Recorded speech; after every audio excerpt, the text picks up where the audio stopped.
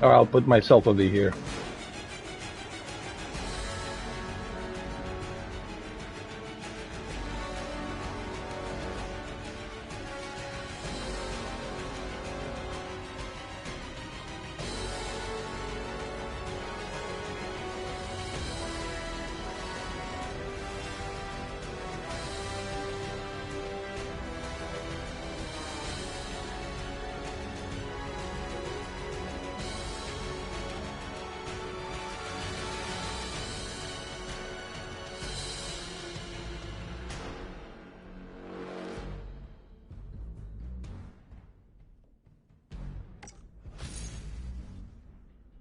Well, looks like Outriders has jumped right away in the server. You know what's cool about this game is you can go ahead and play with anybody, cross-platform, from Xbox, PC, Stadia, like you name it. You can play with anyone. Whoever you want to play, you can play. So it's pretty cool.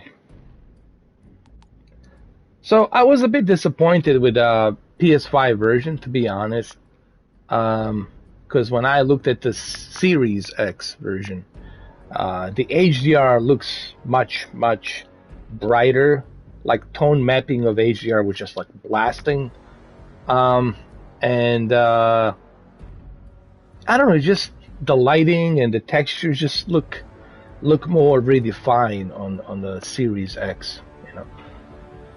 At first I thought maybe I was downloading a PS4 version, but then I looked on the info and I checked the info and I find out that it is a PS5 version. Maybe they're gonna patch it up. I don't know. Maybe they're gonna fix it. We'll see what happens.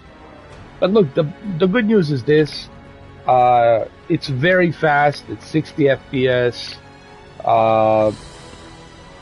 It loads up pretty fast.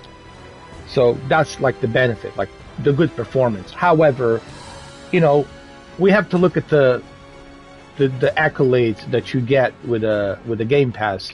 Obviously, with a Game Pass, you don't have to pay for this game, so that's a bonus. Why can PlayStation Plus include something like this? So you get this included day one. You get a pretty good version. You can switch between 120 hertz or just 60 hertz, 60 FPS, and you have a pretty good HDR and quality. So, gotta give credit to the Series X on this one. Some third-party games will look better on Series X, and some third-party games will run better on Series X. And I think that's the benefit of having both PS5 and Series X. So that way you can enjoy third-party games through Series X. And then PS5, let's be honest, PS5 has a lot of cool features on top of the exclusives and PlayStation VR. I already covered the features that PS5 has, obviously, and the benefits of this controller. I already cover all of that. But,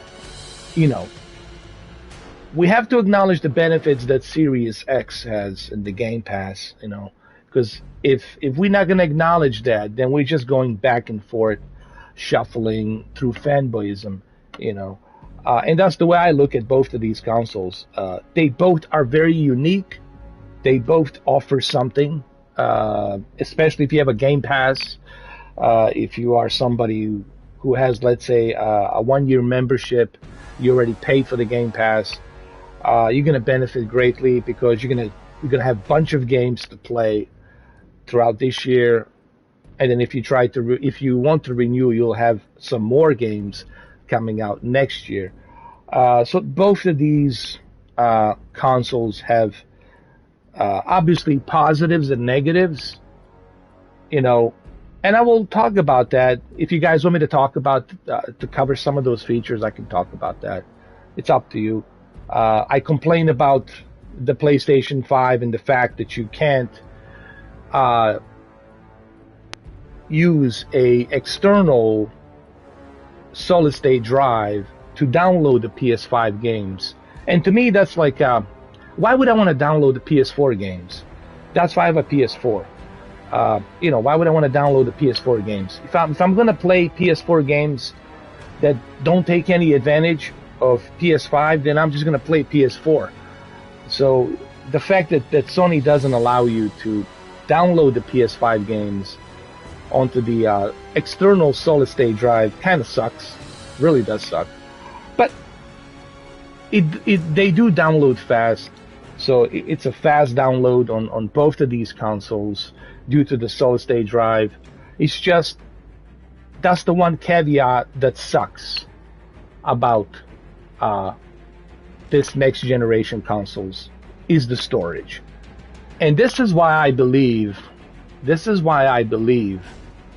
that by 2031 everything's gonna be on the cloud, because simply there won't be any reason to create these consoles. It's just gonna be too expensive. You know, it's gonna be too much investment for them to just bother with that, when they can just go ahead and invest that portion of money onto data centers and just do everything from data center, and then they can upgrade constantly their data center, and they can let developers work on whatever they want to work. Like, developers will have total freedom to create whatever they want to create. And that's what I believe where the consoles gonna die off. They're gonna die off like dinosaurs by 2031. And in 2031, that's where you're gonna see all these different brands like PlayStation, Xbox, Nintendo, Sega, etc., be part of the cloud gaming. And by then, 11 years from now, the cloud technology is going to be so advanced, 11 years from now, that you just simply, you won't even tell a difference, honestly. It's going to be that advanced. I'm confident 100% that 11 years from now, it's going to be super advanced. That's my statement. I made that statement many, many times, and I think I'm seeing that. You know, this is just, you know, there's nothing wrong with this, but guys, you can't expect this to be forever. And I'm going to say this before I continue. You can't expect consoles to be forever. You know, it's a miracle they lasted this long, to be honest. But you can't expect them to be status quo always like this. They have to evolve. These brands will evolve. And I think that's where it's going to go. But that's 11 years from now. 11 years from now, who even knows if I'm going to be alive 11 years from now, right? So, but that's what I think. Again, they're good consoles, but they're not perfect, you know. They have their positives and they have their negatives, you know, and I think it's important. I think it's important for everybody to acknowledge that, hey, you know, we all have preference where we want to play, how we want to play, but it's important that people are honest when it comes to these consoles. It's important that people realize, hey, both of these consoles have positives and negatives, and it would behoove you not to acknowledge the positives and negatives, you know. Switch video, Nintendo Switch. Oh, that's an old video. Nintendo Switch. Honestly, I never played Nintendo Switch that much. You know, I was never like that big into Nintendo Switch. I just wanted to try it out. Recently, I got into Nintendo Switch and I was playing the Animal, what was it called that? Animal Farm, or whatever it's called. I forgot the name of the game. And I played that a little bit when I'm like traveling, where I'm going somewhere, when I'm not at home. I take that little device with me and I play it. But there's some benefits to Nintendo Switch, like all those SNES games. They're available from Nintendo Online, so there's that benefit too. All right, so let's go. Let's play this. Gotta love this overly dramatic Outriders music.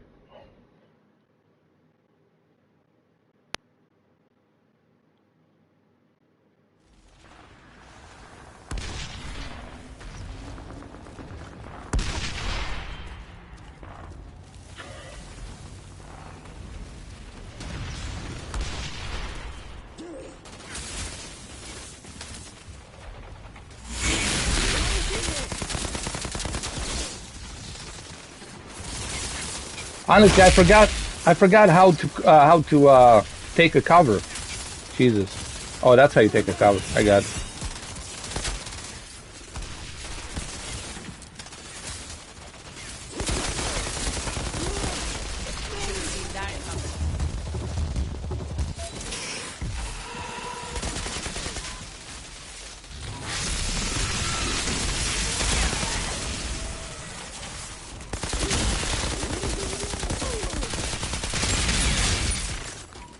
Oh, oh, oh, oh.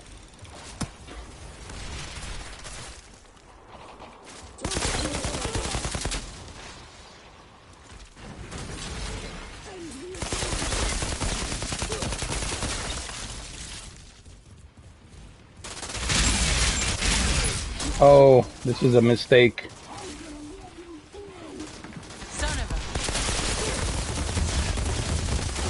Oh my God. Shit.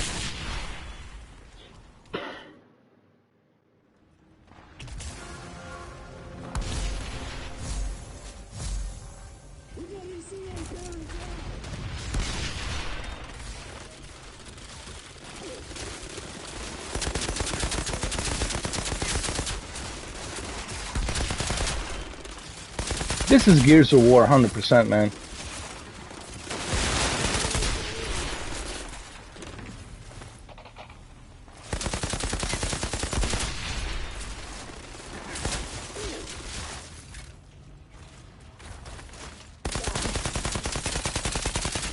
This is like Gears of War mixed with Destiny 2.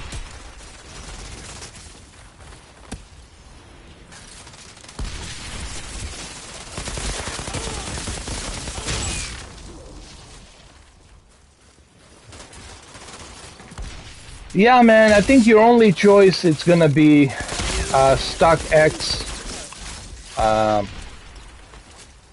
Honestly, that's like if you really want to get these consoles, you're gonna have to pay a little extra, and you're gonna have to go with StockX, and you're gonna have to wait. It's gonna be that waiting game. Because waiting for restock and waiting to fight with all the bots and all that.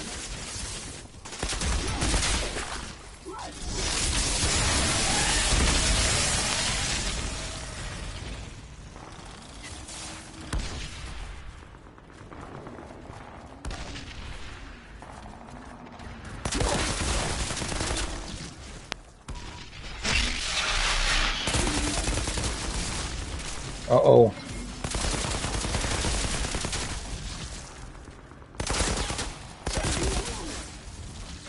Got him.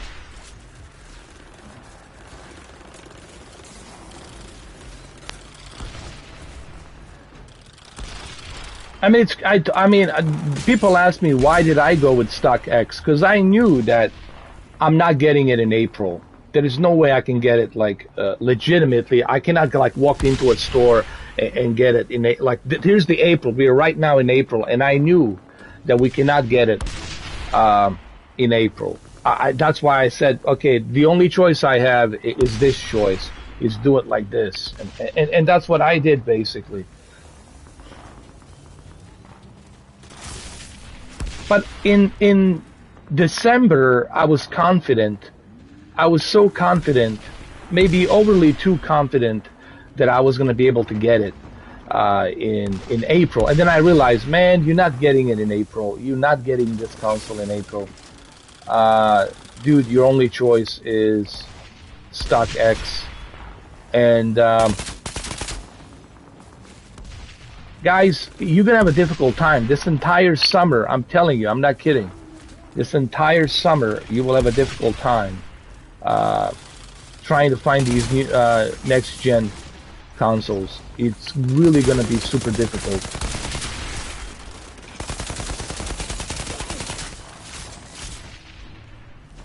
Do I have a sniper? I think I have a sniper. Hold on. Hold on. Too bad they're not using the I cannot talk. Haptic feedback. Maybe with a new update they'll do that.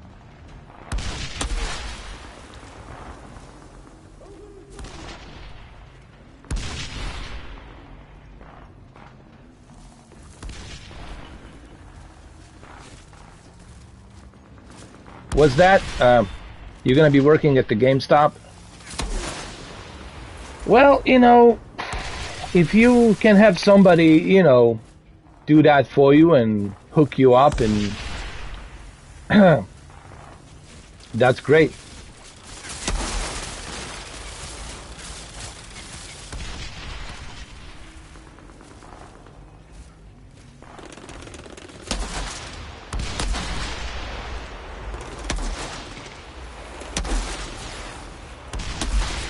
This game reminds me so much of Gears. This is really Gears of War. I would go as far to say it's a Gears of War ripoff in some way.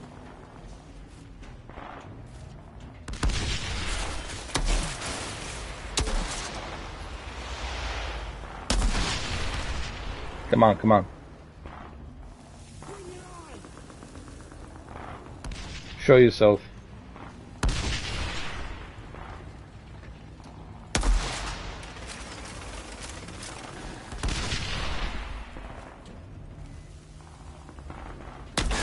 Got him. What TVs do I like the most? Well, my preference is OLED. But, you know, I had LCD, LEDs. I had a bunch of TVs in the past. You know, once you experience OLED, like self-emitting technology, you're really going to have a difficult time going back to the LCD, man. And that's something you have to see for yourself. And, not that there's anything wrong with a LCD, you know, LED technology, but you know, you're gonna know right away. So as soon as you you hook up your OLED and connect your OLED, and then you compare it to your LED LCD, and you turn off the lights, you're gonna know right away the difference, man. Like the difference gonna be like night and day. Oh shit! Oh my god!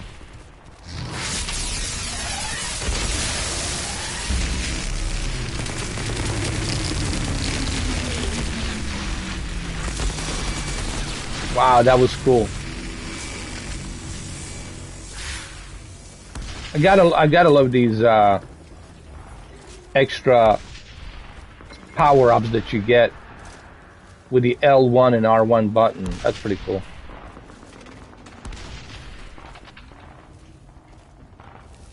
Come here, come to Papa.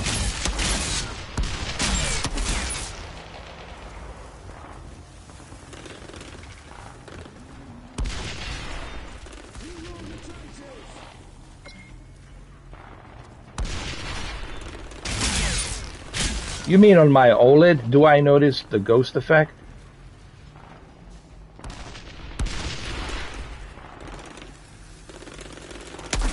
There we go.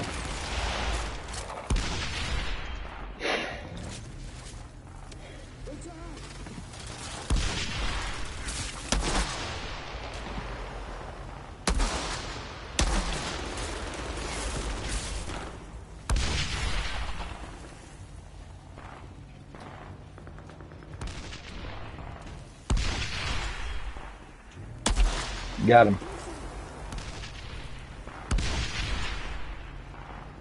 I really can't help myself but just realize how much of a Gears influence there is in this game. It's influenced by Gears. Even the outfits. No, really, even the outfits are like Gears. Dude, even this chick looks like that chick from Gears. Like, oh my god, dude.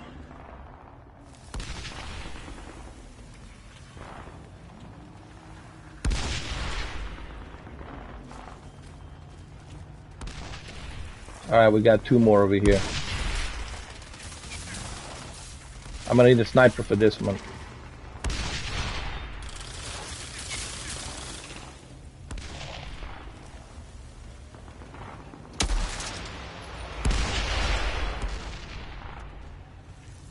Get up, get up. Got him.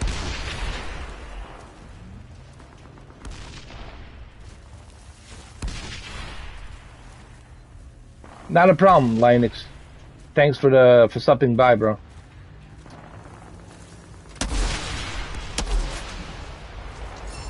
Alright, I think we're done here.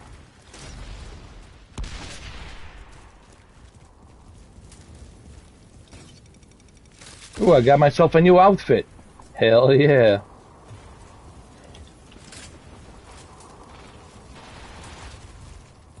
This is really Gears. Gears meets Destiny or something like that. Like Gears. Like a Gears of War had a baby with a Destiny 2 or something like that.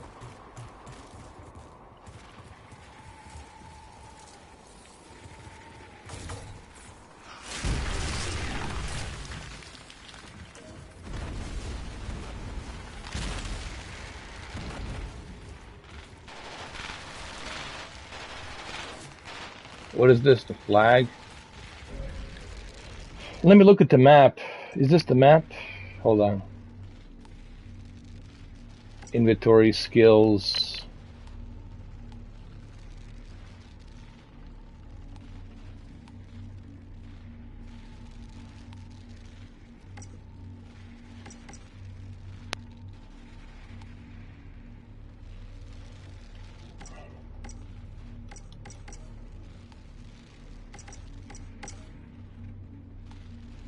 So this is where I'm at. And you can unlock all of these. You can conquer all of this. This entire world you can conquer right here. So it's kind of like Gears meets Destiny. It's kind of like that, honestly. Or like the Gears meets Division. Yeah. The only difference is you only like 3 people, right? 3 or 4 people can join you at a time as a co-op. That's like the only difference. And now we capture this and it's mine. So I can travel here anytime I want. Let's continue on. What is this? Got some more goodies. Goodies, goodies, goodies. Boom, boom, boom.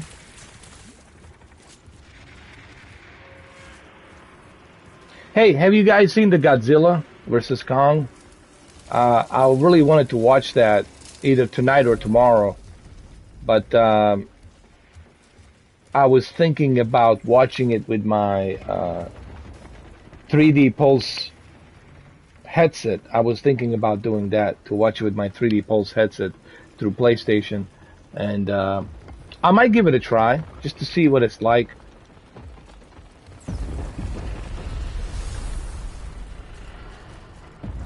Uh-oh, what the hell is this?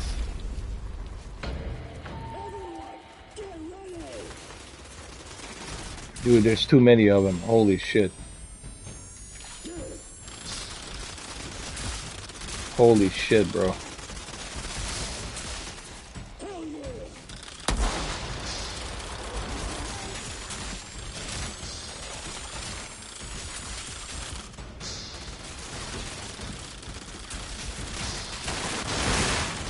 Jesus.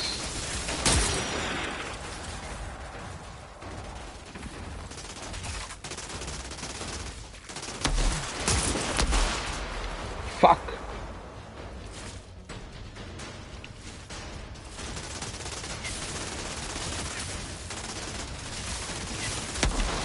Damn it.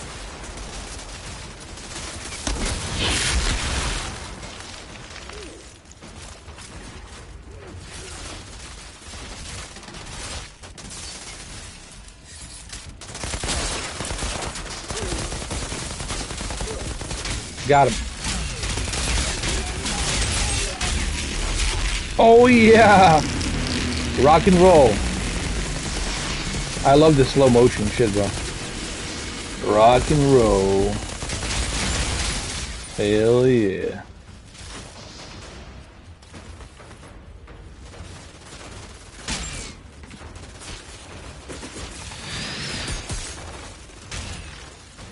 Oh my god.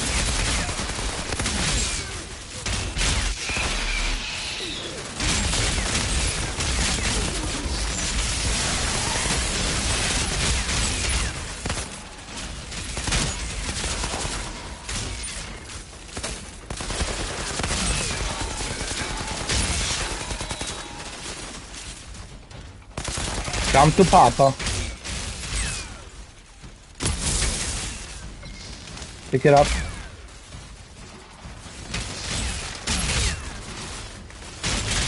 Oh my lord.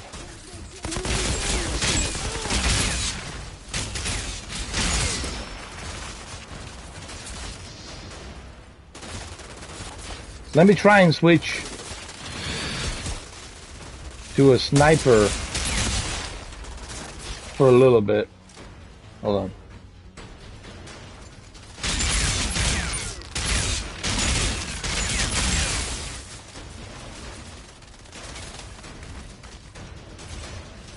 There's a guy over there. Hold on. Got him.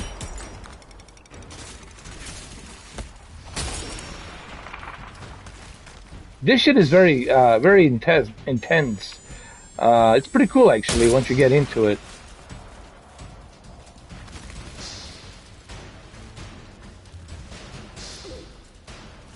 It's like Gears and Destiny 2. Oh, come on.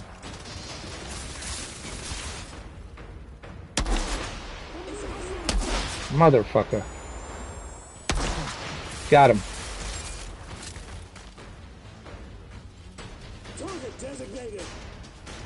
Alright, let's do this like this. We got enough of this shit. Let's go.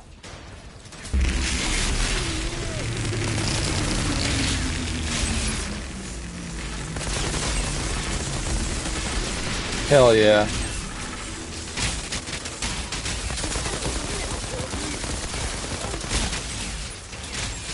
Woo!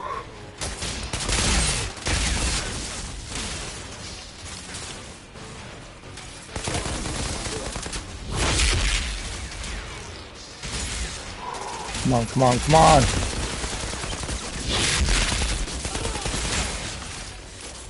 Oh yeah.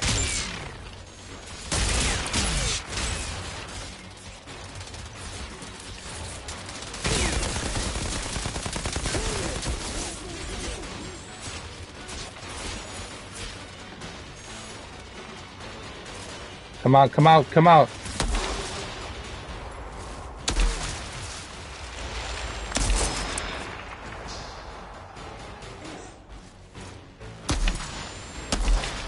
Nice! World Tier 3.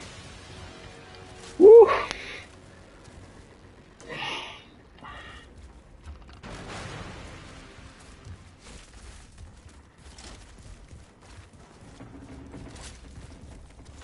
I really want to try this on 120 hertz just to see how smooth and fluid this is going to be on 120 hertz refresh rate.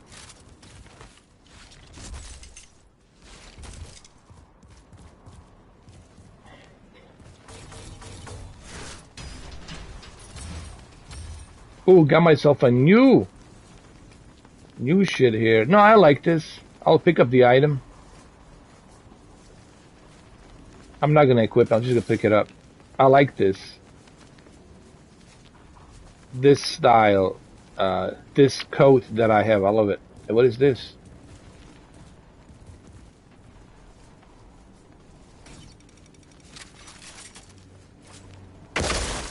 Nice.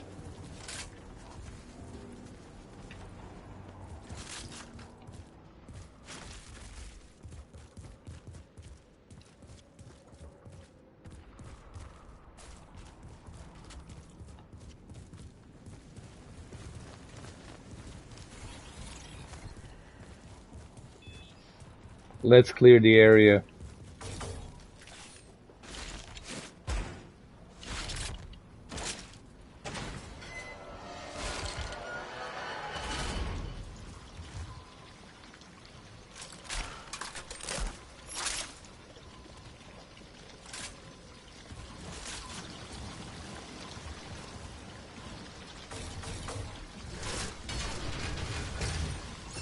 Oh shit, I got some more stuff. Wait, what is this?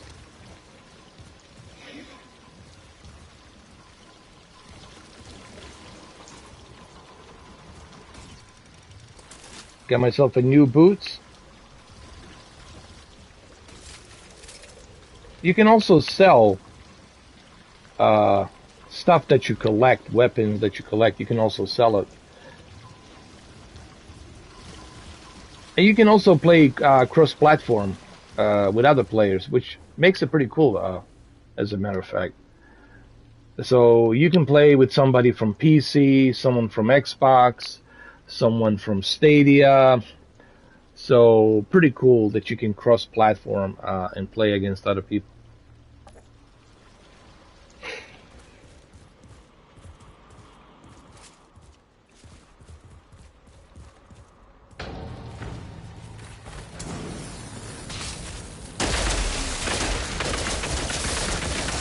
Oh, he's the captain.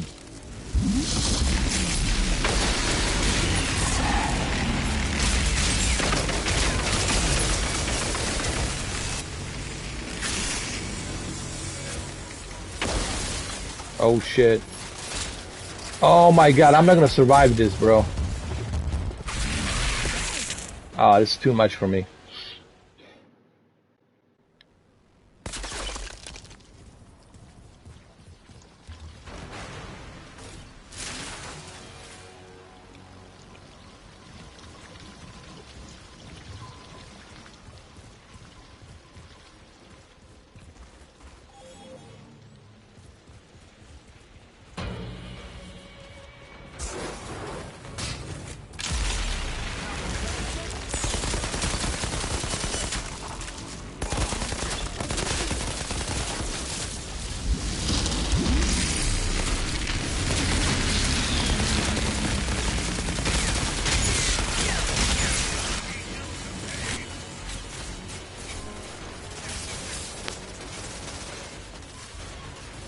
I don't think I'm ready for this level 3, bro.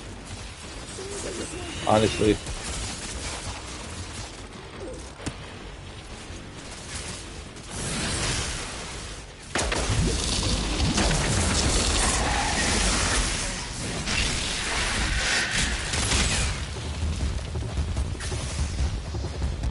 Run!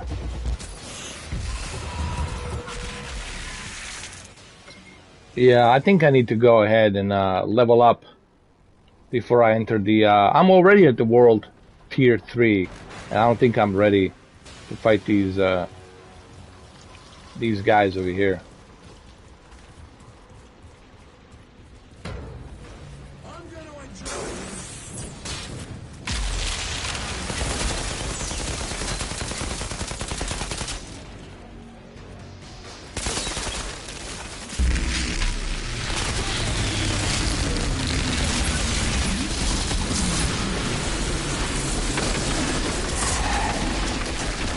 Oh, fuck this guy.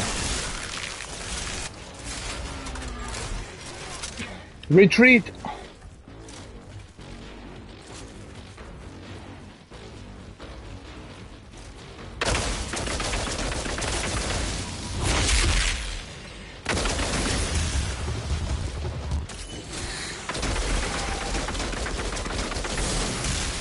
Oh, dude, I was so close to screw him over.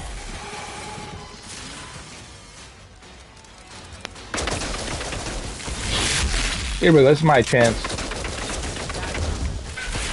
Oh, damn it. Dude, I was this close. Did somebody join me? Hold on.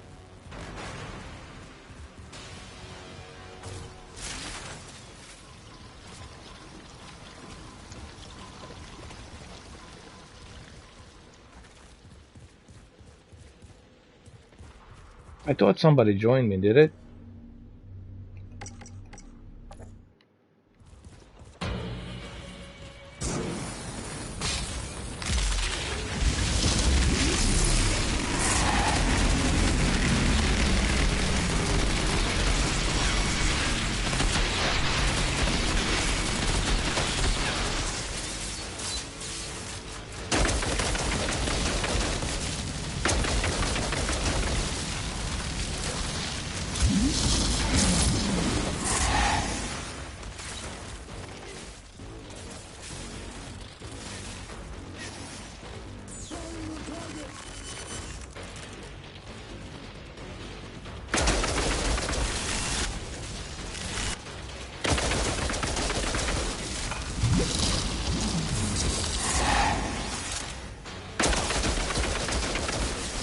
Oh, come on, come on.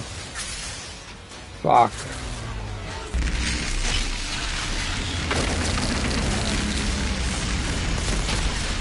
Fuck.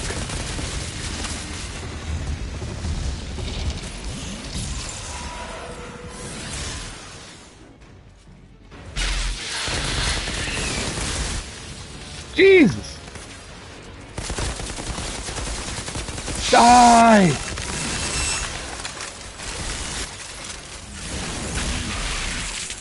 Shit.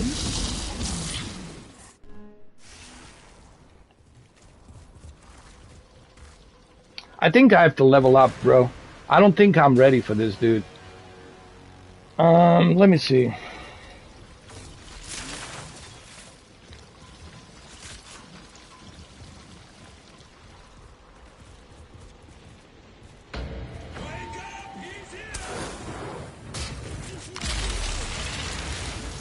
Come here.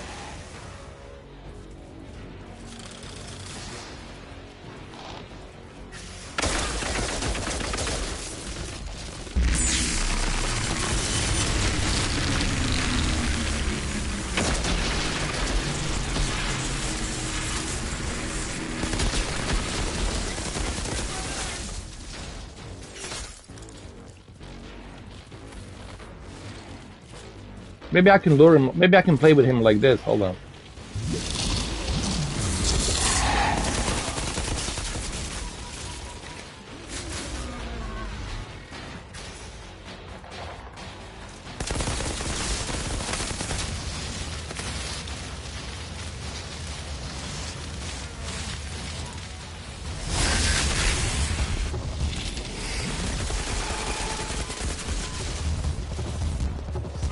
Nah, I need better weapons, man. I gotta level up. Not ready for this part in this level. This is world tier 3, and I'm not leveled up for this. So let's go back, and let's play with some people. Let's get out of here.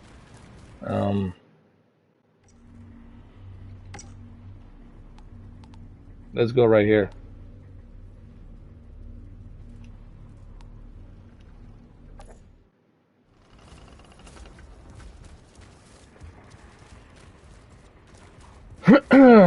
Hey, what's up, Cameron? How you doing, bro? Go ahead, man. Jump in.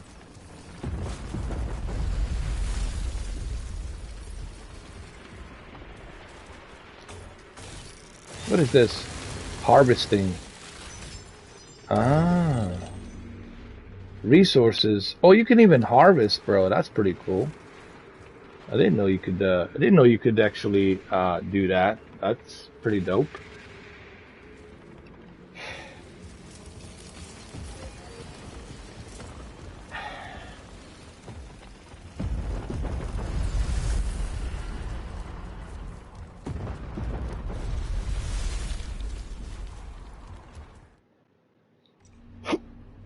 Let me look at the map.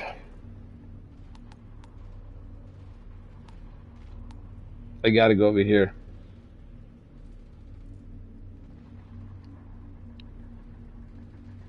Track it.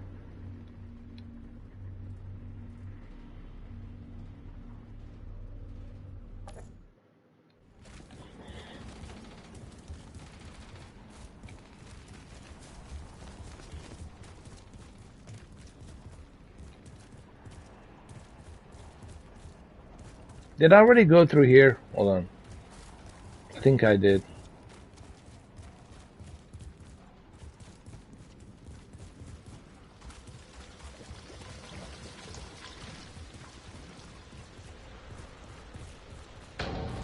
Oh, fuck that. Let's go back. I'm not ready for him. Oh my god.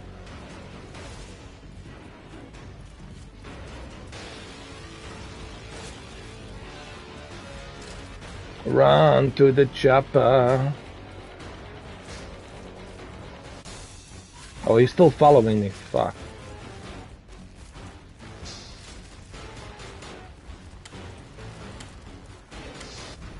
Oh, don't lead the enemies to allies. Fuck. I have to fight him.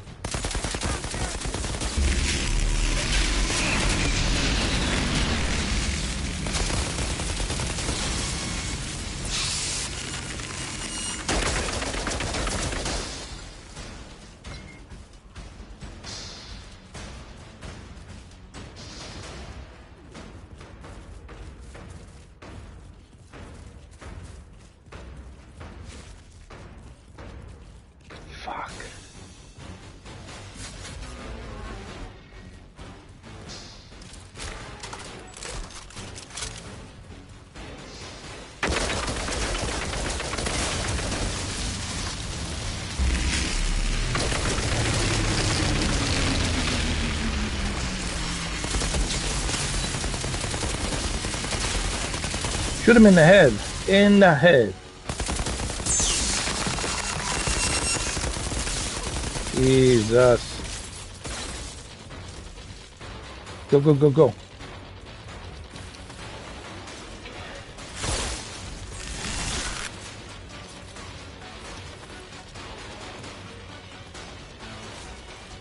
Maybe I can kill him. Hold on. Maybe it's not all that bad.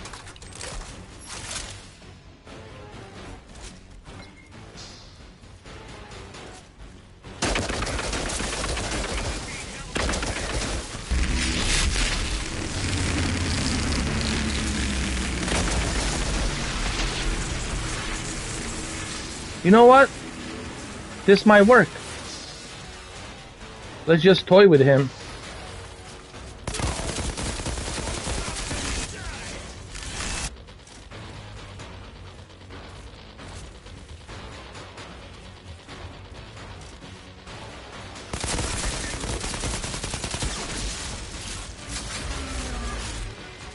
You never know.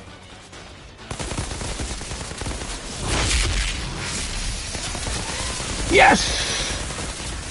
Oh, almost.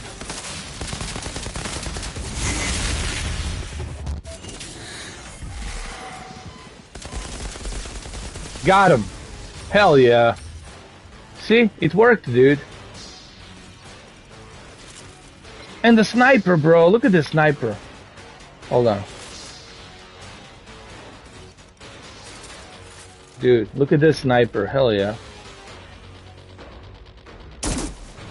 Nice. Alright, let's finish those other fools. You see, this strategy worked, bro. I was a little bit worried about this, but it works, you know. I like the music, man. I like the soundtrack. It's like a Terminator soundtrack or something. Alright, which way are we going? This way? Alright. Now I got the sniper rifle. I should be able to, like, take care of these fools. Hold on.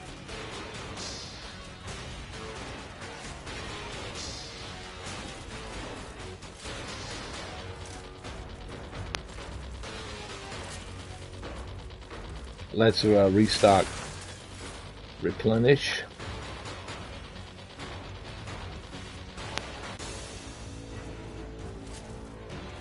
Hold up, hold up. Make sure they don't see me. Hold up, hold up.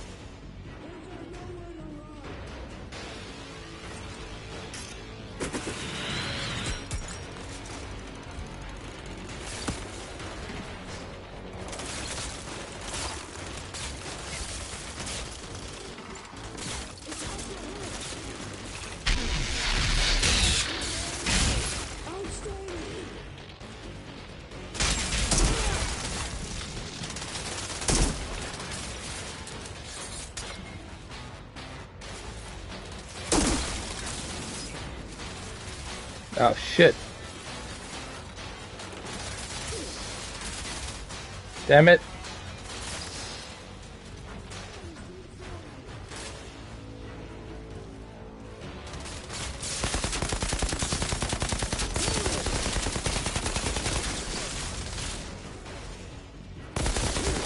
Got him.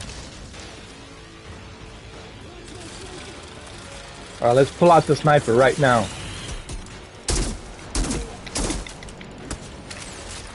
Where the hell did this guy come from? Are you fuck... Dude?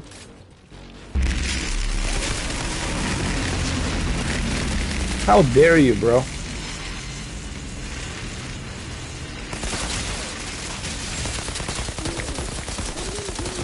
Got him. Caliber Killer.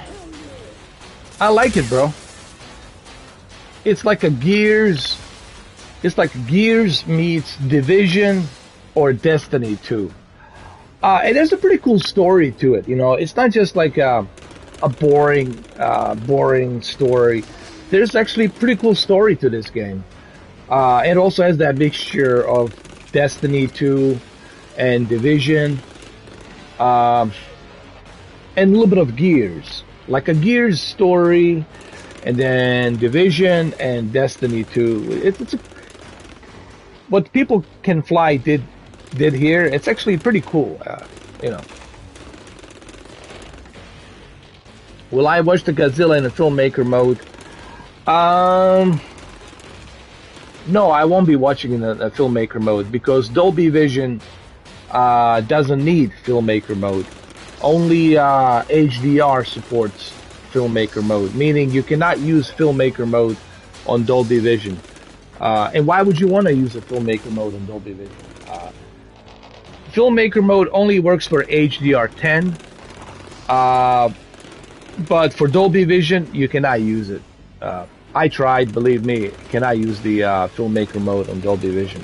At least on my LG, you cannot use it.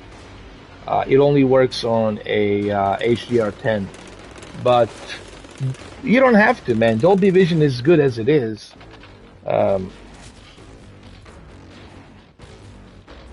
Yes, Filmmaker mode, it's good, but it's really meant for watching movies at night. It gets a little bit dark, you know. It doesn't get that bright, so just keep that in mind. It's really meant for that cinema experience. It's not really meant for that brightness of HDR. Actually, when you turn on the Filmmaker mode, you're losing some of the peak brightness, believe it or not. That filter that's being used, Filmmaker mode, it would only work if you are like in a very dark room, like all the lights are out, everything is out, it's just the screen, then I would use it. But if you want to see that brightness, you want to see that explosion pop, if you want to see that Godzilla and the Kong in that detail, you know, when they start putting the gloves on and start fighting, you want the you just want to leave that Dolby Vision on, man. And just leave that HDR as it is, and just use a cinema or Technicolor Expert Bright 1. You can use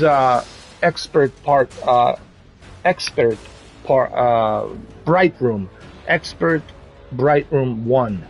You can use if you want, but I wouldn't use the Filmmaker mode, honestly.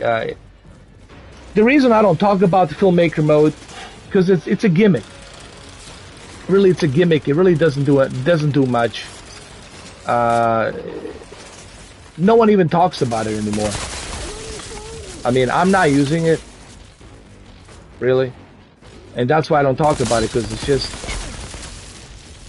it's too dimmed, man. It defeats the purpose of HDR, you know.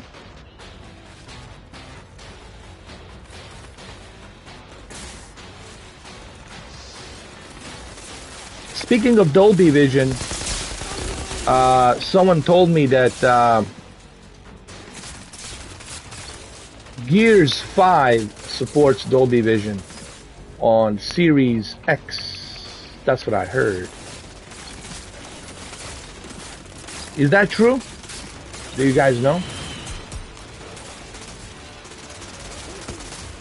I mean, I don't know if you guys know.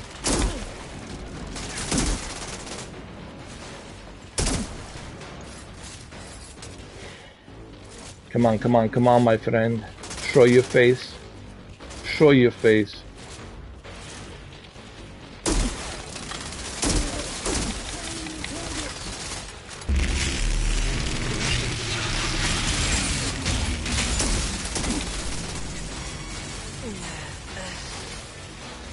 Don't die now, man. Fuck, I'm gonna die here. Shit.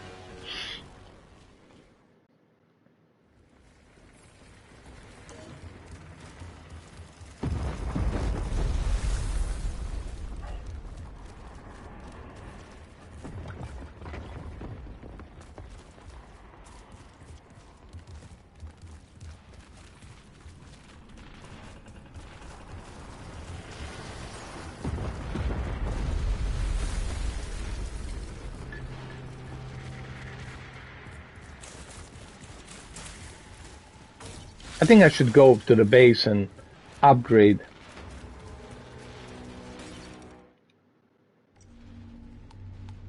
Yeah. Let's play with other people though. Let's upgrade.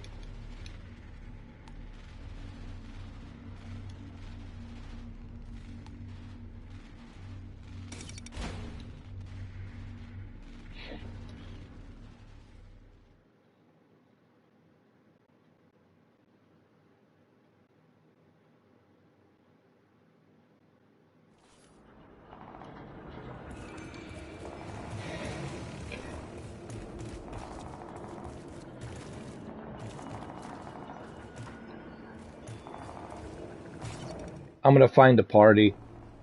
See who else is playing. If you guys wanna join me, you can join me. Like Jude Eddy can join me if he wants to. I'm gonna send him an invite. Who else can join me? Let me see.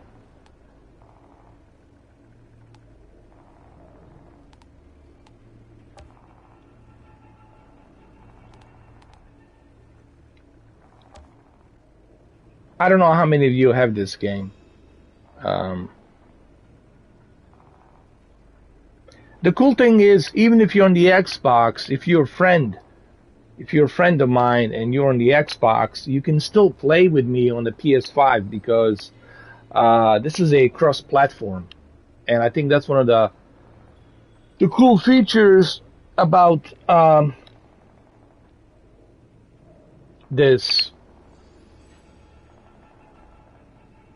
game is you can play cross-platform with PC, with Xbox, with Stadia, with everybody. I don't know how many people gonna. Let me join random people. Let me see. I'm just gonna join random people and see how it goes. So crossplay is enabled. So let's see how that works.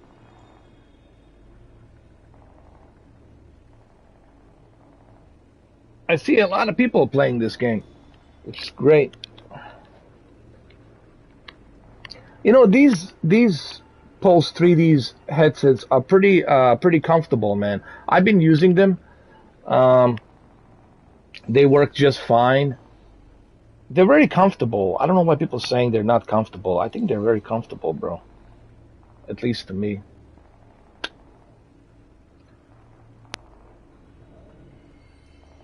You guys can join me in a party chat if you guys want to join me. I'm going to leave the party chat open.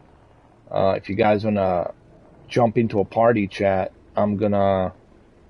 Where is it? Game-based party chat. So if you guys want to join me, I'm going to invite...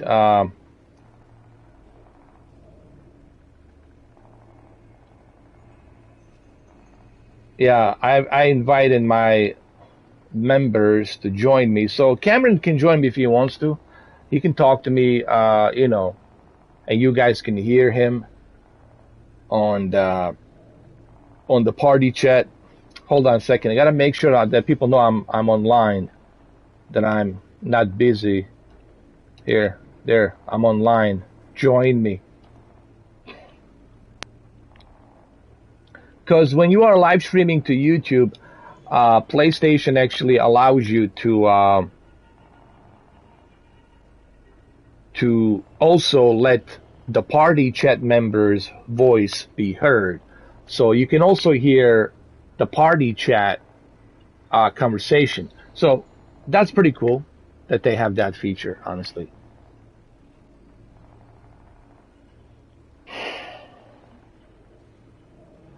All right, so I'm back.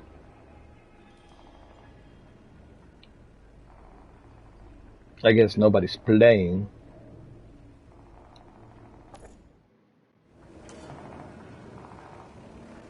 Let me try and find the party again. Let me... I thought a lot of people would be playing this. What the hell? Not a lot of people are playing it.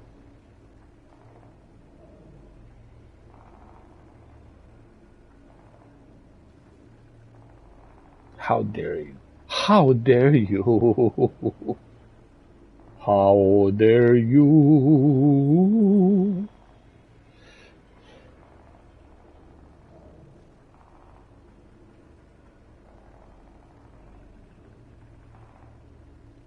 Yeah, man, like what the hell? Still searching for a game? Damn it. Why? Why? Hey, what's up? Cameron, welcome back.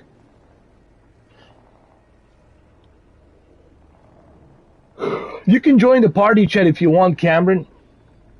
Instead of typing, if you want to jump in, man, you can do that. It's up to you, I mean, if you want to. They can hear you through party chat.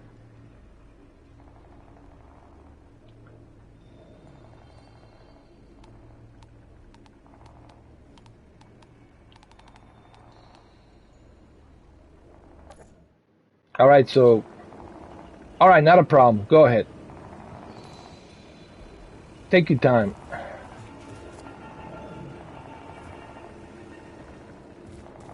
In the meantime, let me upgrade my character. Yeah, man, what's up with that, right? Caliber, killer.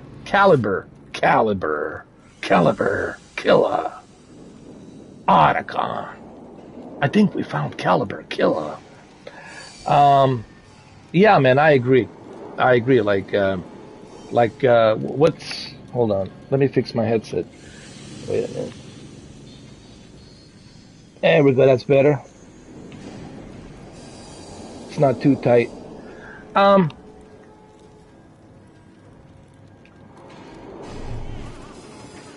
the hell does the ECA expect traders to make do without government subsidies? Ooh, what is he selling? What are you selling, sir? You got any weapon? I want to buy. This guy doesn't have much stuff. Come on, man.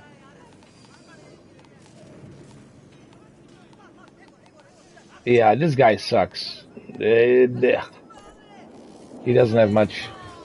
He doesn't have much of a goodies.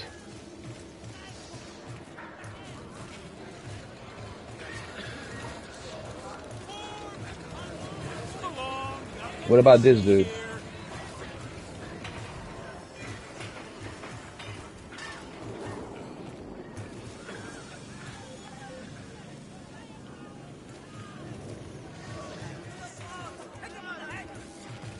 How the hell does the ECA expect? Hey, Shira. I got some business in Hound's territory. What can you tell me about their leader, this guy Barker? He fights dirty, preys on the innocent. His men are loyal because they're terrified of him. And you let this guy run things inside your walls? He's too well fortified at the bottom of the rift. I'm fighting one damn war already. I can't afford another.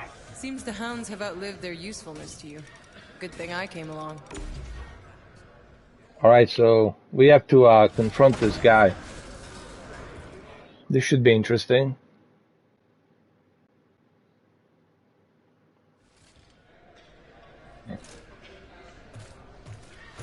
He's some kind of a mercenary. Barker will be down here somewhere.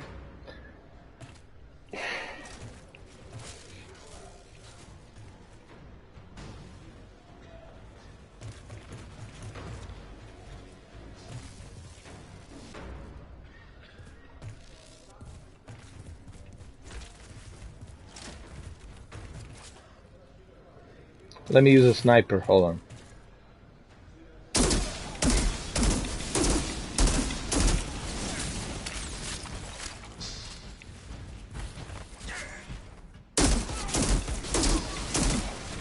Got it.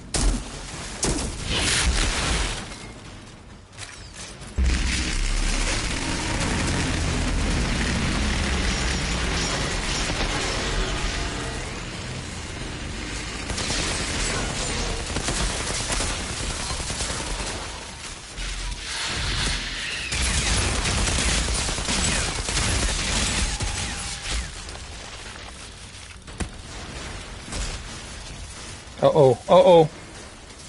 Oh, shit.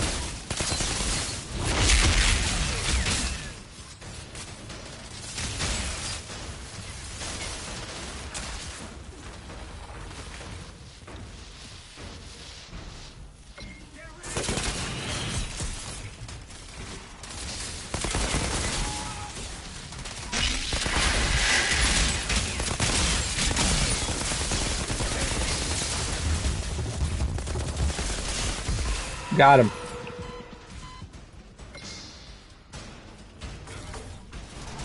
What do we got here? Pick up item. Go.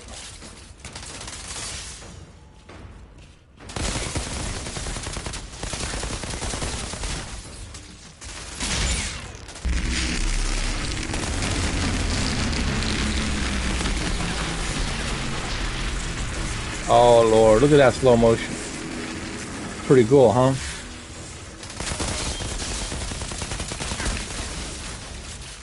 Nice.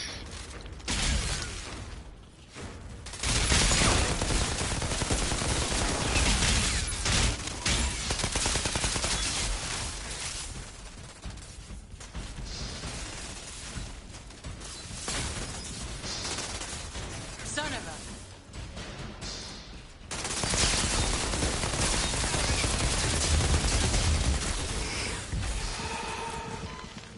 Oh my God.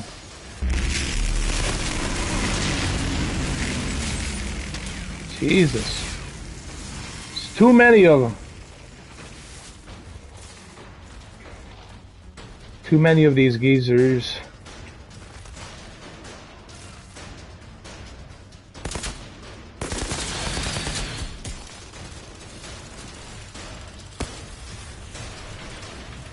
Let me restock.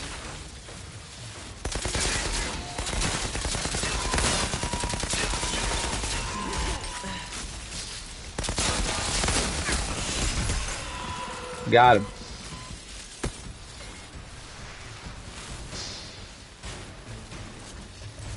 Whew.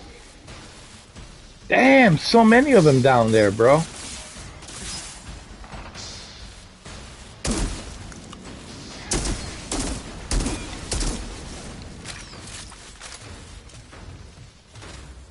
Definitely could use some extra muscle here. Oh, there he is. There he is.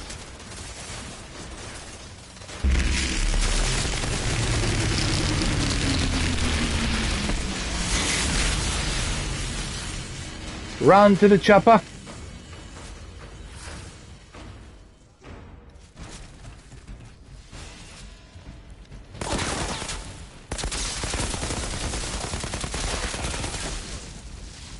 There we go. Pick it up.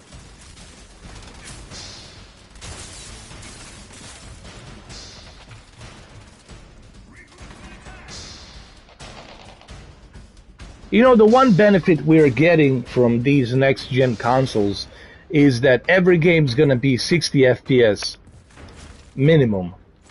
Like 60, that's like gonna be a standard. So you know, every new game that you play on these next gen systems, you know you're gonna have 60 FPS. So we don't have to worry about that 30 FPS crap. And that's the one relief, you know, that you don't have to worry about. There's two things you don't have to worry about: the loading times and a 60 FPS. No, I mean the loading times and 30 FPS. So there's two things that you can have a sense of relief that you don't have to worry about.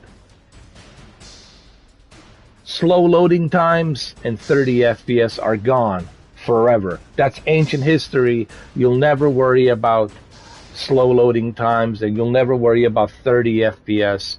That's thing of a past. So when you finally switch to these next generation consoles, 30 FPS and slow loading time, that's a thing of a past. So you'll never have to worry about that. Hold on. Let me see. Why, oh why? What's going on here? Let's see what's going on. Voice chat. Oh, I have to join. I don't know. Does it say I have to join? There we go. Can you hear me now? Oh, I hear you perfectly, man. I think... Yeah. Now they can hear me too. Now I think they can hear you as well. Because I set up my live stream to be also broadcast the party chat. So they should be able to hear you as well.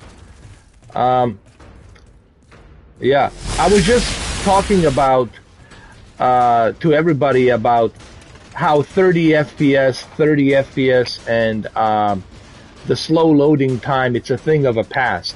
Like you'll never have to worry about the 30 FPS or slow loading time on these new next gen consoles. That's a thing of a past. So whatever game you play, it's gonna load up super fast immediately, and it's gonna run at 60 FPS. Yeah.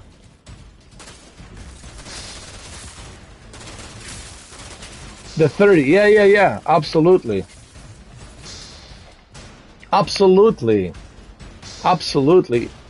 It's... Yeah.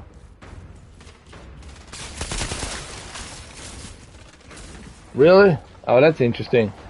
Can you check it? Yeah, can you see if you can hear yourself? Like, just check on a YouTube.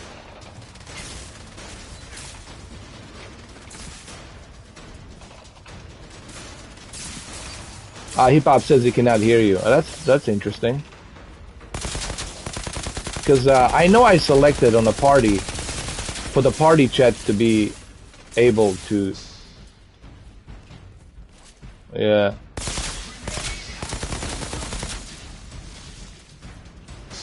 Have you selected your the privacy to be broadcast or something to party chat? Yeah. Yeah, guys, I'm talking to camera right now, in case you're wondering. I'm not talking to myself.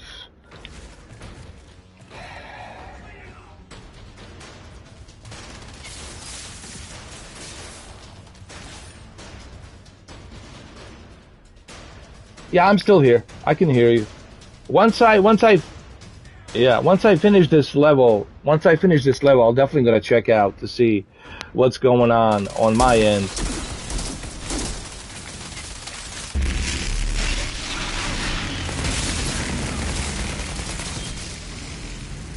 Go ahead.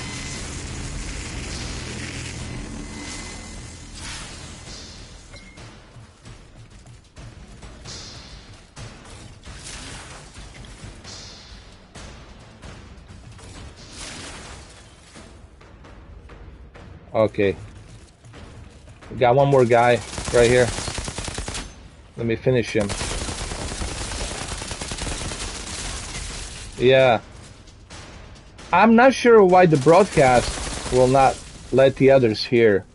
Let me check that out. really quick. Let me see what's going on. I'm gonna go to settings right now. See what the dealio is. Yeah, but the difference last time was that I was using my capture card. I wasn't streaming directly from a PlayStation 5. My PlayStation 5 was in my studio, in my office, where, you know, my fancy camera and all that good jazz it's connected to. And then it was directly connected to my AverMedia capture card through HDMI into my PC capture card. And then I used the OBS to broadcast. Okay, hold on a sec. Yeah. I went in the options and I see share your voice. It was don't allow. Now I changed it to allow. So They should be able to hear you. Yeah. I wonder if that's going to be able to hear. It says select allow to allow. Yeah, it says select allow to include your voice and others in the broadcast video clips when using it. So let's see. Has anybody said if they can hear me yet? Yeah. I'm pretty sure I allowed it on mine. But let me check mine. Go ahead. You do that. I'll go check mine. You guys. You're probably going to see a blank screen because I'm testing something here. Hold up.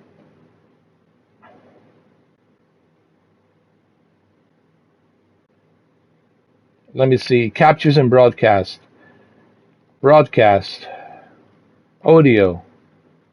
Include voice chat audio. Video clips and broadcasts will include all audio from the players in voice chat who allow their voices to be shared. Yes, you have to share it basically. So Cameron, you have to allow it to share and they should be able to hear you. Yes, you have to share it basically. So Cameron, you have to allow it to share and they should be able to hear you. You have to share it basically. Cameron, you have to... Now I'm hearing myself 3 times. Can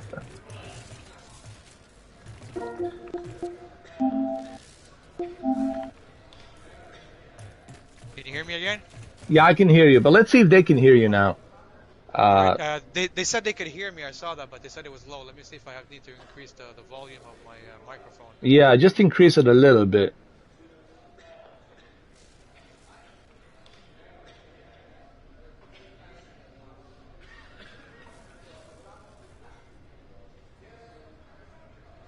Going back on the YouTube and seeing if they can hear me.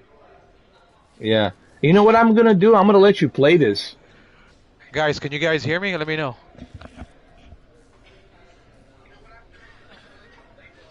Oh, they hear you now. Let me adjust my volume. Yeah. They all right, it's working perfectly now. They can hear you now. Yeah. They can hear you. Cool. Yeah, so what the problem was let me turn the TV volume down so there's no echo. So what the problem was is that in the PlayStation settings there's an option there that says share your voice, and it was on by default it's on don't allow. So that's why when you were broadcasting it wasn't, for some reason it wasn't allowing me. Yeah.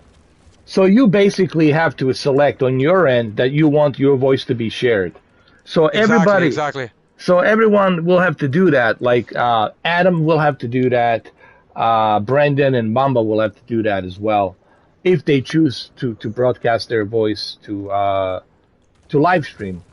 But see, yeah, because I think that's pretty cool. No, I said that's this is what's so cool about PlayStation 5, that you can do all of this with a camera. I know it's not a fancy camera, but hey, you can see me, right? You can clearly see who I am. That you can do all of this from PS5 directly. Yeah. Let's do one more test, Cameron. Let's see if I can let you share play while I'm live streaming. Let's give it a try. All right, hold on. Let me go back to the PlayStation. Let me turn on the PlayStation. You got the funky purple lights behind you there. Yeah. They're like orange. They're orange and green, but they look like pink. They look like pink, but they're orange. Yeah.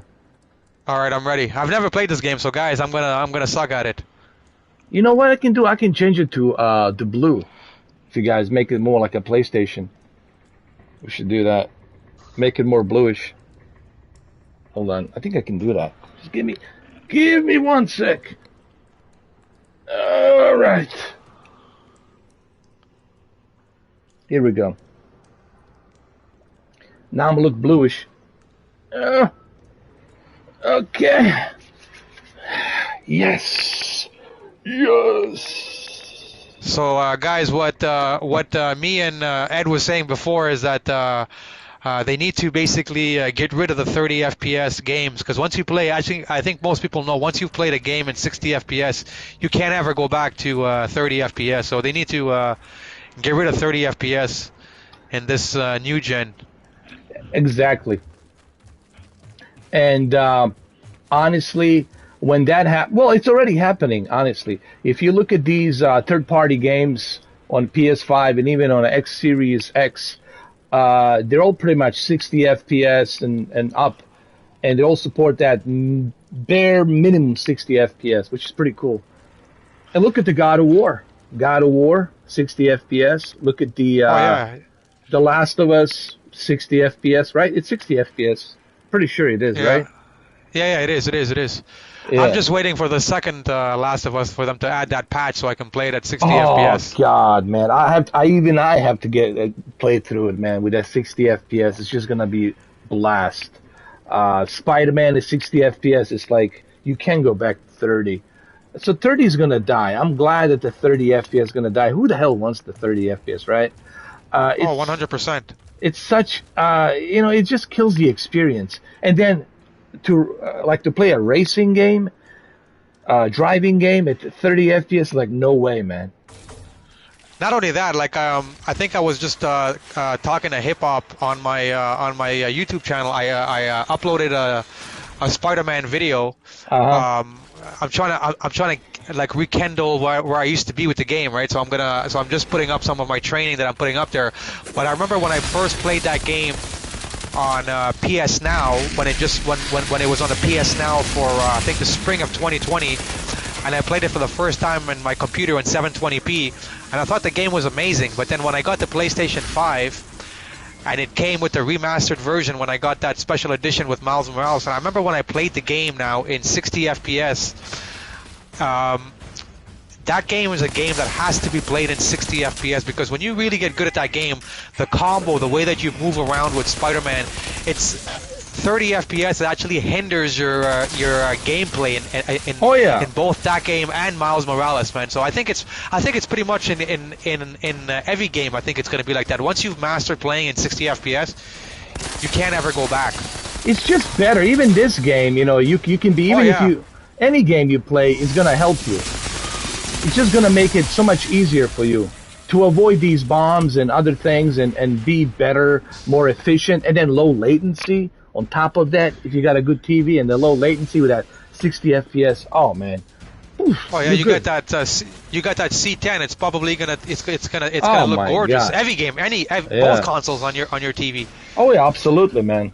That 2.1 HDMI, guys, it definitely. Listen, I'm just gonna say it like this. I saw a guy who actually purchased PlayStation 5, and then he connected it to an old Insignia TV. And I'm like, man, what are you doing? I didn't comment on the guy's feed because I wasn't trying to be an asshole, to rub it in.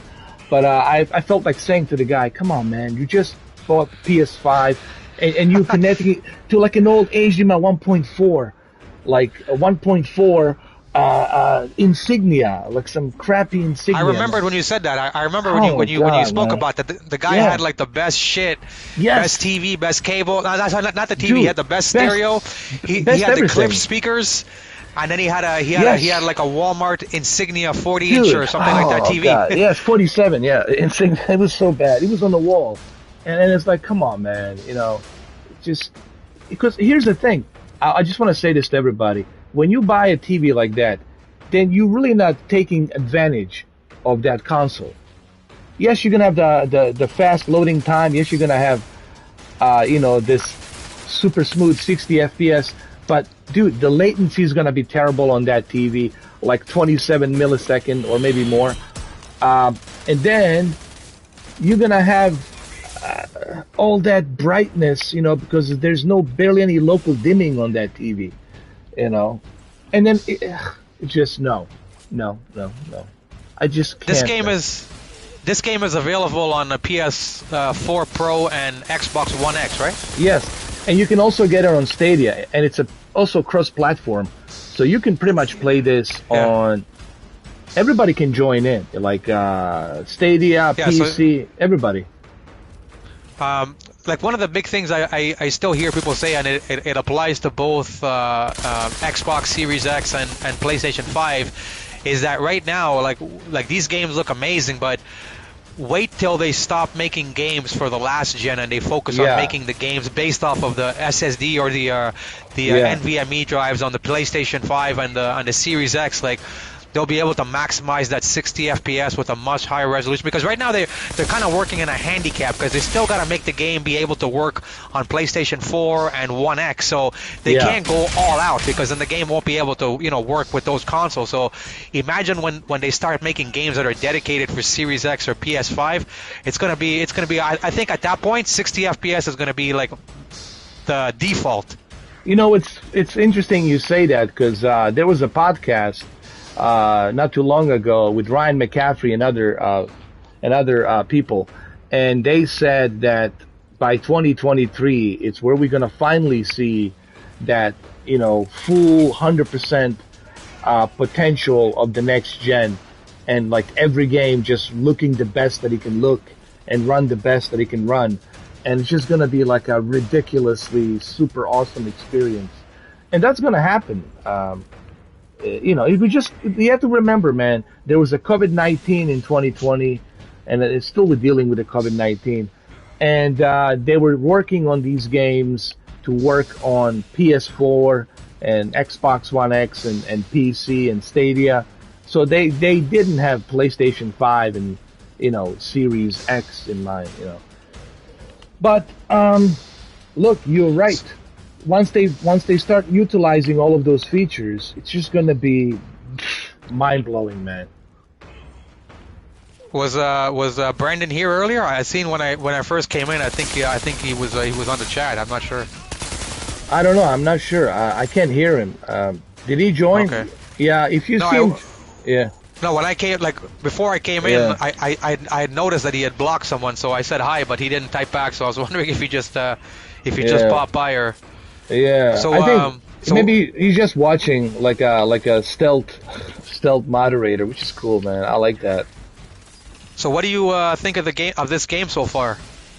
I like it, man. It's like Gears meets Destiny 2 and Division. It has a little bit of that Gears of War story, which is fine. But it's a nice mixture. It's like Division and Destiny 2 meets Gears, and of course there's a campaign, there's a story to this game. You get to meet all these characters later on as you progress. The only problem that I notice is that when you go to like play and party with other people, no one's there. Like I tried earlier to team up with somebody, and there's no one there. Do you think the servers are just taking a pounding right now? Maybe that's why. It could be. Because I was about to say, I know people are playing this. Like, what are the odds that like I cannot jump in and join, especially with a cross-platform? But that could be the problem. Cross-platform, that's gonna take big chunk of server crashing. You got everybody, banging in from PC, Xbox, PlayStation, Stadia. That's really gonna take a huge toll. Now, if you are somebody like, let's say, Blizzard, Activision, then I guess you could do that, because Blizzard, Activision, they have pretty amazing servers, right? But I don't know how good of a servers these guys have. So, like, for example, like this game, Outriders, the server would be from the Outriders our team. It would have nothing to do with Sony or Xbox specifically, right? Nothing. Okay. Nothing. Yeah. Okay. Yeah. I don't think they're using Sony's and Xbox dedicated servers. No way. They're just using their own, and I think that could be the problem. But I'm gonna try again after I finish this level. I'll try again. I was watching a review this morning from what's that guy, Dreamcast guy. He said he was surprised with this game, and he really liked it overall. But he was saying, like, he played the story mode, and he was saying that for example, like this game, he noticed even in the story mode, it's very hard to play it by yourself. You have to have a multiplayer, because he was Oh, saying yeah. that some parts you'll get into the game when there's like 50, 60 enemies coming at you, and if you're playing in like with 3-4 players, it's a lot easier to get through the story mode. absolutely. But when you're playing it with one player, all of those 50 characters, those 50 enemies start to come towards you, right? So which makes the game like incredibly hard. But overall, from what I'm seeing, this game got it looks like it got pretty good reviews. And from what I'm seeing, it looks fun. Because I remember when you played it in the demo, I told you I really liked it. I had fun too, and I think it's gonna be even more fun once you get it. You know, when it goes on sale, and then others get it, and then we play together. You know, hey Adam, I think Martin. I think Adam, Martin got this game. Oh, did he? Okay. Oh yeah, I think Martin has it. He can join me. I see Adam. Yeah. Adam came in and he left. Adam, if you're watching this, I need you to join, and then also select under your PlayStation. Select I'm willing to share my voice on a party chat while it's being streamed. I don't know if he's watching right now or not, but anyway.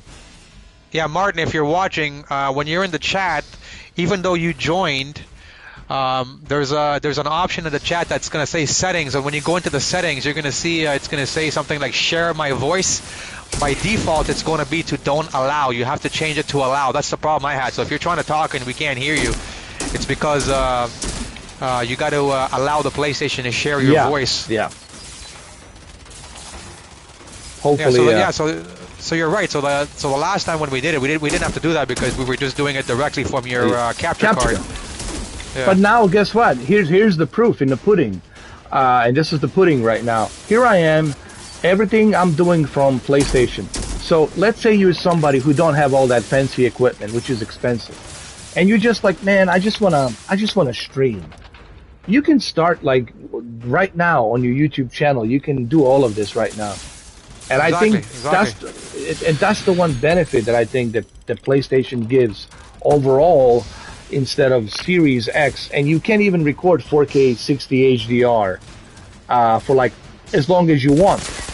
You can only record for like 30 seconds on PlayStation. I mean on Xbox. I'm sorry. 30 seconds? Yeah, 30 seconds, and just 4K. Okay. What are you gonna do with 30 seconds? I mean, come on, nothing. And it's not even. When I first got the PS5, I remembered 4K 60 FPS HDR. I think back then it would only allow you to record something like 10 minutes. Now it lets you do it for an hour. As much as you want. For an hour.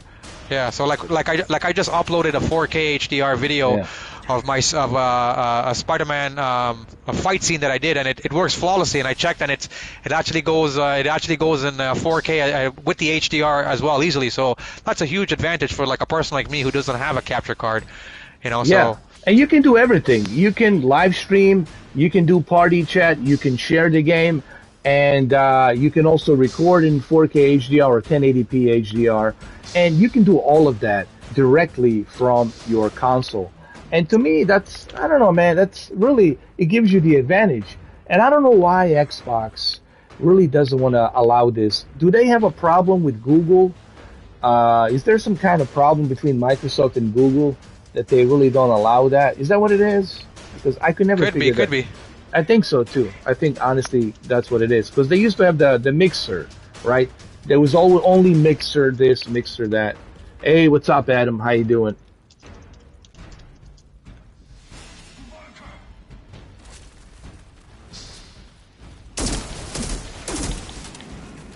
I just seen somebody was talking about Gran Turismo 7. And I was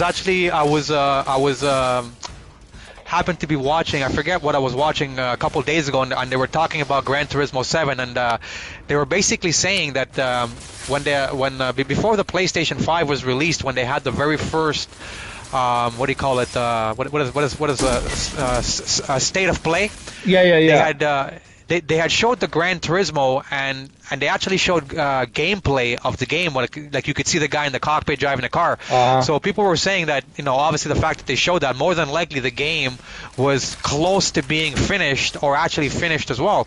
And now we hear, Sony has delayed it until possibly next year, and now I'm hearing a lot of speculation as to that. Is that the reason is not actually because the game is not done, is because Sony wants to wait until more people have the PlayStation 5, so that way the Gran Turismo 7 will have a bigger fan base when it comes to playing online. So I thought that was pretty interesting. It makes sense. First of all, that's a good idea.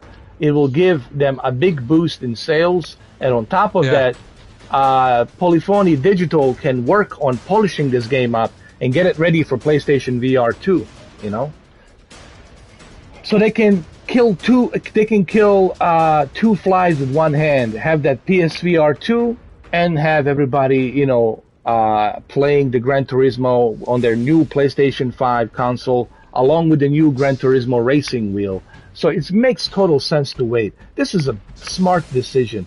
I'm behind this decision 100%. This is probably the best decision that Sony made for digital polyphony.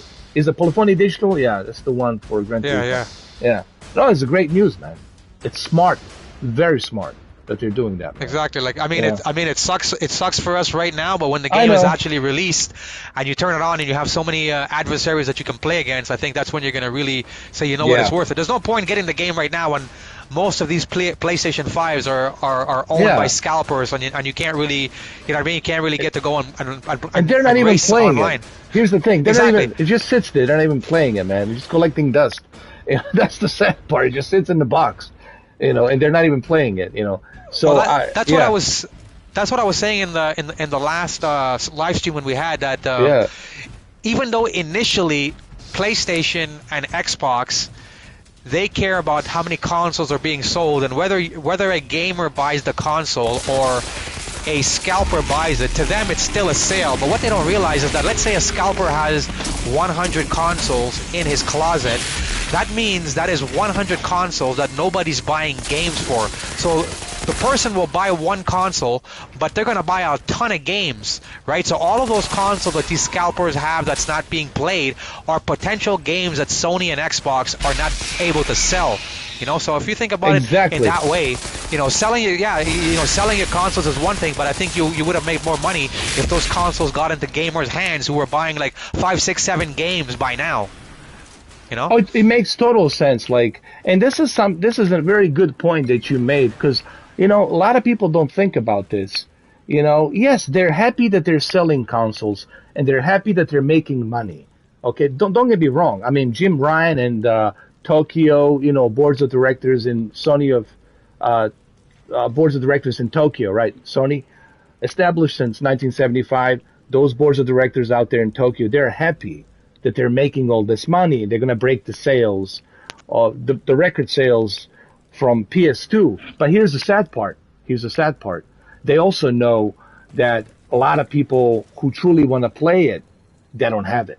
It's the scalpers, they have it, and they want to just sell it to other people, through other venues, right?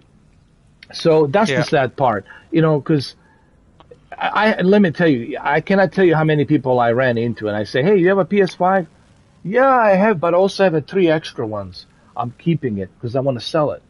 I said, how did you get 3 of them? Oh, I know someone who works at the Walmart. I know someone who works at the Target, blah, blah, blah, blah, blah.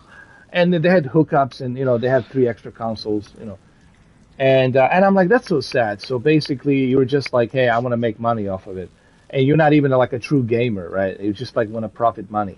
And that's like the sad part, because that's the reality. Yeah. That's the reality. Like the majority of the people who have a PlayStation 5 right now that are trying to sell it are not gamers whatsoever.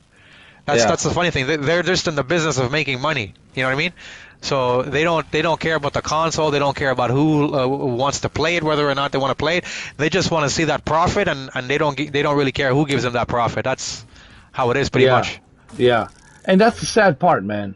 Hopefully that will change, and it will change by 2020, by next year. I'm pretty sure. Oh, look at this, a cutscene. What's going on here? Fuck off! You can't take her back. Who, the girl? This isn't a rescue, you barker. She looks like Shepard, bro. Like the chick from Mass Effect. Oh, come on! She does look like I was Shepard. right in the middle of my line. You were taking too long. I was planning it all the way here. Thanks for the rescue anyway. So I wasn't here for you. you said you were getting a Returnal at the end of the month, right? April 31st. Oh, Does yeah. that come out? Or April 30th, something like that? April 30th. It's going to be Friday, I think, April 30th. And for sure, man, I want you guys to try it while I'm live streaming it. Like, I want you to try it. I want know the game. Adam and everybody else to Really try hasn't it. changed a whole So lot. that way you guys can see, you know, if it's something that might be, if it's something that you might be interested before you spend your $69 on it, you know, right? Because it's a single player experience, and you know, $69, you're like, ah, man, I can buy an extra controller, right, or whatever. So this way, you can try it before you decide if you want to buy it. I mean, I can let you finish the entire game, you know. Something I want to something I want to mention, just because I see it now in the chat, is Hip Hop 90. Yeah. I didn't realize that was you at Ort Zinker 83, because today Ort Zinker 83 told me, hey Cameron, I got a PlayStation 5, but I wasn't sure who it was. I was thinking, oh, it's not Mamba, it's not Brandon, but now I see Hip Hop's. It's actually Hip Hop. So congratulations, Hip Hop, on your PS5. Yeah, man. Cheers, bro. Definitely add me, man. We're gonna add you to the party chat so you can talk to us, man. Join the yeah, Mr. 4K Squad. You join the joint. Yeah. You know.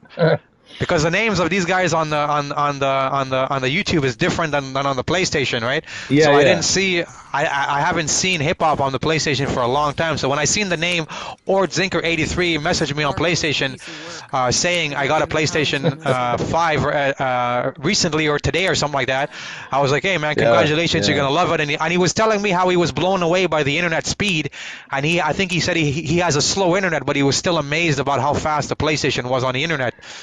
But I'm glad I know who it is now. I can put the face with the name again. It's so cool, man, that we're doing this and that we're like creating our own little joint, and people can join and share their voices here on this YouTube channel. And then, you know, I try to help other people as well. You know, like the other guy, what's his name? I invited him. If he wants to, maybe tomorrow he can join. What's his name? Uncle Anxiety. I told him, hey man, you know, I can help you out a little bit if you want to answer some questions regarding the StockX and how that works. Give people some tips if they wanna find out about how the whole thing works, how you can buy it for $600 instead of $700, and different techniques you can use to get it to be shipped earlier to you, depending on when you order and when the seller ships it, stuff like that. I thought maybe that'd be cool. You know, is he a gamer as well? The Uncle Anxiety. He is, but no, he's not really like a super hardcore gamer. He does play games, but he's really not a super hardcore, you know. But it would be cool to have him in here just to give his feedback on the whole situation with the PS5 and Xbox Series X, and I think it'd be kind of cool for him to give his input. And maybe more people will jump on his channel and follow him, you know. But I mean, I do try to help others when I can. I always tell people to my best abilities, but I cannot force people and, hey man, you gotta go watch this guy. But I try to tell them, hey, you know, this guy's legit, because he helped me get these two consoles. You know, he showed me when to buy it, when to wait, look at the bid. When it's the lowest bid, then it's gonna be the lowest asking price. Then you go for the lowest asking price, buy it immediately, do it in the morning, okay, or you can do it at midnight, so when he wakes up in the morning, the seller, so when the seller wakes up in the morning, he can just ship it right that day, right?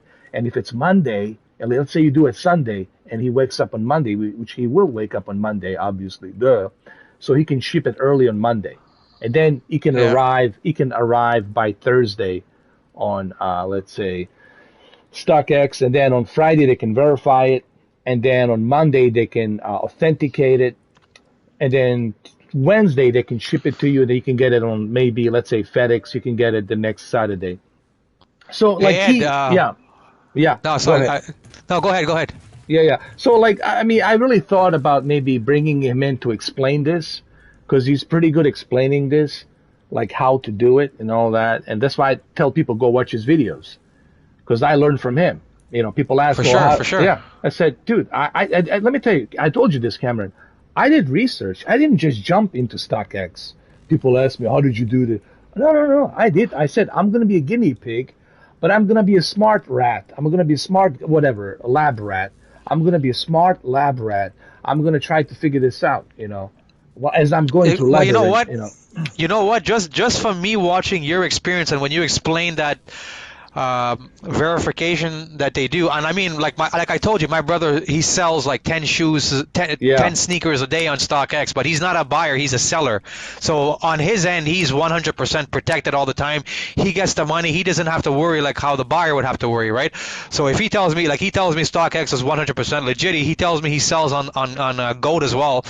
But when I seen you talk about your experience and then how they give you like that verification, and then when you got your PlayStation 5 and they put the sticker on it, that's when I realized, you know what, this is actually like very good. Like even if for whatever reason, like I told you, I plan to get another Series X down the line. Yeah. And the only viable option right now is if I go meet a guy, like you guys have Craigslist, we have Kijiji in Canada. So, if I went like StockX, I feel, to be honest with you, even though I know the shipping is long, whatever, I still feel a lot more confident to buy the console from StockX than I would from eBay. And even though eBay is the worst. Yeah, like even if eBay you can get it in a couple of days, I still, like you said, you have no way of knowing what that person is going to send you. And even if they send you crap, it's bullshit. That person could delete their account and eBay is not going to, eBay, it's going to be a hassle for eBay to go back and have to, try to contact that person. That person could sell 5 bullshit consoles and then they're gone with the money. They shut their account down. But the way StockX is doing it, I think it's a really good option. Like I know the shipping is long, but from your experience, both of your consoles, you received them flawlessly. And I wanted to tell you, but when I saw your first video with the Xbox and you talked about the stickers that you saw in the Xbox, I wanted to tell you that when I got my Xbox, that is exactly how it came from Best Buy. So it's not like somebody put a fake sticker over it. Those little clear little stickers, the 4 of like 1 in each corner, that's how it came when I got mine too, like originally from Best Buy. Yeah, exactly. Oh yeah, and something I want to say, Mr. Tennis, he wants to know what are your reviews on the 3D Pulse headset. I think he wants to buy it. He wants to know if it's worth the $100. You know what? I would easily recommend these. Now, first thing first, I didn't pay the full price, which is $100, but I had a discount on Walmart that I didn't know that I had a discount. So I only paid like 70 plus tax, $75 on it. Here's my impressions. The microphone, as you can hear it right now, is it the greatest microphone? No, but you can clearly understand me. You can clearly hear me. Perfectly, I can hear you perfectly. Perfectly, right? So, but if you don't mind this kind of quality in microphone, let me tell you, the 3D audio on Spider-Man, when you swinging from those buildings and you hear those cars and the airplanes above and the explosion, and then, oh my God, the Demon Souls, when you hear that dragon fly over you, and then you include this haptic feedback, like a subwoofer, if you will. It's something that, it's almost like being in a Dolby Atmos theater. It's like a Dolby Atmos theater, and that's how it feels. It's really amazing, man. And I'm gonna test it with Godzilla. Actually, I was thinking about watching Godzilla versus Kong, and then just see how it works with a 3D turned on, with a 3D audio turned on, just to see how it's like when you watch a movie, like what it's like, just to see if it's doable, right? Watching the movie, and then I want to go through that experiment. Obviously, I recommend that you watch it with your home theater surround system, obviously, but I'm gonna test it to see if it's doable. I actually just downloaded the 4K HDR version of the Godzilla versus Kong, so nice. I might watch it tomorrow. We'll see on the stereo here. Something that Hip Hop was just asking me, he asked, is that he was talking about what do I think about the PlayStation 3 backwards compatible games, and he said he's been hearing some rumors. And I think a couple of days ago, or the last time when we did the live stream, I had said, and I think you said you heard it too, is that what Sony is planning to do is Sony had said that they want to make the PlayStation 5 be backwards compatible with every single PlayStation 1, PlayStation 2, PlayStation 3 game 100%. And the rumor is that they were, I think some people have said is that they're going to merge or possibly change the name of the PS Now to something else. I think Brandon had said PS Pass or something like that. I think last time Brandon was saying PlayStation Pass, where basically Sony said that the one thing that they believed that Xbox always had over them was the backwards compatibility. But Sony said to Xbox something like, "You guys hold my beer," because now they're planning to make every single PlayStation 1, PlayStation 2, PlayStation 3, and PlayStation 4 game compatible with the PlayStation 5. So that's why they're like, you hear that they're closing down this PlayStation Vita, and they're closing down all of these PlayStation store. Is because people are saying that the bigger goal is to make all of these games compatible again in a different kind of subscription thing possibly. And I think that's going to be kind of cool, because like I said, like, I personally love the PlayStation Now. I think it's very underrated. And you know what, Cameron, not mean to cut you over there, but this also indicates something that I was predicting all along. And I'm not saying that this is going to happen overnight. It's going to happen in a few years. But I'm super confident by 2031, all of this will go into the cloud. All of these games. Because they're going to build such a good data centers. And the internet's going to be, like the internet you're using right now, it's ridiculous. Imagine what they're going to have 11 years from now. And honestly, there just won't be any need for a console, in my opinion. Because they're going to do everything from the cloud access, and you don't have to worry about the scalpers and worry about any kind of stuff. And I think it's also going to be good for developers, Cameron, because developers will not have any restrictions. They'll be able to create whatever they want to create, because the Sony will say, okay, we'll upgrade our data center. This is the kind of game you want to make? All right, we're going to upgrade it, I think we were saying, like... Yeah, go ahead. I think we were saying, like, when we spoke even about Stadia, we said, like, okay, Stadia's way that they're handling the games, where they're making you pay for every single game, is horrible. But their technology is actually incredible. It's actually revolutionary, and that's right now in 2020, 2021. Now, we were saying, I think this was like a few months ago, or we were saying that imagine now if a company like Xbox or Sony, they bought this technology, or they implemented this type of technology that Stadia is using now with Xbox games, or with the PlayStation library of games. How incredible it would be, because even though you may say like people might have their own reservations about Stadia, you can't deny that the technology that they had was flawless, because and Cyberpunk proved. And like I haven't played Cyberpunk. The only thing I know about Cyberpunk is from your live streams. Yeah. And I think I was one of the first people to say that the Cyberpunk ran better on the Stadia than any console, any PC, flawlessly. There was nothing to install. There was no updates required. And can you imagine if Xbox or PlayStation or both of them use that technology in the next generation of consoles? There probably won't be a next generation of consoles, but if these big companies like Sony or Xbox, even Nintendo, was using this technology, how incredible it would be for the gamer, Absolutely, man. And this is only going to evolve. This is what I try to tell people. Like, you can't always have status quo. The life technology evolves, right? We went from 8-track to vinyl to cassettes to discs, right? And now to digital and to cloud. It's the evolution of technology that's something that cannot be stopped.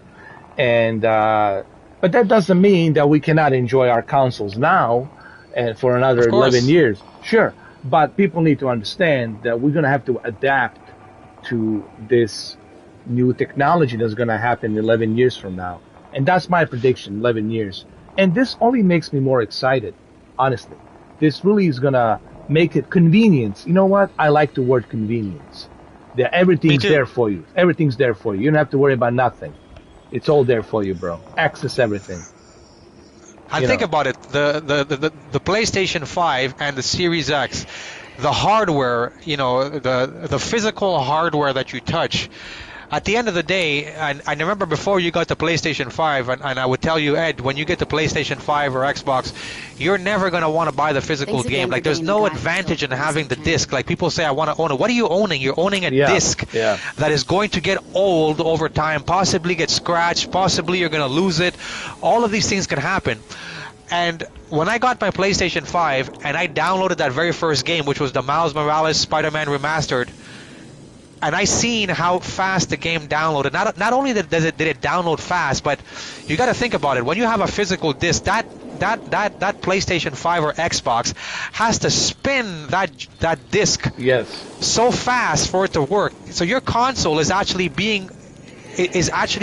suffering more wear and tear than just running a digital game that doesn't exist. Like, there's no physical part that has to run the game. Imagine how much longer your hardware is gonna last. So when I was telling myself, essentially, okay, I don't physically own a disc, but I bought this digital version of the game. So at the end of the day, as long as I still have my ChemED 1978 PlayStation account, I still own these games. Like, it's always going to be there. I can delete it, uninstall it, go back 10 years from now, download the game again and play it again. And the way the consoles are moving right now is, you'll notice is right now, the game may not work with the disc, but it's always going to work if you have the digital version, meaning like the backwards compatible game. And I think Xbox and Sony moving forward are going to have a lot easier time making the digital game work more flawlessly with the console versus the disc version. The disc version, the disc drive has to be able to read this type of a disc. All of these different things that can be like an issue. And now that you have your PlayStation 5 and you have your Series X, you have said you don't see any point into going into the store, buying the disc, coming home, because at the end of the day, you still have to put the disc in the console and have the console install the game from the disc, so you're still doing the same thing as the digital game. So in my opinion, I see no problems in having the cloud gaming and just downloading the game. Actually, in the cloud gaming, you probably won't even have to download it all. You can just stream it, right? So for me as a user, like you said, I love simplicity. I love the fact that I click the button and it works right away. That's all I want, and it works flawlessly. Look at it right now, for example. Even right now, you look at the Spotify, you look at all these podcasts, you look at Netflix, you look at Amazon Prime, you look at HBO Max. Everything's on the cloud. You look at Instagram, Facebook, Twitter, everything's recorded. Even your phone calls are being recorded. Everything's on the cloud. And this is honestly where the gaming's going to go 100%. 11 years from now. There's no question about that. There's no question about that, in my opinion. I know some people, they have the purists who want to have the physical box to put it in their nice little cabinet or their nice little game unit and look at it there. But I think, Sony and Xbox and Nintendo are going to be moving with the majority. It's just like everything else. When it comes to movies, like, me, movies, I'm a physical disc kind of person. But the reality is the world has moved towards streaming, HBO Max, Netflix. But I think in gaming, it's especially even more towards digital games than on the movie, because at the end of the day, there is no difference in the digital game than the physical game, So I think you're going to start to see more and more physical discs just become a thing of the past. Absolutely, man. And you can already see it happening when you look at Stadia, when you look at Luna and all these other services and PlayStation Now, xCloud. You just know that this is exactly the investment where they're going to go. There's no question about that. 100%, You're right. It's inevitable. It's inevitable anyway, so... Yeah, it's something that, you can't really... this is what I try to tell people. look, even 100 years from now, you can collect and you can have some sentimental value. I mean, I still have my cassettes from 1980s. I still have them. I was able to retrieve them, but they look like crap. And you will always have that ability to purchase something that you feel sentimental, even in 2031, 2041, there's always going to be that market for those who are sentimental, right? Like eBay and other places, right? But you'll have to adapt to this new technology, right? Who's using a BlackBerry phone these days? Nobody. None that I know of. Exactly, yeah. No one's using a BlackBerry. Can you even turn it on? It's not even compatible. So you have to adapt to this new 5G, 6G, whatever comes out next.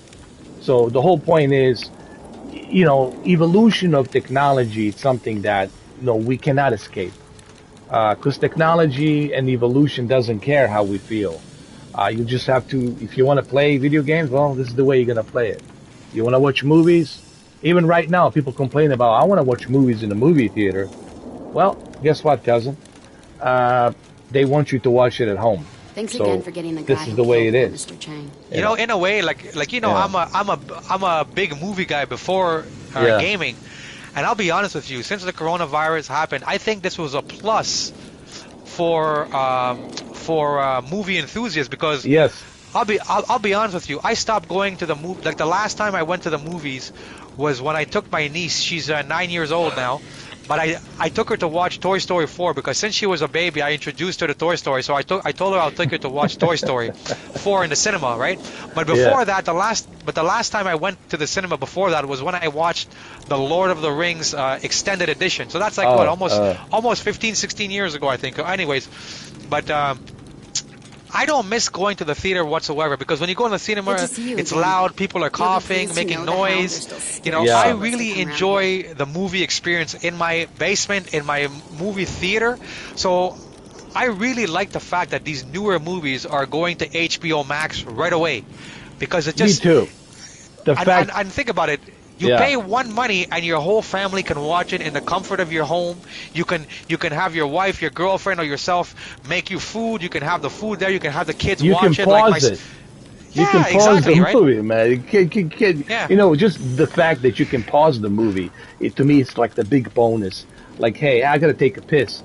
In a movie theater, you want to take a piss now? Too bad, man. You're gonna miss that great scene. Exactly, right? And I remember, like, I always hated having to go there, and then you have to get there for a specific time. Oh God! And then you have to expensive. When you get in there, $18 and pay for the parking, pay for this. Popcorn is super ridiculously expensive.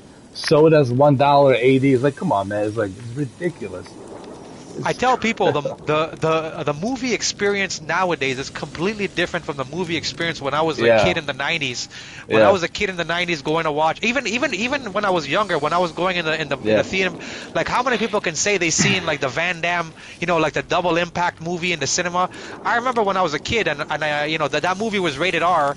And I lived in Montreal, Quebec, and then my grandmother took me to watch it. Like the cinema then was different than now. I think now it's just towards more like you said, popcorn is like $10-12. When you're done, you're almost you're almost leaving the cinema with $100 bill. It's interesting you mentioned the Bloodsport. My first introduction to Bloodsport was with my cousin, like in Bosnia, in Sarajevo. He bought his first VCR. It was a JVC VCR, and I was like, "Oh man, Jean-Claude Van Damme is in there, man. I want to see this movie." Bloodsport, right? I was like, all right, cool. I said, you have it? I said, yeah. How? Isn't that in movie theaters? And he goes like, don't worry, man. I got a bootleg, man. I got a copy, bro. I know it's one of those cameras filming in a movie in a theater, but man, it's on a cassette. So we don't even have to go to a movie theater. We can watch it at our home, bro. So I went to his house, and dude, it was great, dude. I know, granted, it wasn't the greatest quality, but hey, it was still, I saw the movie. It was still great. But like right now for I'll be honest, because I always, I always, like I said, I I talked a straight line. But the fact that these Good to movies see come you on again. HBO right away, You'll be you pleased can to also know the be able to hounds are still download these scared movies in shitless to 4K come in around the here. same day. So that's a huge advantage Yes, versus yes, going yes, to the yes, cinema yes. and you have to wait like 4 months before it's released on in Best Buy so you can actually go and buy it. I always hated that. You know, but Absolutely, absolutely, man. I This I is just the benefit, and I know it's kind of weird to say this, but something good came out of this of Corona. course, And I know it's and I it's a think very shitty thing to say, but something good, I guess, silver lining. I even call it yeah. silver lining came out of this whole Corona thing. I know, Tom Cruise. I know, Tom Cruise. Tom Cruise doesn't Yeah, want his movie. He doesn't want his. He only wants his movie to be released on IMAX. But the way the world is going, yeah. the reality is, I don't see the cinemas reopening No, anytime dude. soon. Like just today, the entire province of Ontario announced that they're going on a third lockdown for the Thanks next again four for Oh, weeks. being So a forget that it, help, so forget Mr. it. so Town. Toronto was already on a like I told you, we've been on a lockdown since October 20th. Everything's been closed, but now they're Jesus. shutting the entire province down for another 4 weeks. So these celebrities who are holding off their movies because they think that the cinemas are going to reopen. The reality is that the cinemas are not going to reopen anytime soon. So for you to True. make a lot of money, you can't have only one or two cities have the cinema. You got to have the entire world opening back their theaters for you to make that money back. So, HBO Max seems to be the next best option, and I think a lot of Absolutely. companies are going to realize, or maybe who knows, maybe Cineplex, Odeon themselves are going to say, you know what, we need to start our own movie live streaming service. Right? Instead of having it go to HBO, we're again going to for have getting the guy who Cineplex, killed Mr. Chang. a Cineplex streaming service or AMC streaming service. So people have to come to us, but they're going to have the option of having the movie Here's what I honestly like think. day one. Here's what I think that Christopher Nolan is going to have a rude awakening, and I like him. I like Christopher Nolan as a film director. He's a great Yeah. visionary, and I agree with him. Watching IMAX movies in the IMAX theater, there's no question about this. The best experience. I'm not denying that. But here's the rude awakening that Christopher Nolan's going to have. 20th Century Fox probably going to start doing the same thing, streaming movies on their own service, which is Disney. Yeah. Warner Brothers already doing it. Paramount probably going to jump on it and do it and say, you know what, HBO Max is successful. They have a great success. And Paramount's going to say, you know what, sorry, Tom Good to see Cruise, you but again. Top Gun You'll movie be pleased to know and the your Mission hounds are still Impossible, scared whatever, shitless to 8, come around here. whichever number it is, that's going to go to the streaming. They're going to do it, Yeah. man. I'm telling you. And same thing, Universal. Universal's going to do the same thing. They're going to say, hey, let's join and make our own, Universal streaming service, right? So I think that's it's inevitable. what's That's going to happen as well. It's going to be like that. These companies are going to realize, you know what, we can't afford to wait, because you got to imagine how much money they spent to make, Top Gun 2, all of these newer movies. So at the end of the day, we made these movies. That means we incurred a debt from the bank. We have to pay this money back. We can't be waiting another year or two Thanks and again for have getting this the guy massive killed debt Yeah. over our head. So so they're going to have to either. And like you here's said, the thing, Cameron. They can still. Here's the thing. They can still profit money from digital if they sell these movies after they're being streamed, like they do with the HBO Max. They can still profit money from digital, and then Yeah. physical media, right? For those who Yeah, want yeah. the physical media, so they can still profit big time, So it's a win-win situation for them, but it's not a win-win situation for the movie theaters. The movie like Yeah. AMC, Of course, yeah. that's where that's why they're hurting right now, And I guess AMC was trying to push Christopher Nolan to be an advocate, but it failed. It backfired on him, man. It didn't work, man. And But at the end of the day, if the cinemas are closed because the government is closing them, there's nothing to see you really again. anybody can do. You'll be pleased to And I'll know be the honest with hounds are you, still scared even if the shitless to come cinemas were around here. open right now, I think there's Yeah. still going to be a lot of people who are going to be hesitant to go back into an area like the cinema. oh, absolutely, man. And take You their know what, kids Cameron? and risk it. I was having this conversation with somebody today, You know, one of the guys I know, he said to me, "Hey man, I just got vaccinated. My girlfriend just got vaccinated, etc., etc. Yeah. We're kind of taking 2 days off, me and my girlfriend. We want to see what the side effects are, so we want to just kind of wait and see." And I said something to him. I said, and to even to his girlfriend, I said, "You know what, man? Even after everybody gets vaccinated, people still gonna be paranoid. They're still gonna wear that mask because they're gonna be so paranoid. What Of if I go course. travel here? I go travel there. I go travel here. I party Thanks here. I again for getting party the guy there. who killed There's me, always Mr. gonna be Chang. that fear, man.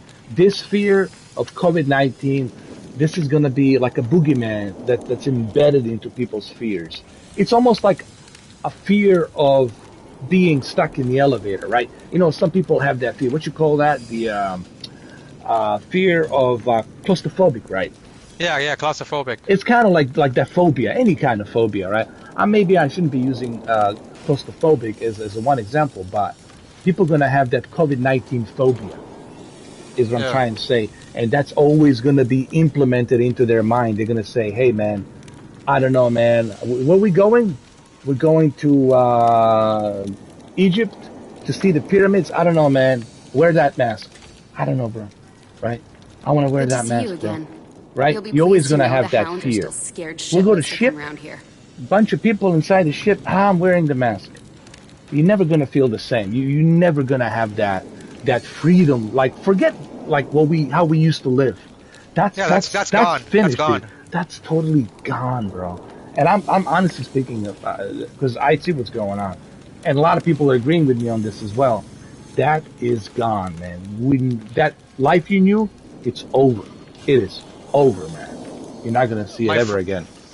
my friend Oliver, he's a white guy, Uh huh. and he's married to a Chinese guy to a Chinese girl, and he told me about 3 or 4 years ago, he decided to go visit her family in China. So Mm-hmm. he went to China for the first time. So he's never been to China, and he went to like mainland China, and he told me when he got to China, it was like a rude awakening that everybody was wearing this mask, right? Because remember, 4 years ago, in North America, nobody wears a mask, right?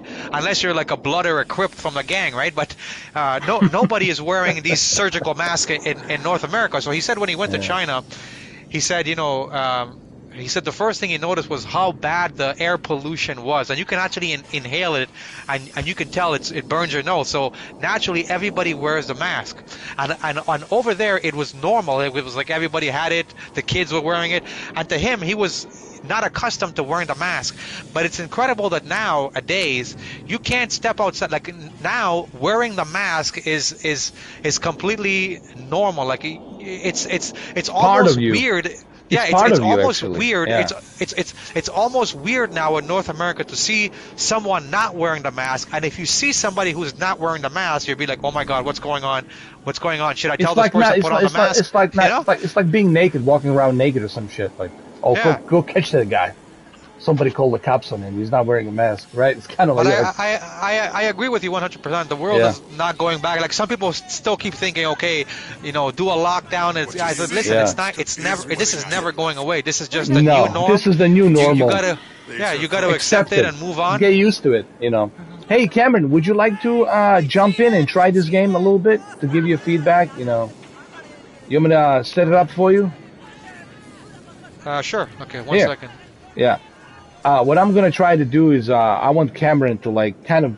This is the beauty of doing this on the PlayStation is I can actually let my friends, whoever my friends are on the list, I can let them play this and see if it's something they want to try, something they want to buy, and So I'm gonna do that right now.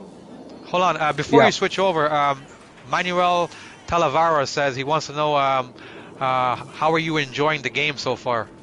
I love it, man. Emmanuel, is Emmanuel? I'm enjoying Manuel. Sorry about Yeah. that. I'm enjoying it so far. It's like a Gears story campaign, like a Gears 5 story campaign mixed with a Destiny 2 and Division. And I like it. I really do. But it's something you have to start from the beginning to understand the story, understand these characters and what has happened, Other and how she vendors are possesses claiming these our money. powers, how your character possesses these powers. I like it so far. I really do. And I like the demo because I played the demo before I even decided if I'm going to like this or not. So I played the demo. I live streamed the demo.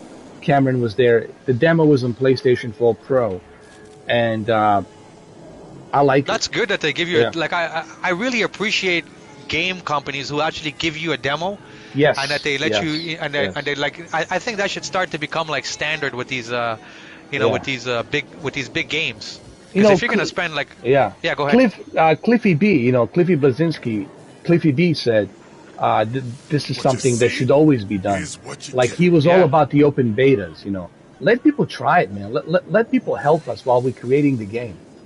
Let them tell us what we should do here, what we should fix. And not only that, right? imagine exactly that's Be a that's part the of best part. Be a part of the production, right? Be a part of the Think game. about it. Yeah. Think about it. That's like that is free feedback from the consumer, Yes. right? Because you release a game and you think the game is done and you put your game out and all of a sudden people are like, no man, you should have done it Yeah. like this, you should have done this. Then you've already missed your opportunity.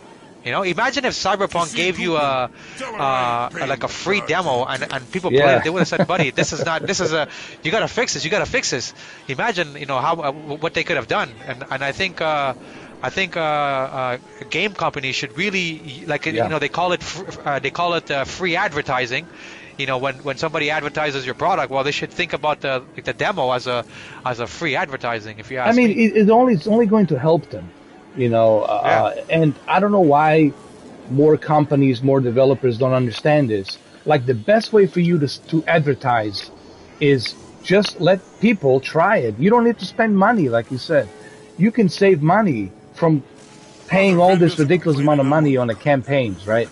All these ridiculous commercials which cost money. You have to hire a motion capture actor. You have to hire a musician to orchestrate the music. You have to hire a film director to make that commercial. All that costs money. Millions, right? Millions of dollars in campaign. So why not just have people, gamers, who are going to be buying the product?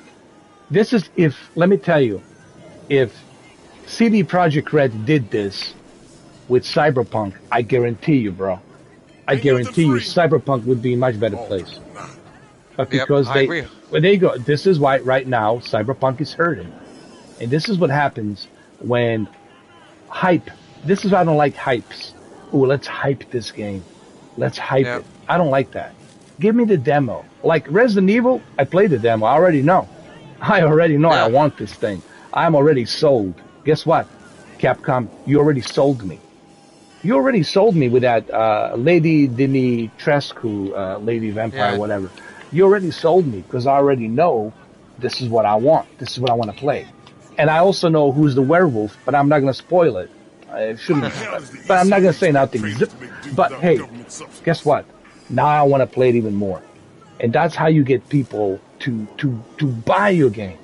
Not by hyping it with all this CGI, heavy, advertisement. No. You let us play it as you are developing it. It's still in progress. Yeah, go ahead. I wanted to tell you when I was watching some of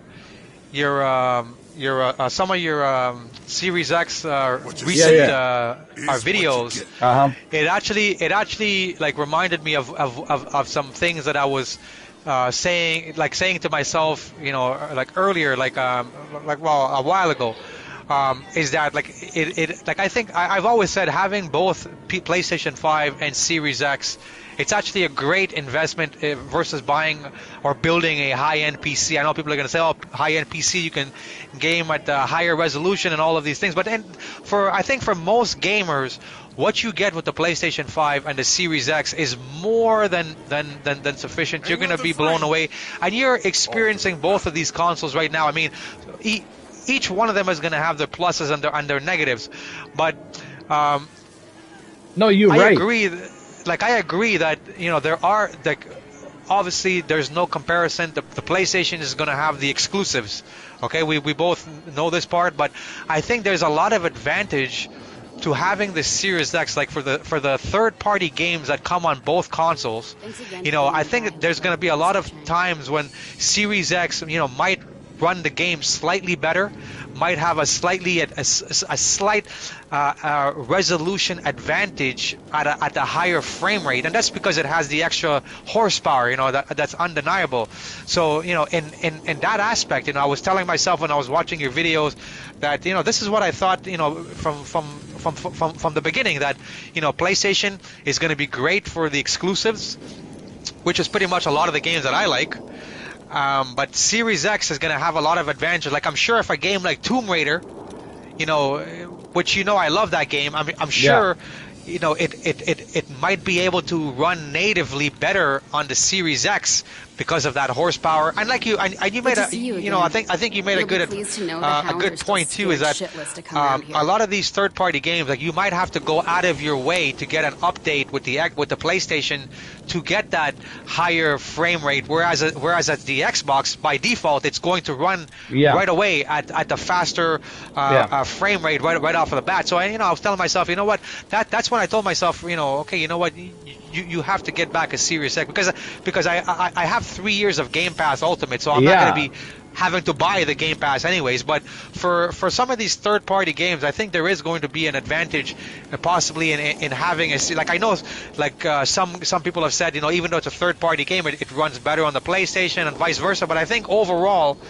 it's gonna be good to have both consoles, because you can, especially if the game comes on Game Pass, you don't have to go and buy it. Like this game here, for example, it's free on the Game Pass. I know you bought it because you want to do a comparison, but this game right here, you know, in Canada, included. This game is like in Canada, this game here it's $90 Canadian, right? Yeah. So I would have to go spend $90 to get this game, whereas if I had a Series X, I would have this game for free, because right now on my Microsoft account I have 3 years of Game Pass.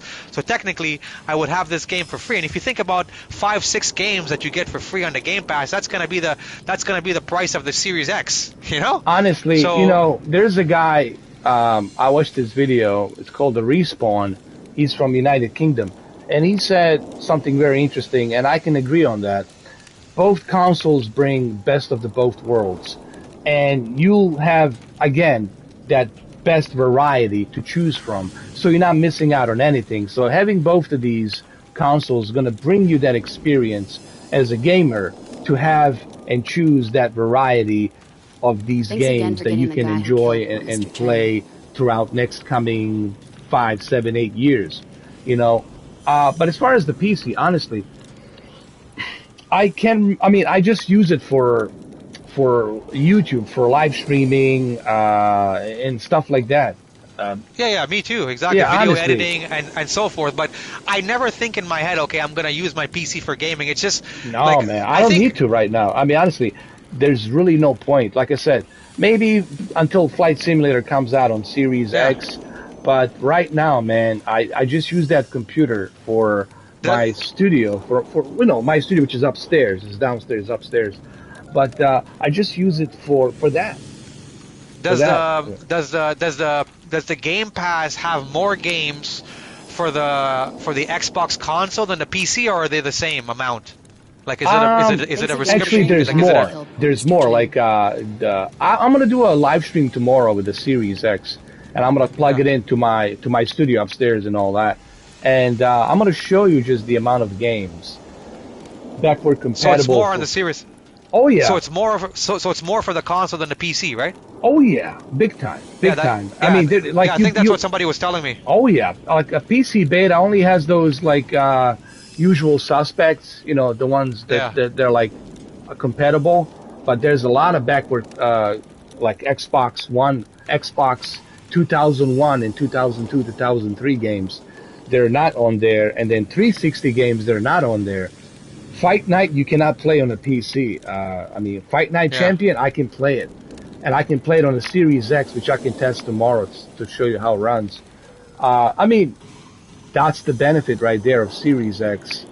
versus the Good to PC. see you again. Now Like they this will, guy, yeah, Nice to know the hounds are like yeah, this guy scared Salah shitless Houdin, to like come this guy around. right yeah, here, Salah Houdin, he's yeah, making yeah. a very good point. He's making a very good point in that he's saying in the chat that he's that right now, if you notice, developers are actually making the games more optimized for the consoles than the PC, and I think they're realizing as well that more people Yeah. are like more gamers are going towards consoles. Like if you look at the sales, I think more people are buying PlayStations and Xboxes versus the PC version of the game. I think that's how it is. I think that's pretty much how it's been, and I think these developers are realizing, you know what, we got a pretty fast.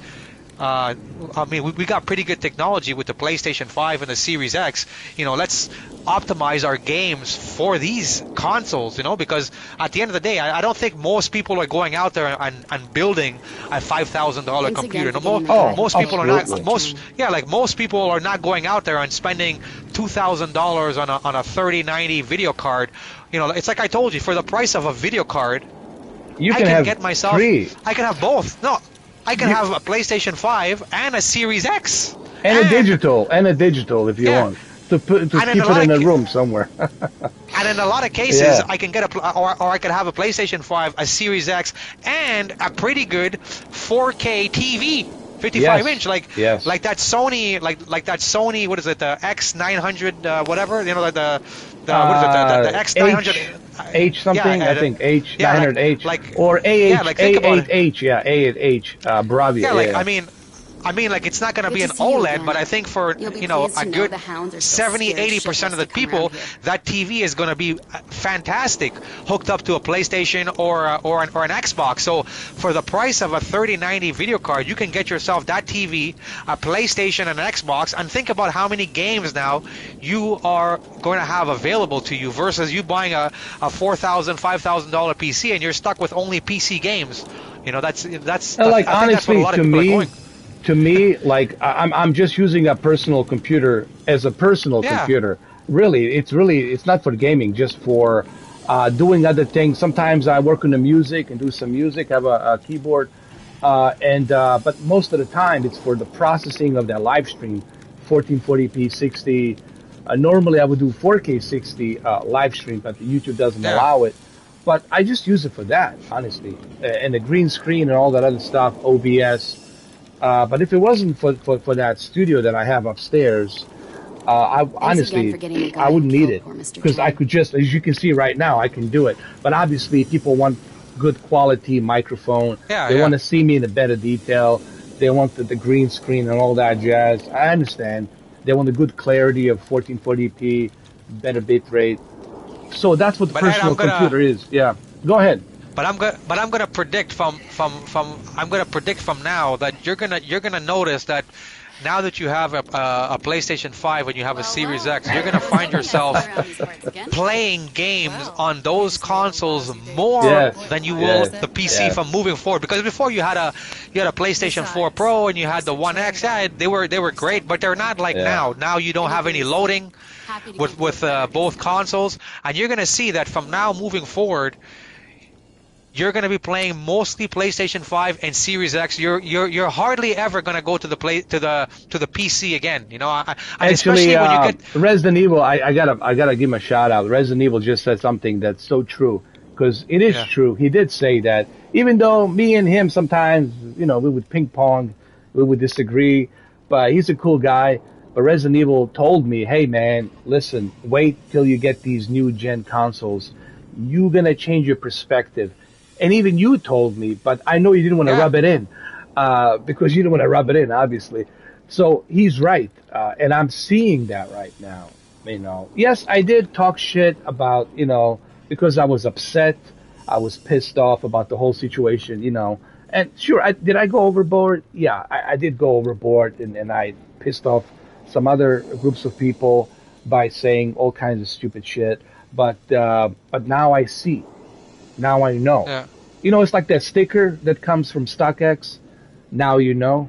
That's how I Yeah. feel. Like, now I know. Now I know. And you guys, listen, you guys were right. I was wrong. You guys were right. Because I just didn't experience what you guys were experiencing.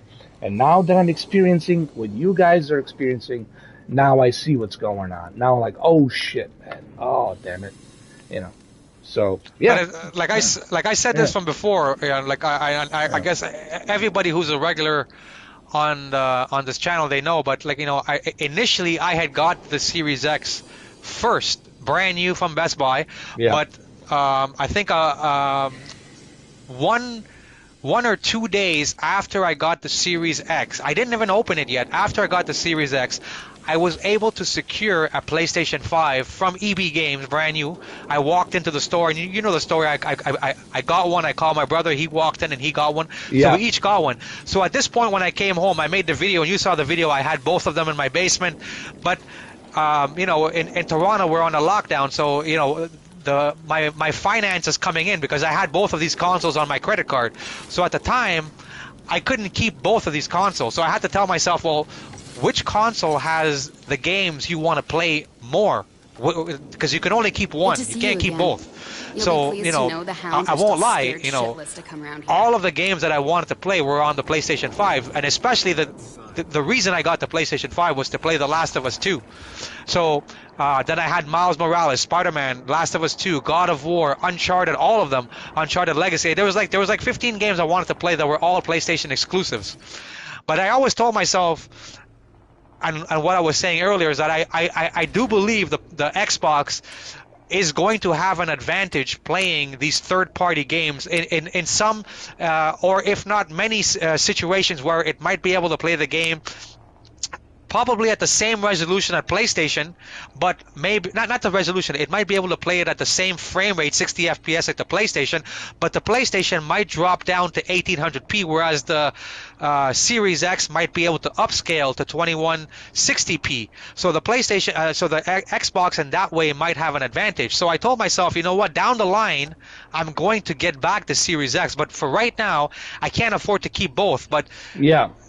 I have to keep the PlayStation because that's the console that I want to have, because that's where all of the games were that I wanted to play initially. But now that I have the Game Pass for 3 years, I will get a Series X because I do believe that there is advantages of having the Series X, especially for those third-party games. So you'll see it what I show you. Like tomorrow, I'm gonna do that stream where I'm gonna show everybody like just the amount of backward compatible games that are included. And the backward compatible games that you can actually buy. And when you look at the amount of games that they have available from Xbox 2001, 2002, 2003, all the way from 2006, 7, 8, and 9, and 10, when you look at all those Xbox and Xbox 360 games, I don't want to say Xbox One because the first Xbox was just Xbox, and then 360. When you look at the collection of those backward compatible games, and when you add them to the existing library of Xbox, you're just gonna see not to mention the independent games, indie games as well. You're gonna see just a huge value in just amount of stuff to play. And you see, like when you made your first video, and like me and Martin and Adam were commenting, people were thinking that we were hating on Xbox, but at the time we were pointing out advantages that the PlayStation had, which is the haptic feedback, the user interface, and this has been the consensus with many other people who have done reviews. This doesn't mean the Xbox is bad, right? The thing that I like about the Xbox is, like you said, that backwards compatibility. Not only do they have the backwards compatibility now, but they've actually optimized those games to run better on the Series X without you having to get an update, right? Just by you installing that older game, it's going to automatically run better on the Series X.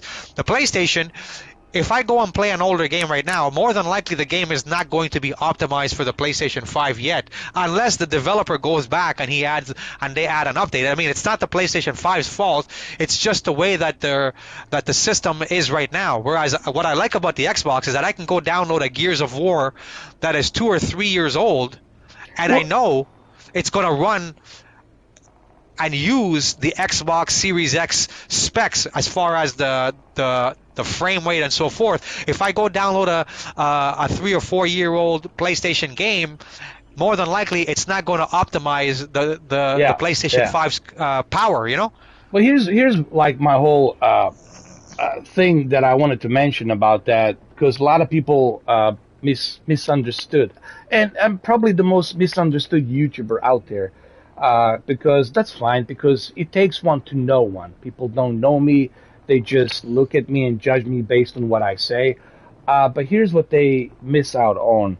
Obviously, I have everything. I got every console, television, PC. I'm not saying this to brag about it. I just have it. I worked hard for it. I got it. And that shows right there that I'm not in any shape or form a fanboy of any kind. I'm just a fan of technology. But it's important to be fair and to give credit where it's due, and also to use constructive criticism. And there's nothing wrong with having that. You know, that's what you're supposed to do when you are reviewing something. You're supposed to say, hey, let's talk about the negatives. Well, why can't Microsoft built-in microphone? Why can't Microsoft put in the lithium batteries? Why can't they have a haptic feedback? Why can't they have me stream directly to YouTube? Why can I do this? Why can I do that? These are the constructive criticisms. It doesn't mean that I hate the console. It doesn't mean that I hate the product, even though the hate word shouldn't be used, because it's too strong of a word. It's more like a dislike. I just dislike. Yeah. I dislike the fact that these features are missing, but those are the negatives. Then I move on to the positives. What are the positives? Well, you can switch to 120 hertz anytime you want, play any game in 120 hertz, even if it's not compatible to 120 hertz. Moving it to 120 hertz, it's going to give you a much better lower latency on that TV. So having that ability, it's a big bonus, and you can keep the HDR. Also, the quick resume on some of these games, you can switch back and forth. It's also a pretty big deal. Having the expansion bay, where you can put your additional 1 terabyte hard drive, so you can download the rest of these games and put them there and play them from there. It's also, you know, a little extra bonus. But then again, here's the thing, Cameron, what people don't seem to understand about me. If I just say everything's great, everything's hunky-dory, then what am I? I'm just some, you know, then I'm not being honest. You know what I mean? That, you know, and I want people to understand this. If I say everything's great with the Series X, then I'm being dishonest. That I'm just hyping it for the hyping train. If I say PlayStation 5, everything's perfect, then I'm just hyping it for the hyping train. So that then I'm the whatever, the yayo, if you want to call me whatever. So, you know, whatever. So the point being is, I'm trying to be unbiased, and that's the whole idea that people are missing these days on YouTube. Is you don't see that many unbiased individuals. You know, they're all saying, I like both consoles, they're both great, but you don't mention the negatives. Let's talk about the negatives, like why they don't want to mention the negatives. And you have to. Any product, television. I even mentioned some negatives about the OLED. People ask me, what is the negative about the OLED? Well, it's not the brightest TV, and it's not going to look that great on very lit up big, you know, room. Okay, let's say you got a big house. Okay, let's say you're Sylvester Stallone, and you got a house by the beach, and it's a big giant house, right? And you got a, let's say, 75-inch OLED. Guess what? Maybe I shouldn't use Sylvester Stallone. I'm just using whoever. Pick and choose. Will Smith, right? And that OLED, No doubt. that light that's coming, and how bright the light is during the day, right? Reflecting from the ocean, reflecting from the sandy beach and that pool, and that, you know, it's you're not going to be able to see the beauty of that television, because it's meant to be in a dark room, right? So every television, every product has a positive and negative, and I think we have to accept the fact that if we truly want to review something, if we truly want to be unbiased, we have to cover the negative and positives. We have to be able to say, hey, I'll give the credit when it's due, and I'll give the constructive criticism when it's due. And that's how it should be for every product, you know. Like I already gave the constructive criticism for like this headset. The microphone is not the best. It's not the best. But guess what? You're getting a 3D audio, and people can still hear you. They can still understand what you're saying. Like right now, they can hear what I'm saying. Now, as far as this camera, it's not the best camera for low light and for the exposure, because it needs a lot of light. And even when there's a lot of exposure, it's not the brightest, it's not the cleanest camera, right? But it gets the job done. That's the positive.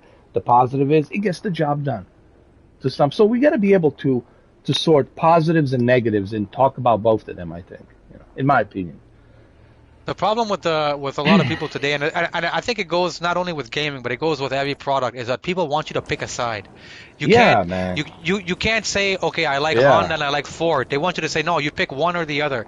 And so when you start to say, you know what, I like this about this car, I like that about that car, what happens is that both sides now, they start to see you as a problem for some reason. So that's why if you say, okay, I like the fact that the PlayStation has controller that you don't have to put batteries in it, I like the fact that it gives a feedback, then the Xbox people assume that you hate the Xbox. Or if you go and say, like, if you go and give a compliment to the Xbox, then you're going to have the PlayStation people come and say, this and that about you. And I've noticed that about a lot of products, or pretty much everything today, is that people want you to pick a side. They don't want you to be in the middle and say, you know what, and like you said, like what you were saying with the OLED, I have never seen any product, whether it's a TV, stereo, anything that you buy, that you get, everything has positives and they have a negatives, man. Right? Absolutely. And it's always been like that, but I think people just want you to accentuate just the positive. They don't want you to tell the bad stuff. And if you say the bad stuff, it seems that to a lot of people, it seems like you're talking down to about the product. They don't, and that's the way it is. And I hate to use the word, the fanboyism, but I don't know how else to call it. It's just, you fanboying about something, you drooling about something, and you want everybody just to. It's like a religion, Don't talk bad about this religion, right? Exactly. It's kind of like a religion, like, okay, my green team, it's my religion, don't say nothing bad about it. Even though it's a constructive criticism, you're just giving the facts. And here's what I understand about these fans. Don't you want your console to be the best there is? Don't you want to have some better features? There's nothing wrong with that. It's a feedback. Think of it like a feedback. All right? Don't even think about it like a constructive criticism. Let's just take the constructive criticism and let's just put that aside. Think of it like a feedback. Hey, don't you think it would be great if I could go ahead and live stream directly to YouTube from Series X? Don't you think it would be great if there was a microphone built inside the Series X controller? Don't you think if there was a lithium batteries built into it? Don't you think it would be great if Series X had the virtual reality? This is a feedback, bro. A feedback. And think about it. If people didn't criticize consoles or a product, how do you expect the product to get better? How do you expect it to evolve and get better, right? Yeah, you gotta get feedback. If everybody said this is perfect, don't do nothing, then essentially you would have a PlayStation 4 and an Xbox One X forever. Right? Yeah. If people didn't say, listen, man, using a mechanical hard drive, that's outdated. You guys should be using an SSD by now. Do you think Sony and Xbox would have changed if everybody was happy? They would have said, no, let's keep using that one. It's going to cost us cheaper, and then we're just going to keep giving them the same regurgitated crap we've been giving them because they're happy. Yes. Right? But it's all based on criticism, people saying, you know what, this sucks, you got to change this, you got to change that, and that's why they evolve. And going back to what you were saying about if the Xbox had this, of course, if Xbox had this and this and this, which Xbox fan is going to say, I didn't wish my controller had haptic feedback and all these things? And going back the opposite way, which PlayStation fan is going to say, oh, I wish all of my games weren't backwards compatible, and when I played them on the PlayStation, they didn't play with the best resolution, just like the Xbox is, Which person is going to say that? You're not. You're going to want your console to be the best it can be, whether you're an Xbox or a PlayStation guy. So, when I hear people say, there was a guy that I seen. He's like, oh, I don't. There's this one guy that I was watching a video and they were talking about they were comparing the controllers, and this one guy is like, I hate haptic feedback. I wouldn't want to have my controller Oh, give me Jesus, resistance. that guy. Like who would be an idiot like to say something like that, right? Like that's Are like you saying, talking about? Hold on. Are you talking about the same guy who says that I would never play a PlayStation 5? I'm gonna go outside, ride my bicycle, and I'm gonna yeah, have exactly. my. No, he said I'm gonna have myself the most beautiful girls, top 10. Yeah, Straight out of Victoria's Secret's, inventory. I was like, and I said, okay, in your fantasy maybe, but why don't you document that? I said, if you're gonna do it, do us a favor, man. Get your cell phone, go ahead and show us how you did it. And if you do it, hey man, I'll applaud you. I'll say, hey man, I don't know what kind of magic you got going on, but you got something going on. Like, look, you know what it is, man. Some people, it's two things. They're jealous. There's a lot of jealous. It's a human nature, man. I talked about this all the time, and this is a very difficult thing for people to swallow. A lot of insecurity, a lot of jealousy. Like, why does he have that? I don't have that. Or why is he like that? I'm not like that. There's a lot of that jealousy. But the thing is, you got to stop playing a victim. I always tell people, you know what? You can start a YouTube channel, man. You can start something you're good at. You can do a podcast. Maybe you're good at podcasts, bro. Like the guy who wants to drive a bicycle and meet all these hot girls, right? Like Dan Brazilian with no money. Yeah. Dude, like, why don't you start a podcast? Maybe you can get famous doing a podcast. Maybe, who knows? You're going to find your audience. Whatever that audience is, you're going to find them, and they're going to say, hey, we like this guy. I want to listen to what he has to say tomorrow about this, or the next day, or the day after, right? And you get your fan base. But here's the thing. When it comes to individuals who cannot take any criticism about their counsel, well, how do you think competition works?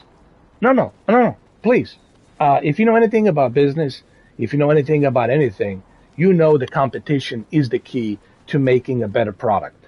So when both me and Cameron and others give a constructive criticism, you know what that means? That means we're giving a feedback. It doesn't mean we hate. If I hate Series X, I wouldn't have it. I wouldn't have my Scorpio sitting here, okay? I just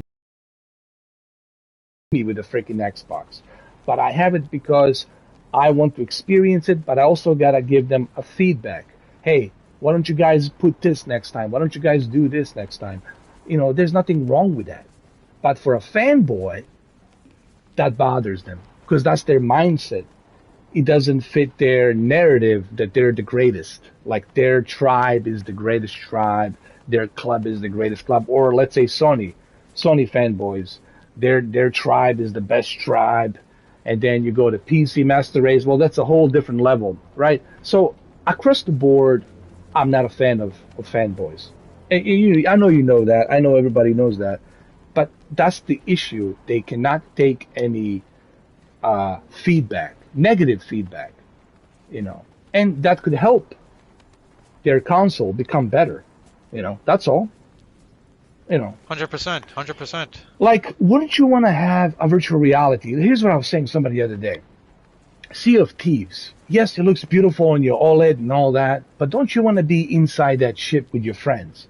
Sailing that ship, getting that sail left and right and fighting the pirates and collecting and finding new treasure. Don't you want to have that VR experience with your friends? And you can talk to your friends. You can chill out on your ship.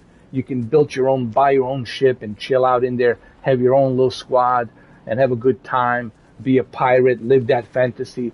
Don't you think you should have that ability to do that? That would only benefit your console, your Xbox, would only benefit a better experience. Don't you want to play in Halo match with VR? Don't you want to drive in Forza Horizon with your friends in VR, right? These are all the things that I think could benefit big time. So when we give a feedback, but then someone says, but what's the negative feedback about PlayStation 5? And I said it. I said what the negative feedback about the PlayStation 5 is. My only negative feedback that I can find about the PlayStation 5 is the fact that I cannot use my solid state external hard drive to download PS5 games. Yes, you can download the PS4 games, but you cannot download the PS5 games. So that's my only negative, because I really would love to have that ability. Maybe in the future they'll do that. That's a feedback. That doesn't mean I hate PS5, but I'm giving Sony a feedback. Maybe Sony representative will search through some PlayStation 5 videos, and maybe one day he'll bump into my video. He's going to say, maybe this guy has a point. Maybe we should implement some expansion bay or something for the external usage of any solid state drive, like T7, Samsung, whatever, right? Seagate. So I wanted to use a Samsung T7 solid state drive, but it doesn't work. I mean, it works. I'm sorry, it works. But the thing is, it's only PlayStation 4 games. Right now it's just PlayStation 4. Yeah, why would I want to play PlayStation? I mean, I'll just use my PS4 Pro. So that's a feedback. Now all the other positive things, well, they're positive. I love the fact that I can download them fast, install them fast. I love the fact that I can live stream and share the game. Like, I can share this game right now with Cameron, and he can play it. I love the fact that I have all these other features like PlayStation VR, all these exclusives that are coming out, and then haptic feedback, DualSense haptic feedback, and the microphone that's built inside. These are all the features that I like, and they're positive. So why should I say negative? Now, if I want to be strictly Xbox fanboy, then I'm going to say, what do I need a microphone for? I'm just going to buy my own headset, professional headset, What do I need a haptic feedback for? It's just a gimmick. What do I need a touchpad for? Right? If I need it, I'm just going to use a mouse and a keyboard, bro. Then I'm going to just that asshole, right? I'm just going to be that fanboy who's just going to make an excuse on everything. That's going to counter everything with some hideous, ridiculous excuse. But sadly, Cameron, this is the gaming society we're in. Just go to Twitter. Just now. Just go to Twitter, man. It's like it's a chaos. It's like a full-blown chaos, man. And it doesn't stop. It's like a ping pong tournament. Everybody's just going back and forth, ping pong, all night long, all day long, man. And then they jump on these podcasts, and it's like back and forth, talking over each other, yelling over each other. You can't even understand what the hell they're saying. Going back and forth, ping pong, right? Because in many cases, a lot of these people who are, who will debate you about an Xbox or a PlayStation, and you'll notice when you get into it that a lot of times these people don't even have either consoles. Yeah. They're going to say, well, I'm waiting to get mine, but they're already assuming all of these things. So when you can make a video and say, the PlayStation does this, or the Xbox does this, the PlayStation doesn't do this, and they're going to debate you, and then the more you argue or confront them, you're going to realize, shit, they don't even have the console to begin with, right? But they assume that what you're telling them is wrong because they have a belief on what they're getting when they don't even have the console. I've seen that so many times when I go on, I see people doing like a review or a comparison about a game or something like that, and then I'm going to read the comment, and you're going to person's like, they're arguing, and then later on in the bottom they're like, well, I don't have the console yet, but I know Sony would never do that, or I know Xbox would never do that, and that's just the trend nowadays. People will argue with you for nothing. There was one guy who told me, it's not true, you're lying, you're saying this, you're saying that. And I said to him, dude, if you want to prove me wrong, I said to him, why don't you just make a video, bro? Just make a video. You have a camera, right? You have a phone, smartphone. Pull out your phone. It doesn't cost you anything. It doesn't have to be professional. Just upload it, send me the link, and if you can counter me, and if you can win the argument, I'll give you a shout out. Say, all right, man, you were right. I was wrong. I have no problem saying, hey, you were right. I was wrong. I'm a man enough to admit that, But I say, hey, if you want to bring me some kind of counter proof to what I'm already showing you, then please show it. I would love it, actually, to prove me wrong, because I want to make sure that I have that feature that you don't have on this console. You know, some guy says, "Oh, you can actually stream directly from your Series X." I said, "Well, how?" "Oh, you gotta go through here. You gotta download this. You have to go and bypass that, and there's this app, and you have to download this link." I said, "Dude, am I gonna have to go through that bullshit every single time just to freaking stream?" I said, "Yeah." Then forget me about that. It shouldn't be like that. It should be more simpler way for you to stream. Right? Why does it have to? Why you have to go to jump through hoops, right? To stream to YouTube, right? But I was just using one example, and some of them, you look at their profile, there's nothing there, man. Like you look at their profile. That's what I hate. Empty, when people, bro. When it's empty. Yeah, nothing. Nothing Not even there. a picture. Nothing, Just nothing, a letter. Nothing. And it's just nothing there. And then you look at when it was created. It was created by what March 16th or March 20th or something like that in 2021. And then you go and you look at their other accounts and you see they're all joint accounts, you know, the same thing, you know, and they're all like going and hitting, like, I know there's one guy who has like 10 accounts. He has 10 accounts, and every time my videos are uploaded, he actually hits the bell. He follows me, he hits the bell, and every time I upload a video, he's the first one to hit like 5 dislikes, just like that. Yeah, there's always people like that. You'll watch. They have bots. Watch, No. Some of them they use bots. Actually, believe it. I made somebody so damn angry. I made somebody so damn upset that they had to create a scripted bot just for me. So every time I upload, they hit a dislike. Anyway, I said to the guy, "Do me a favor. Next time, make a scripted bot that can bring me 30,000 dislikes in 1 second." Like, and what people don't realize, like I've seen other YouTubers who get a lot of dislikes, and they said what these people who are quick to hit the dislikes, what they don't realize is that when you hit the dislikes, you're making me money. That's what they said, because YouTube goes by engagement, interaction. So whether you hit the like or the dislike, it doesn't matter. YouTube sees that as an interaction with me, and I still get paid. Yes, so you're making me money, bro.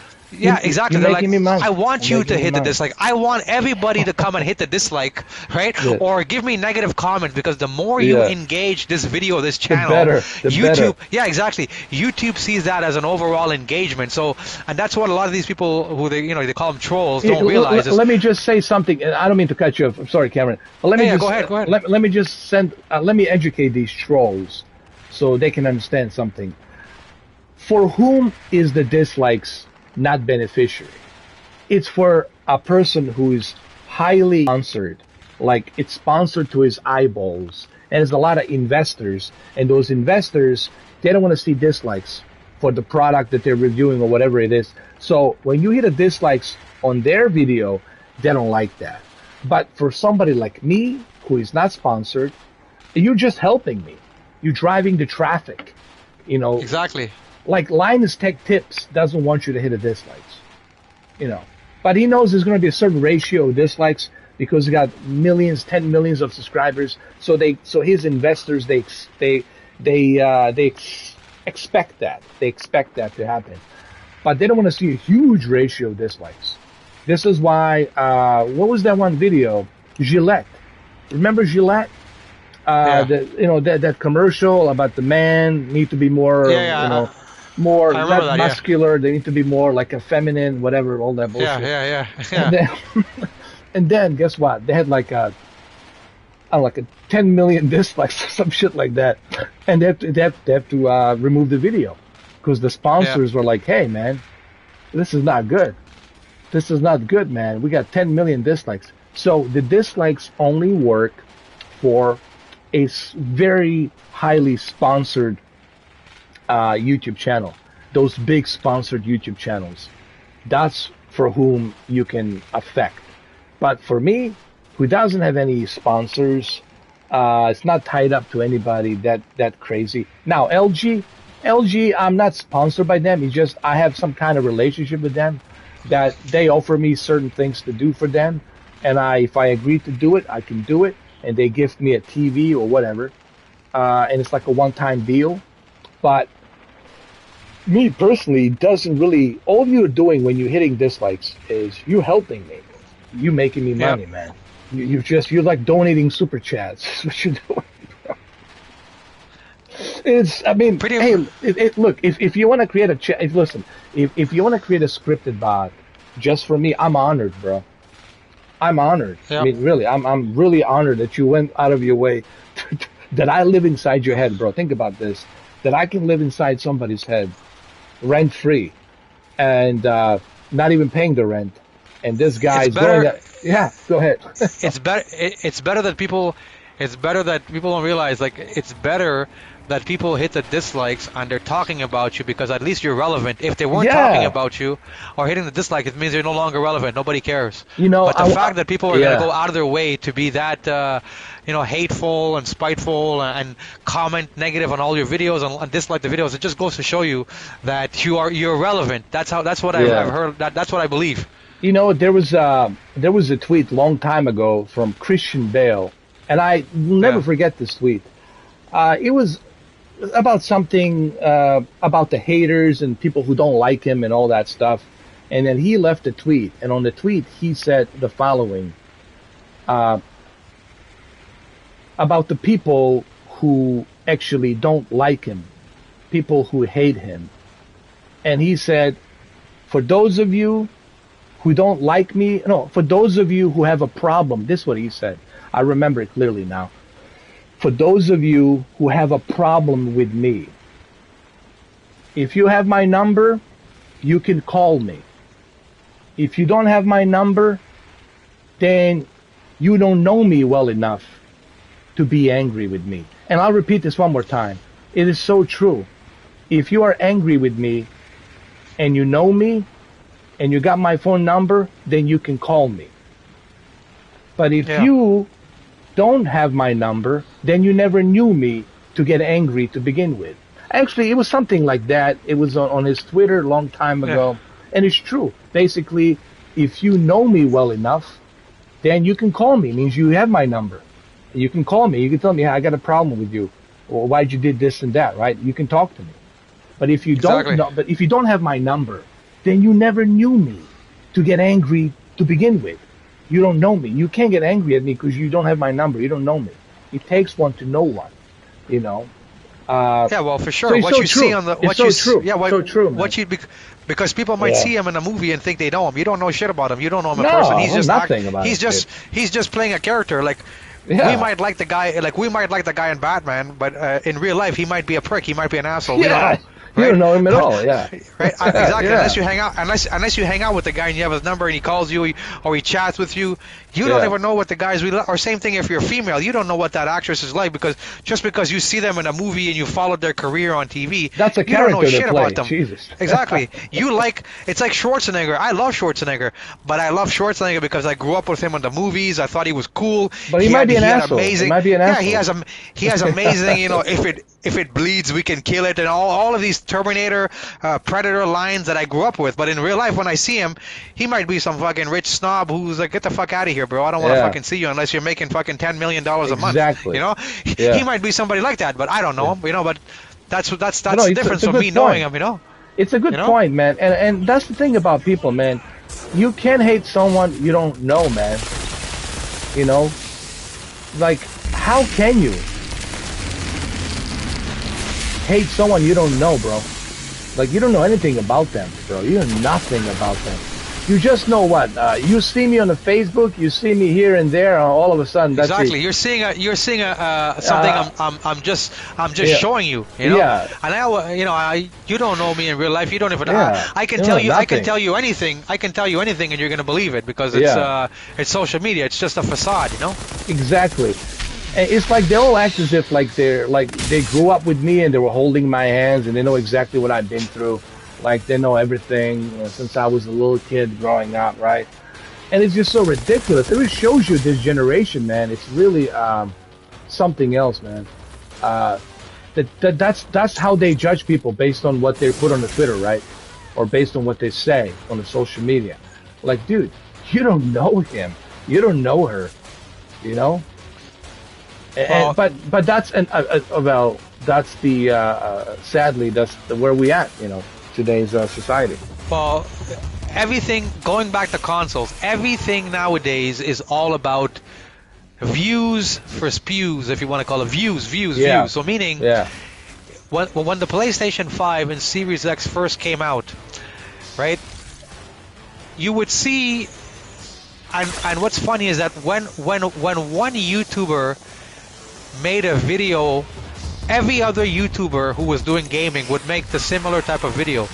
And I'll give you an example. Whenever there was a video or a picture of a Series X with smoke coming out of it, and everybody thought, oh my God, Xbox Series X is going to catch fire, Xbox Series X smokes. But really what happened was the guy was smoking a bong, because they didn't realize the guy was smoking a bong, and he was blowing the smoke in the bottom of the Xbox to see what would happen, and his friend took the picture, took the video. Yeah. Right, but they didn't show that part. They just showed the smoke coming out of the Xbox. So everybody right away assumed that every single Xbox is going to catch fire and it's going to smoke because one YouTuber made it, and then it got passed along, and everybody started to discredit the Xbox. Same thing with the PlayStation.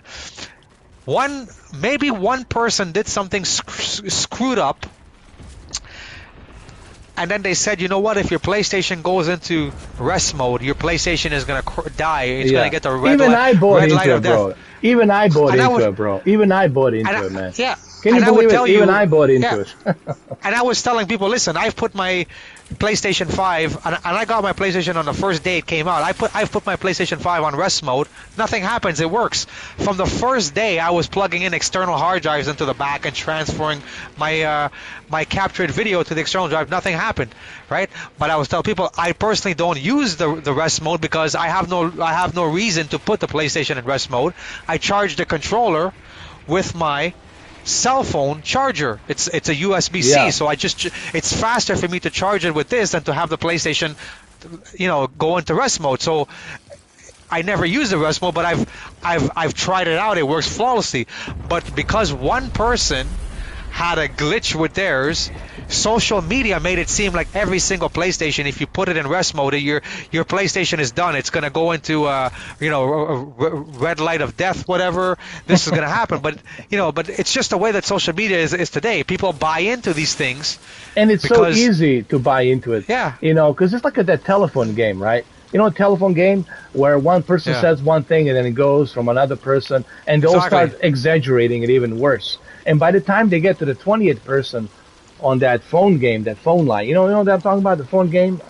You say one word, and then they say it to another person, and everybody's interpreting it differently, and they're exaggerating it, Yeah, it's like that term, hearing it through the grapevine kind of thing. Yeah. It's kind of like that. It's like a domino effect, and everybody just follows blindly, Oh, this guy's crazy. Then everybody start believing it. Yeah, he's crazy. Yeah, this guy's, you see the video, it's fucking crazy, man.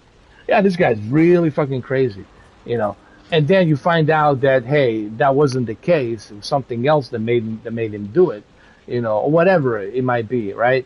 He didn't really, wanted to crash into that car, but his handbrake went out, and his brake fluid, squirted all over the place, and his brake pads blew up, and he had no chance. He had to crash into something. But they cut that part out and just make him look crazy. This guy crashed into somebody. Or like when somebody gets eaten by a shark. There was a video, they got like 250,000 views, where a surfer gets picked up by the great white shark and gets split into half and eaten. Little do they didn't know that was zoomed in with a camera onto a television. It was from a movie. But people believed that, right? It's like a Houdini effect. What the eyes see, the mind believes. And they think, oh shit, this really is real, man. But it wasn't. It was actually from a movie, And it's like that, like the domino effect, man. It's just, it's true. It's a misdirection. And it's so easy to mislead people, especially this generation. You say one thing and they start believing it, and then start carrying that water, that weight throughout, everyone else's ears. And everybody started believing it, But unfortunately, that's what social media does. And that's what social media is really good at. Look at the Area 51 thing. That guy who said, that we're gonna go and invade Area 51, and then he got like 40 million people signing up on that shit, or something like this crazy amount of people, right? People from all over the world coming in, but he was just joking, right? But that shows you the power of social media and how terrifying it can be. It can be a good place to hang out, it can be a good place to, you know, have a conversation and talk to people about certain things. But at the same time, it can be also a dangerous place. You know, people get swatted, people get all kinds of things happen on that social media, right? It's a crazy world out there. That's why you got to use a VPN. Keep telling everybody, use a VPN. You know, protect yourself. So social media can be a good tool, but it's also a misleading tool. Misleading tool to mislead people. And it's so easy to mislead people, man. That's the oldest trick ever. And now with social media, it's like the grand wizard of misleading, you know. For sure. Yeah.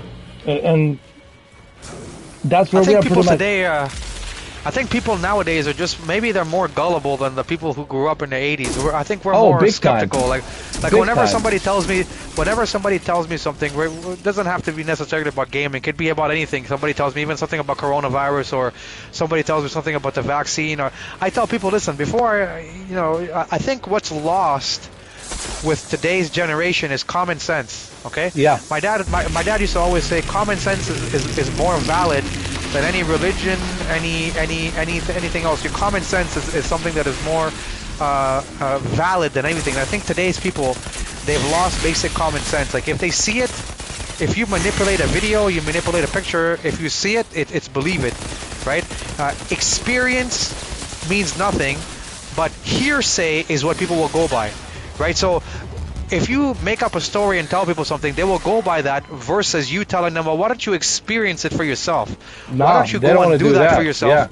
Yeah. Why don't you go and do it for yourself? Yeah. Or why don't you buy the product, use it, and experience it for yourself, rather than have somebody else tell you, oh, I didn't like this, and then you believe, okay, the product is no good, or that's no good because of hearsay, right? Why don't you trust experience? So, and I think that's what a lot of people today are actually don't have I would like to say I'm very, very skeptic about a lot of stuff. Like if I don't see it, I don't believe it. I will take what you tell me as an opinion, but I want to experience it for myself. Yeah, they don't want to do that because they just want to go by what the majority is saying. If the majority says there's a burn-in on the OLED, I'm using one example, then that's what they're going to believe. But they don't want to try it for themselves. Like even though they know this is my 5th OLED, and even though they know that I have my E8 for 2.5 years and nothing happened, I still working, and they don't want to ask me, hey, how is it possible that you still don't have a burn-in? And I'd be more than happy to explain to them how I prevented that. It's just they don't want to know. They just want to blindly believe in that hype train or a narrative. They just want to ride that narrative and turn into an echo chamber and virtue signal that narrative all the time. And they want everybody to believe in that narrative. You know what? And it's not that difficult to make people to believe in that shit. I almost bought into it when it came to a burn-in. I remember in 2018 when I bought my Q8FN, even I bought into that shit. I said, man, shit, maybe there is the risk of a burn-in, right? And then I start buying my own OLEDs, and I start testing my own OLEDs. Then I realized, wait a minute, man, there's nothing happening here to the extent that people were saying. I was expecting after I watch, ESPN or Fox Sports for about 6 hours that tape at the bottom with all the statistics. I thought maybe because those are usually the channels that say cause the burn-in because of the static image that they have always down there. I thought I was gonna have the retention, the static imagery retention burn into it, but there was no retention. There was none of the static imagery there. It didn't happen. You know how it didn't happen? Because they perfected these panels. They use much better pixel refreshers to refresh that pixel refresh rate, and that way they can keep it more sustainable. But again, they don't want to learn about that. They don't want to know about that because it doesn't fit their narrative, right? So what they do is they play ignorant. You know, whatever doesn't fit their narrative, they don't want to know about it. And that's what you have today with fanboys. I mean, and the haters or whatever you want to call them. I don't even know what word to use, man. It's just phenomenons. I call them phenomenons. It's just something like that, man. Yeah. This game looks like I'm watching you play it. Obviously, it looks Gears it of looks War. pretty cool. Yeah. So what's the actual plot of this game? Like what? I mean, I didn't see the actual intro and everything. So what is it? You're on an alien planet, I think, right? Yeah. It's something happened. I don't want to spoil it too much, but something happened. She got possessed by this energy, and this energy has something to do with this, with all of this that has happened on this planet, and they're trying to, you know, they're having like different fractions of different groups, and they're all going to different hideouts and different worlds where they're trying to survive. And her friend, whom she found, that was with her in the beginning, she found her on this world right here that we're in, and now she's trying to level up and help her you know, camp. Let's just call it a camp. Yeah. And I mean, I don't want to like spoil it because I'm trying not to spoil it too much. And it's interesting story. It's like a Gears. Honestly, the best way to explain it is like Gears with a Destiny 2 and Division. Honestly, it's kind of like right that. Now you're playing. So right now you're playing it online, or you're playing the story mode? You're playing it online, right? I'm playing by myself right now. Okay. Which it's story, but it's like doing missions by yourself, like you would normally do on, let's say, Division, and what you call it, a Destiny. Now, if somebody would join me, we could do a co-op. We can do this together, right? But since I don't have anybody to join me right now at this time. And so I think even in the story mode you can play it in a co-op, even in the story mode, right? Yes. Okay. You see these powers? She has the ability of these powers, and she can power up her abilities, which I'm going to show you to once I kill this guy. So when you start the game, you can either play as her or the guy, right? Yeah, you can create your own character from the beginning before you start, and it's pretty cool actually. Does the story differ whether you have the girl or the guy, like Cyberpunk, or is it the same story? You're just playing as the girl or the guy? It's pretty much the same. It's just the guy. It's like a Mass Effect, like in the Mass Effect, where I think I even made a reference to Mass Effect. It's kind of like a Mass Effect.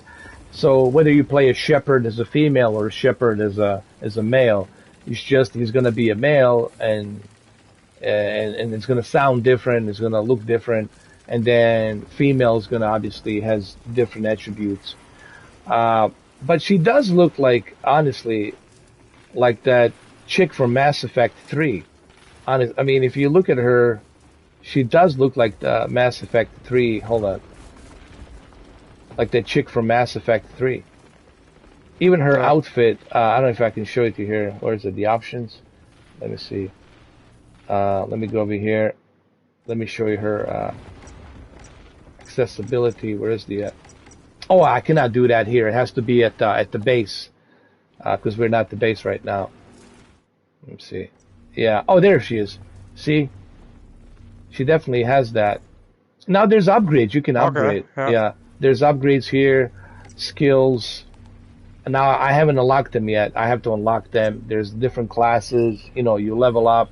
It's like, for example, like the Division and the Destiny 2. You can be Assassin, Harbinger, Reaver. They all have different attributes. These classes. So it's the mixture of those types of games. I don't know if you ever like those types of games, Division and Destiny, and Gears with little bit of a story with the Mass Effect. It's kind of like that. Okay. So, by the way, are you planning to replay those gears? I think they're going to be enhanced to take advantage of the Series X. So do you plan to replay them? Oh, absolutely. I mean, I have a lot of plans. I have plans to try out all these games. I mean, there's so much I haven't tried. I mean, there's Forza Horizon, there's Gears, there's Halo, 120 Hertz, Halo Master Chief. I mean, my God, there's so much I need to like test and check and see. And then I got Returnal coming out by the end of this month. So there's a lot of stuff that I need to definitely go through and check. Oh yeah, absolutely. That Returnal game, that's a full-fledged PS5 game. I mean, there's no PS4 version, just PS5? Yeah, it's just a PS5 exclusive. Yeah. Okay, so they should be optimized pretty good. Oh yeah, it looks pretty, and I like it because it reminds me of like Alien and Prometheus. It has that like a almost like that a vibe, like Prometheus meets Event Horizon. You ever see that movie Event Horizon? It's kind of like that. Yeah. It's gonna be really good. Me too, man. Mr. Modern, I'm looking forward to Returnal because I like those type of like Ridley Scott movies where it has a little bit of psychological thriller into it, and then you don't know what these creatures are and what is their initiative, or what is their incentive and what they want, and who created these hideous things on this planet. So it has a little bit of that, and she is almost like she's waking up out of coma. You know, when you wake up out of coma, you're like, you don't know what's even real. Am I even live? Or what? Am I a different reality? What's going on, right? So the gameplay of that game looked cool too. When I see it on State of Play, it looked awesome. And listen, the story's pretty good. I know I read a little bit about the story, and I'm not going to spoil it, but the story is really interesting, man. I would probably say the story is going to be more interesting than Control, you know, because Control left me kind of hanging, confused, you know. Like, I told you I didn't like. I don't see what people are talking about with Control. Personally, I played the game. I mean, I have it on my PlayStation 5. It was I think it was a free game for PlayStation Plus owners in February. So I got it and I played it. I told you I played it for like 3 hours, and I was like, what is this? You know, I didn't really like it, and like you said, it was confusing. Yeah. And when I read the reviews, a lot of people said pretty much what I was thinking, because I read a lot of good things about the game, and then I'm like, okay, so like, you know, you're on that hype train. I downloaded the game because it was free, and I think I had just finished playing. It wasn't Miles Morales. I don't remember what I just finished playing. I think it was Miles Morales. I think it was Miles Morales. Whatever game I had... Was it November? December? I think so, yeah. Whatever game I was playing before the Control, I was really, really into the game, and I loved... Oh, no. I had just finished because I had just bought the Drake's... Uncharted collection? Yeah, the Drake's collection, because I hadn't played them. I didn't have a PlayStation 4. So I had just finished the Uncharted collection, and I loved the game. And when I looked at Returnal, I was not Returnal. When I looked at the Control, I figured, okay, it's a third-person shooter kind of game, and I'm really into Uncharted. And I was also playing the Tomb Raider games. So I'm thinking, okay, maybe it's gonna be like Uncharted and Tomb Raider, you know. And I'm really good in these games, so I said, you know, why not? So, anyways, I claimed the Control game, and I started to play Control, and I was like, man, this is nothing like Tomb Raider. This game is... I don't want to offend anybody who's watching the video, but the word that came to my head when I played Control was... And I think I told Mamba and Desperado, and they said the same thing. I think, Desperado said, and the word that came to my head was, this game is boring. Okay? Yeah, I mean, it was just confusing, man. The thing with the Control, yes, I love that you can destroy anything. It looks kind of cool. Ray tracing was cool. But, here's the thing. For me to get, like, you know, into any kind of like a video game or a TV show or a movie, there has to be a basis of interest. Okay, what's going on in this first part here? Like, you need to lure me in. Yeah. Like reading a book. Like, you got to pull me in. You got to keep me interested and leave the breadcrumbs on the floor so I can follow. And you got to keep me interested. If you don't do that in the game or in the movie, then I'm not going to care. And that's how I felt. Like, she talks about that building in New York, and I know there's a building like that even Tom Hanks has found, and it's supposedly AT&T, NSA, CIA, I don't know. It has no windows. It's just like a big, giant tower that can withstand a nuclear disaster or everything, I guess. I don't know. It's somewhere in Manhattan, right? So that game is kind of based off of that. I don't know if you guys know that or didn't know that, but there's a building that looks like that. It's just a little scoop. I don't know if you guys knew about that. So I get it.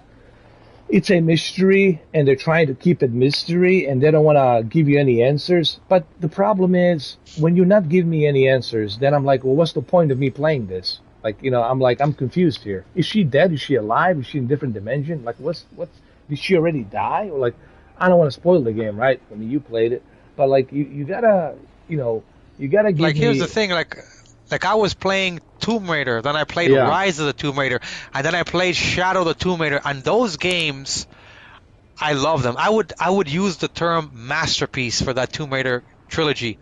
And then I played, I got Control, and I remember I seen the reviews. I'm thinking, okay, this game got good reviews. It's a third-person shooter. I'm gonna love it, right? And I remember when I'm playing the game, I thought, like, the word boring came to my head, and I played the game for 3 hours, and I was thinking in my head, this game is repetitive. The combat system is the same. It doesn't really change. Okay, she's probably going to get some little upgrades here and there, but the basic combat system for the entire 3 to 4 hours was identical. It didn't really change. So I had formulated a opinion in my head. So now I said, you know what? Am I wrong? Like, am I missing something with this game? So I decided to go and do more investigation and read Steam reviews from actual people. Like, forget looking at a score. I was actually going to go and read reviews, what people actually wrote.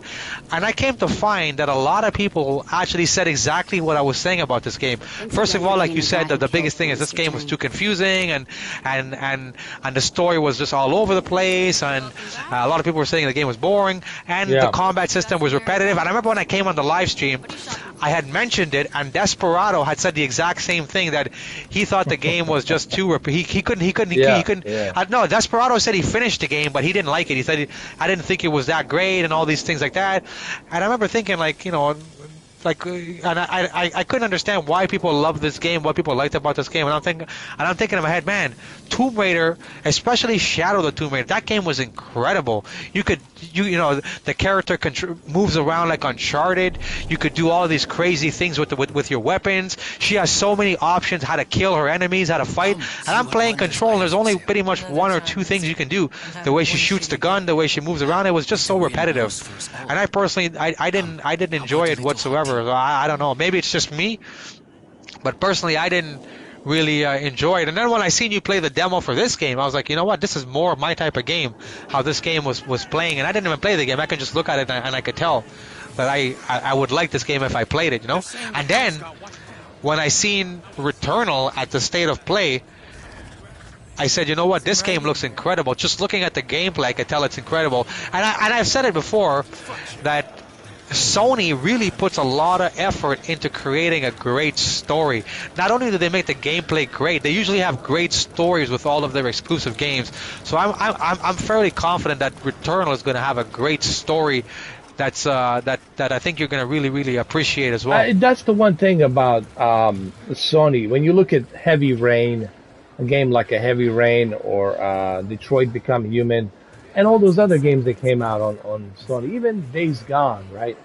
And even the PlayStation 3, The Last of Us, the one you're playing right now. I mean, Masterpiece. They put a lot of effort. They put hundreds of millions of dollars, like building it's like they're working on a movie, like a big blockbuster movie or something.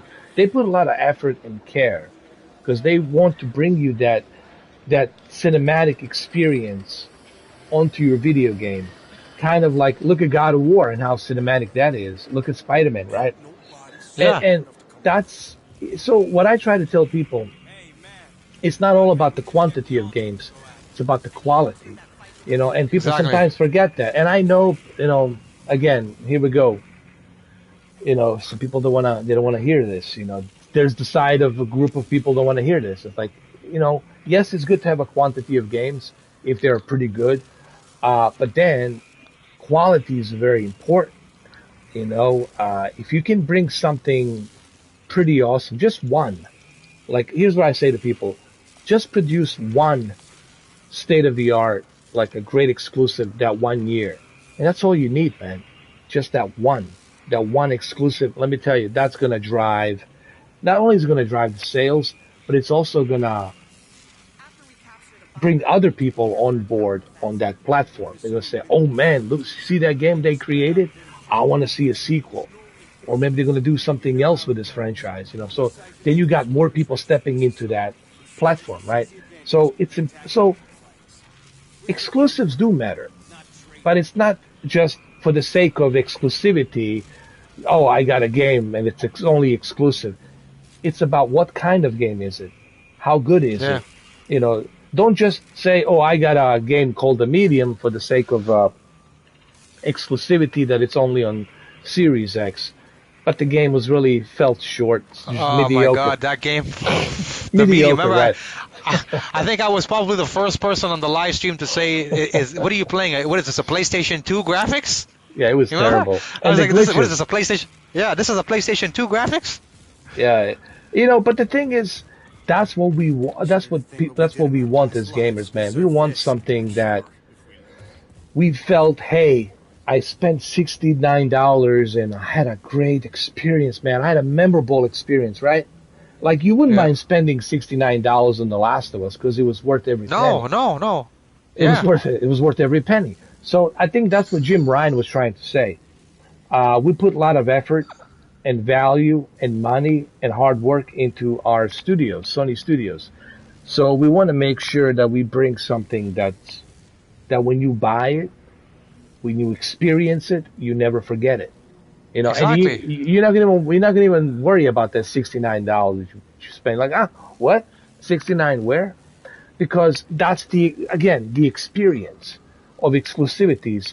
So what I want Xbox to do is I want them to focus more on bringing one or two outstanding AAA blockbuster, great quality experience, exclusive.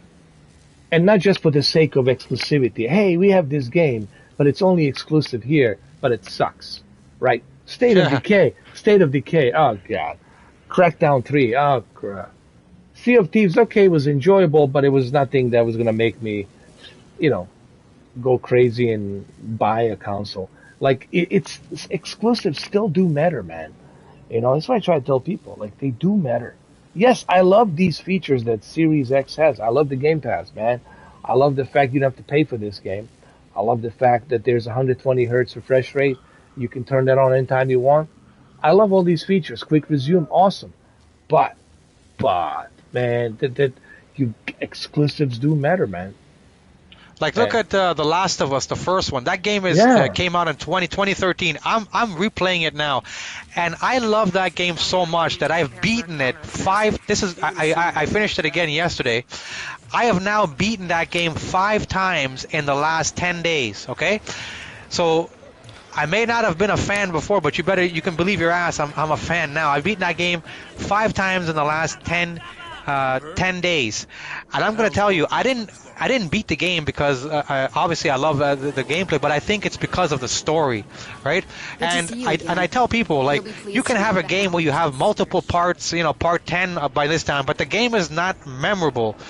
I think a game like The Last of Us, and even the Spider-Man game, the story, like, if you've played the game from the beginning, you could actually sit back and watch that game like a cinematic, right? Because from the beginning of that game, when you hear this, when you play the like, the story, what happens.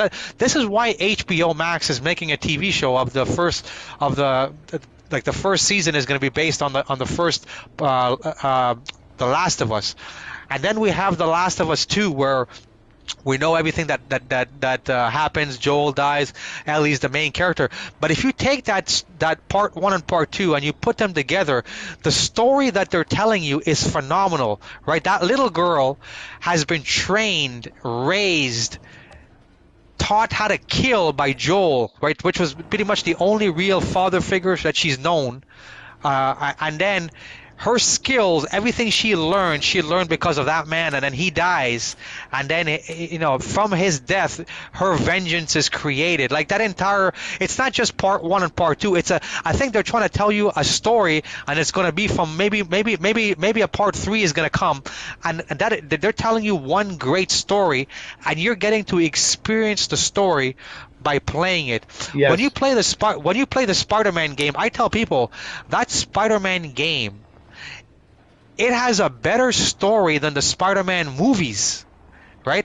Forget the live action is cool and all that, but if you take that Spider-Man game and when you play the game as Peter Parker, the way that Sony puts the music, the Spider-Man theme music with certain key moments of the game, when Peter Parker does something, the way that Peter Parker interacts with Mary Jane, that becomes more than just a game. Like when I played that game, and I'm replaying the Spider-Man games right now, that is more than a game. And that's what people don't forget, is that Sony, they have a way, just like Star Wars, when George Lucas was making his Star Wars movies, they were very different than the Disney movies, right? When he put his touch on those Star Wars movies, you knew it was a Star Wars. Yeah, the way that he encompassed the music, and he would have the music hit at certain points in the movie, it would make you feel Star Wars. I think that's what Sony is great at doing. I'm not saying Xbox games are bad, but I'm saying Sony knows how to add a great story, but not only add a great story, they have a way of making the user get involved and becoming part of that story. Oh, they proved that. Honestly, if you look at like past 20 years, I think they proved the originality they brought. So somebody asked down at the bottom on the comment something about a StockX. He's saying, hey man, how long does it take for the whole process of StockX to happen? Is basically what he wants to know. From when he orders his product to when it gets to you, he wants to know how long does it take to get to you, like the whole process.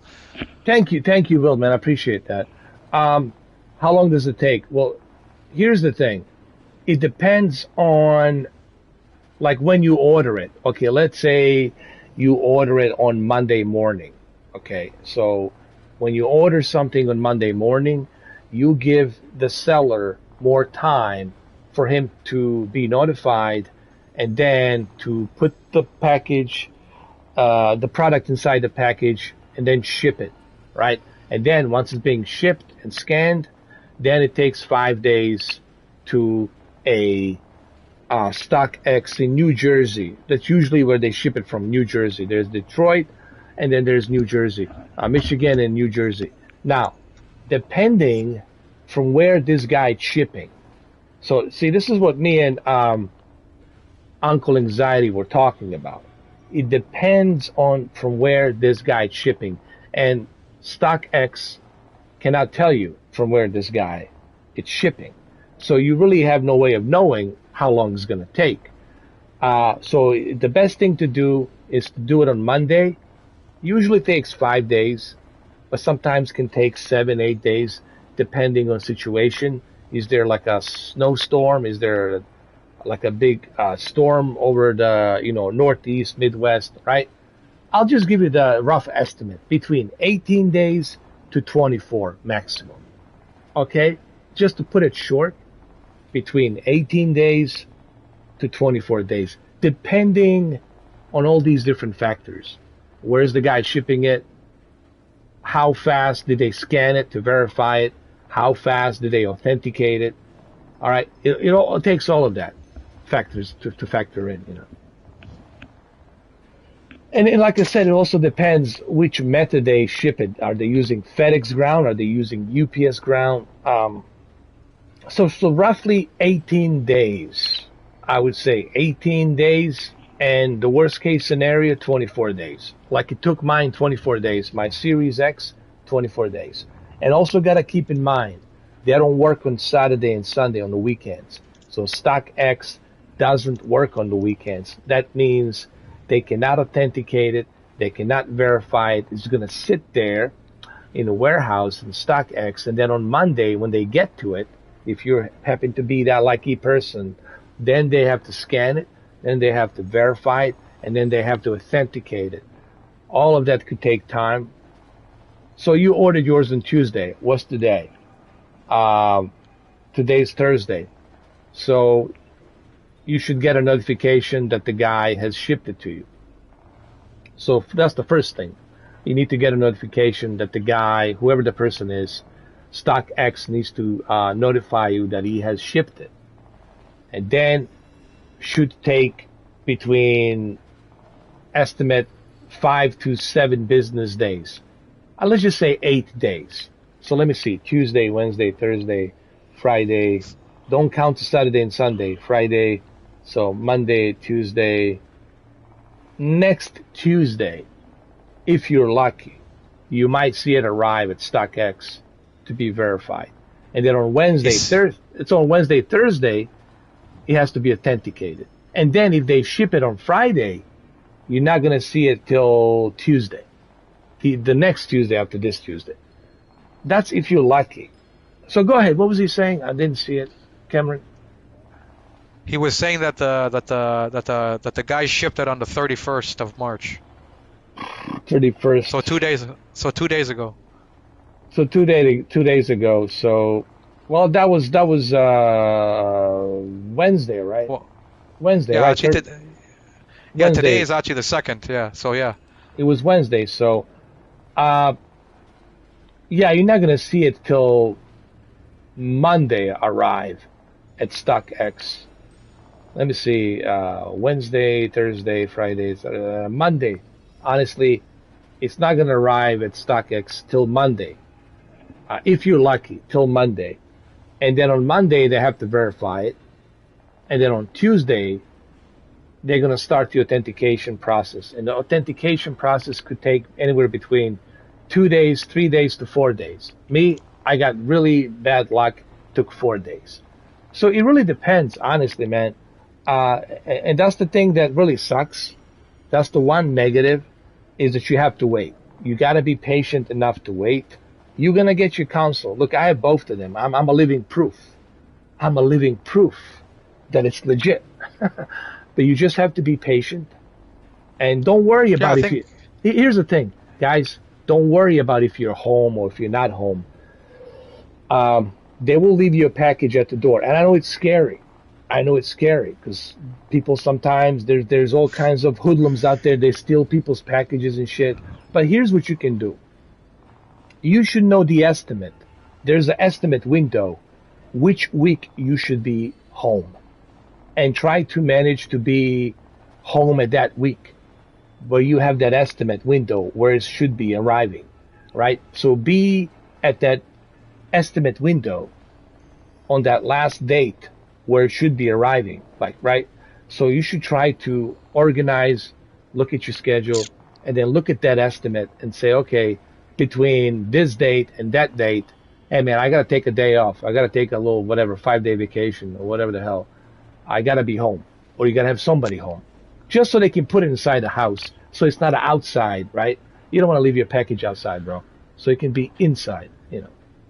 When you got your Series X on your PlayStation from the StockX, yeah, and they delivered it, did you have to sign for it? No, you don't have to sign anything. Basically they run away, man. They just leave it at your door and they run. They don't even say hi, bro. They just run. This is ridiculous, bro. And that's fine by me. Hey, it doesn't bother my ass as long as you deliver my package, right? No, because the reason I was asking is that if you would have had to sign for it, it would have meant that. It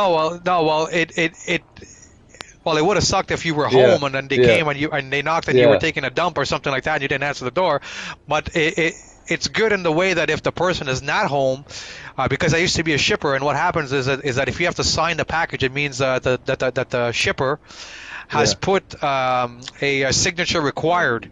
So what it would mean is, for instance, if somebody was at work and their PlayStation 5 came, well, the mailman would basically take it back to the mail office. So when you came home, you would have got a sticker on your door saying that, hey, we came here and you weren't here, come to the mail office to pick it up. So at least in that way, you don't have to worry about somebody stealing your box. You know what I mean? Yeah, same thing with UPS does. Like, they like 3 tries. They say, okay, if you don't pick it up today, we'll come try tomorrow. We'll try the next 3 business days, right? So they give you that sticker. But that's like with the signatures. But here's what me and Uncle Anxiety were talking about. Like, he made a video of 5 things that he dislikes about StockX. Like, he likes the fact that it's authenticated, that you're not getting a limit. But 100%. here's the thing that I agree with him, with Uncle Anxiety. And he really has anxiety. I mean, he's a cool guy, but he has anxiety. He gets panic attacks and all that. Here's what he said. He said, why can't StockX give us an option and expedite that thing? Just send it right away to the buyer. Once you authenticate, and this is what I've been bragging and saying to StockX, hear me out, StockX, from my mouth to your ears. Why can't you give a buyer an option? He's already spending a lot of money getting this product, and you know that the buyer wants this damn product, and he's so interested in it, he wants it as quick as humanly possible. So why don't you expedite it as quick as possible?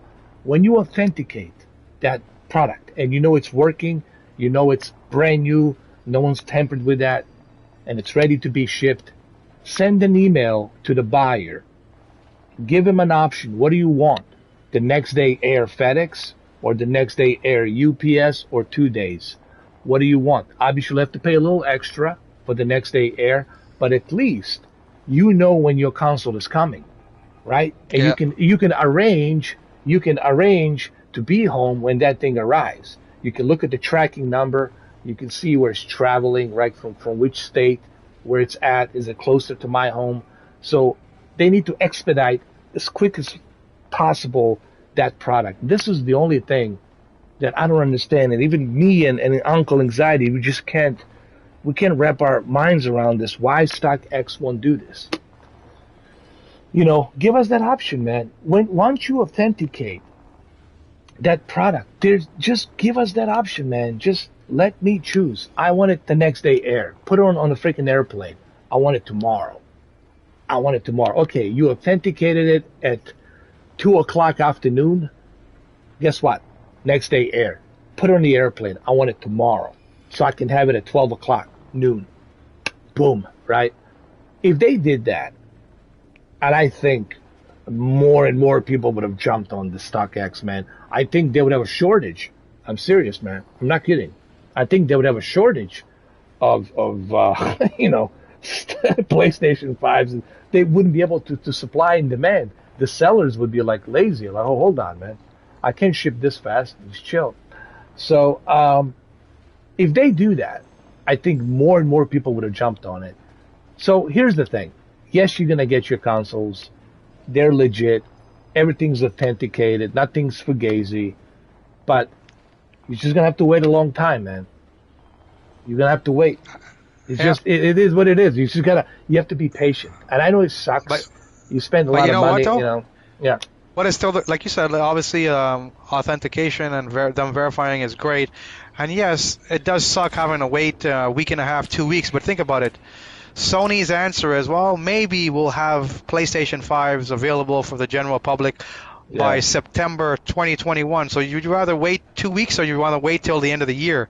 So when you look at it that way, because like you said, we know 100% you're going to get your console. It's not like you're paying something and okay, if you're 50-50, you're gonna get something, or you're not gonna get something. We know 100% you're gonna get it. It's like StockX is legit. Yeah.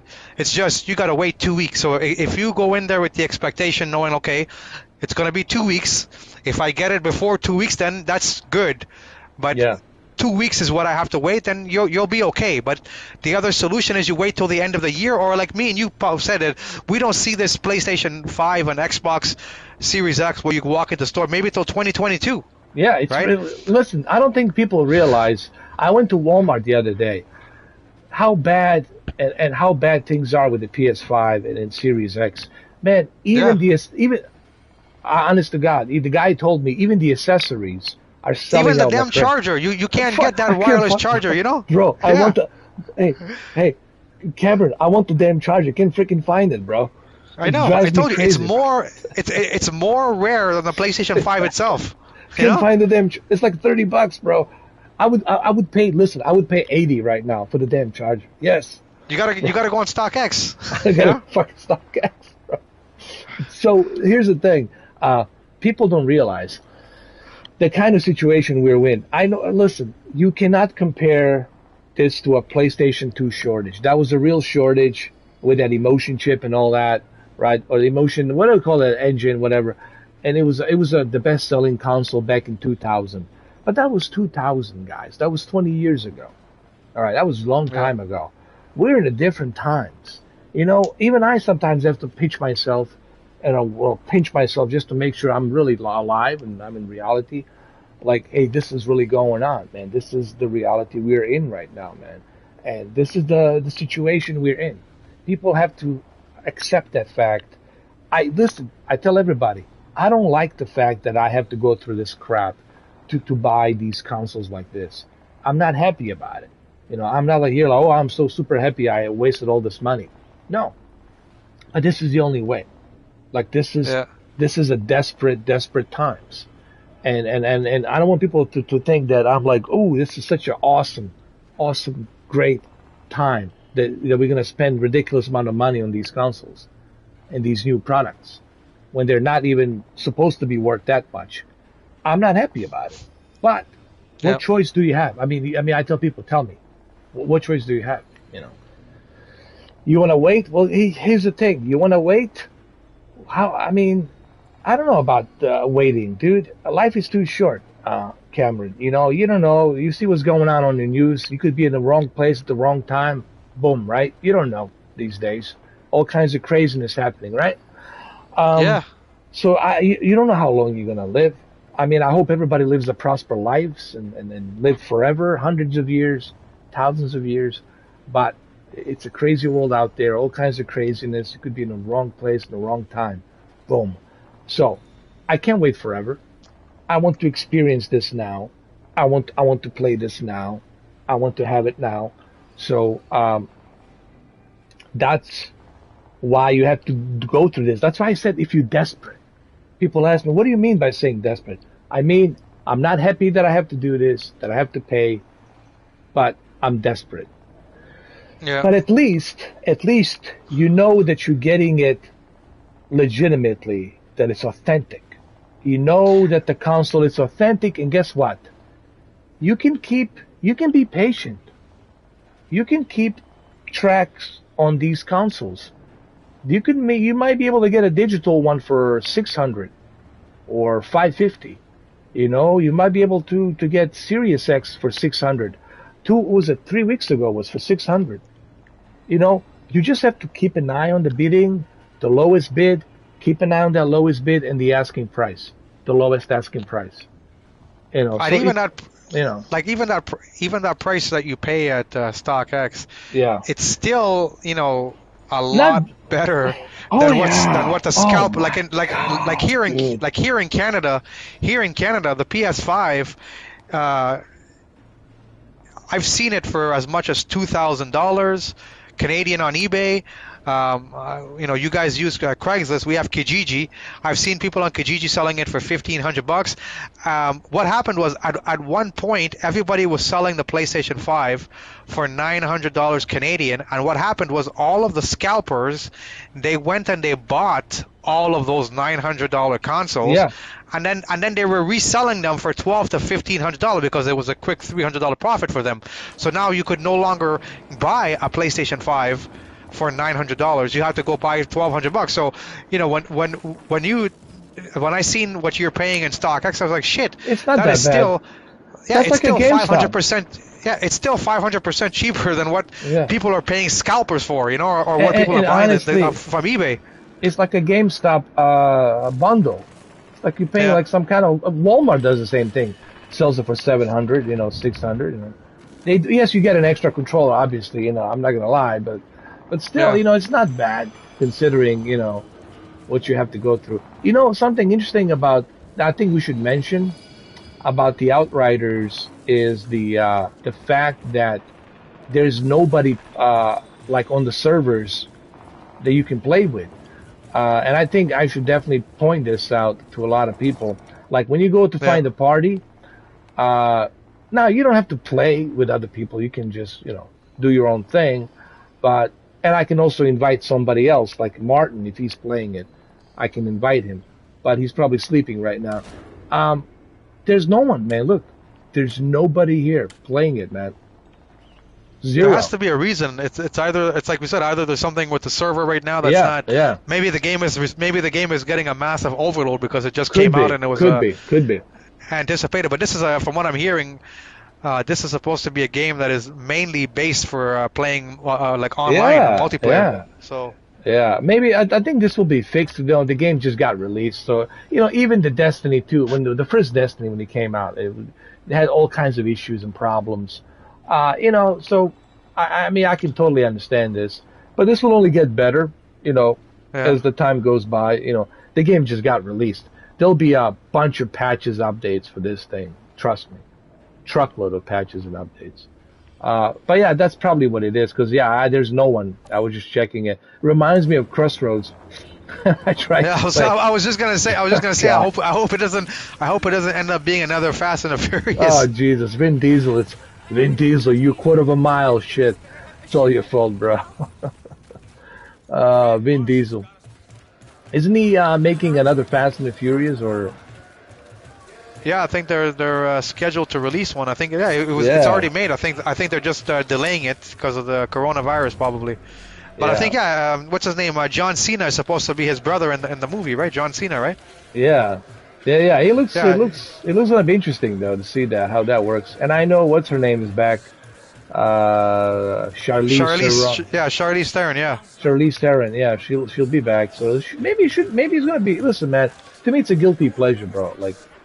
Exactly. That's what that's how it delivers. They're not telling you we're making an Academy Award movie here. You know what I mean? Yeah, man. We're making a movie for you to play on your system.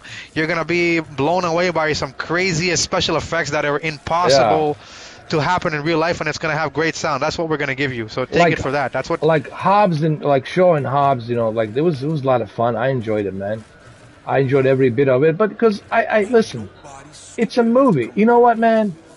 I just saw that somebody gave what was it, IGN or GameSpot or whatever, Godzilla versus Kong, My Dreams Are Destroyed or something, like a bad review about the movie, like the action. You know what? No, the first God. Yeah. Go ahead. Here's what bothers me about these reviewers. First of all, it's a Godzilla and Kong, two fictional characters. All right. Set in a fictional world, all right? So, it's a fiction. It's not a Godfather. It's not Braveheart. It's not Braveheart, It's not Philadelphia where Tom Hanks plays a guy dying of AIDS, okay? It's not like a, Jesus Christ, drama, like a theater drama. I mean, say the movie is dumb. Yeah, of course it's fucking dumb because there's no Godzilla and there is no Kong. Yeah. But it's fun. It's supposed to be mindless porn. It's mindless porn for your mind, right? You sit down. Yeah. You don't have to think about anything. You don't have to worry about character development. Like people, some of these movies, like the first what is it? The Godzilla King of the Monsters. Yeah. I bought that movie because they said it has one of the best audio for your stereo system. So I bought it for that purpose. But when I watched the movie, I enjoyed it because I didn't go in there thinking, I need to have great character development in this movie. I need to have Academy Award Braveheart story. No, I'm going in there thinking, I want to see Godzilla smash a bunch of shit. And I want to hear my room shake like crazy when it's happening. And you know what? And it delivered, and I enjoyed it. So when I'm watching this, same thing when I'm gonna watch this movie here, I'm not expecting it to be I want to have some Peter Jackson. Special effects where they're going to be, Frodo is going to be telling you a great story. No, I'm not going in there. I know it's going to be something that is impossible. It's going to be two characters that don't even have no vocals. All they do is go, rah, rah, and they smash shit. I'm going in there expecting that. So I think if you go in there expecting that, it's going to be an awesome movie. You're going to enjoy it. It's like the Avengers. It's a fiction. They're fiction. They're all fictional characters. There's no Thanos. There's no Captain America. It's a fiction, but look, we watch it because it's escapism. Okay, we watch those movies to escape, to entertain ourselves. Like this video game. This video game, it's set in a fictional world. And I'm not going to say, hey, why isn't this like like a drama theater. Like, why isn't this like like a Godfather or like Gone with the Wind or some shit, or Casablanca? He's looking at you, kid. Come on, like, what's going on with these journalists, man, from GameSpot and IGN? Like, Jesus. And then they say, oh, that movie, the Zack Snyder cut is too long. Well, that's the whole idea. We wanted more because the first one was too damn short. That's why we wanted the longer fucking version. That's why they call it the cut. Or it was too long, 4 hours. Man, Jesus, I saw the listen. You watched it? I watched it, but I'm not going to spoil it. Look, it's definitely an upgrade from what we had previously. It has the same vibe and feel of Batman v Superman, but just more extended. It has the darkness to it, not this cheap CGI crap, cheesy lines, and they made Superman look like I don't know, like a fuck, bro. What the fuck? I don't know what to call him. Like a sissy, bro. I made him look like a sissy. Well, let me ask you a question. Like personally, I haven't seen it yet. I have it downloaded 4K HDR version. Yeah. I am gonna watch it. I don't mind the fact that the movie is long because I'm a movie guy. So to me, I always tell people, I have a rule when it comes to movies. If movies are under 2 hours, to me the movie cannot be a masterpiece. That's how I look at it. Too short, man. Too short. Yeah, it's. I just don't consider them a great movie if the movie is under 2 hours. Yeah. I love the fact that the Lord of the Rings extended edition, the second one was like 5 hours. I love that. Even Hobbit, dude. I enjoyed Hobbit extended edition. Braveheart was like 3 hours 45 minutes. I love these movies, right? So I have no issues with the time and everything. But only one thing I want to ask you and what you thought about it. So you have your nice 4K TV, obviously. Your OLED. Most people have a fairly good TV, and movies have adapted. Movies have adapted, widescreen, but the Schneider cut, they wanted to keep the original IMAX, which was full screen, and I didn't know that until I watched a guy who really knows movies talk about it, and he said the movie was great, but he says what they wanted to do is they wanted to capture the actual IMAX version, so the movie is actually full screen, so you have the black bars on the side, right? When you watched it, right? Yeah, well, there's that black bars ratio, and obviously the movie would have benefited much greater if it was an IMAX ratio format, right? But the only complaint I would have with the movie, it's not so much the black bars top to bottom of that ratio, even though I would have appreciated the IMAX, because IMAX also brings you much better density and higher detail. But the only thing that bothered me about Zack Snyder is that grain. There's a little bit of that grain, man, in his movies. I'm not a huge fan of grain. Listen, that grain can help you cover up the bad CGI. It's a good filter to cover up the bad CGI. But that film grain, I'm not a fan of it. But I still enjoyed it. But it's just that film grain was really what bothered me. I don't know. It's just, it works in some movies, like it worked on Saving Private Ryan, because it's it's a World War II movie. But on the Zack Snyder cut, that film grain, really, it's not too much, but you can see it. On all it, I can clearly see it. I mean, it's not bad. It's not like Die Hard film grain, but it's there. You will notice it. It's like you can see it. That's what I don't like, is that film grain. And some film directors, they just love that film grain, dude. I don't know why. But it was great. It was great. I'm not going to spoil it, but I like how they, like Man of Steel, makes me really want to, this is where I get upset. After watching the whole Zack Snyder cut, I'm like, dude, Henry Cavill is the Superman. Why the fuck do you want to put some other guy to play it? He is the fucking Superman, man. I have Man of Steel, the 4K disc version, and you know what? I like the movie. Like, I remember a lot of people don't like it or for whatever reason. But when I watched the movie and I watched it again and on the 4K with the sound and everything, and I watched it, I was like, you know what, this is pretty good. Like from the beginning to the end, I was I enjoyed it. I wasn't expecting it to be some masterpiece of a writing script. I thought for a Superman movie, I really enjoyed it. I thought it was good. I thought the way Kevin Costner was his dad and the way that they interacted was amazing. Perfect. It was perfect. I thought the way that Lois Lane didn't know about Superman in the beginning, and eventually she discovers who he is, and the way that what's the bad guy's name, Carl or whatever the fuck his name is. Oh, I know what you're talking about. Sean. That guy. I thought that interaction in the beginning with Russell Crowe. I thought that was pretty good. I thought it was all well done. General Zod. Yeah, exactly. Yeah, I enjoyed it. I thought it was great. I liked it too, man. It was awesome. You know what it is, man. I don't know what these DC and Warner Brothers Studios are doing. There's nothing wrong with Henry Cavill.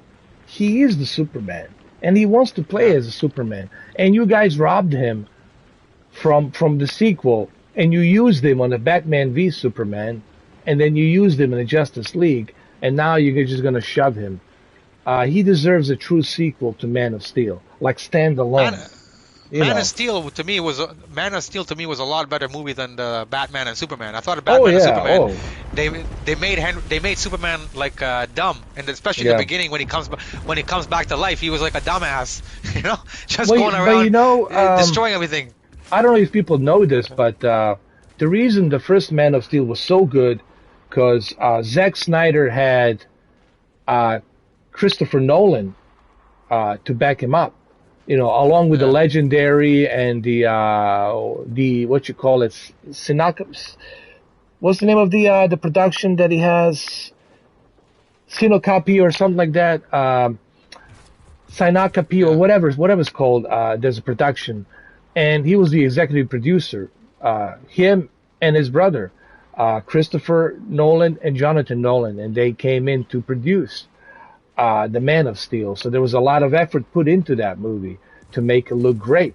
And you can see the production of Man of Steel that is definitely much, much better, much thought out better, much filmed much better as well.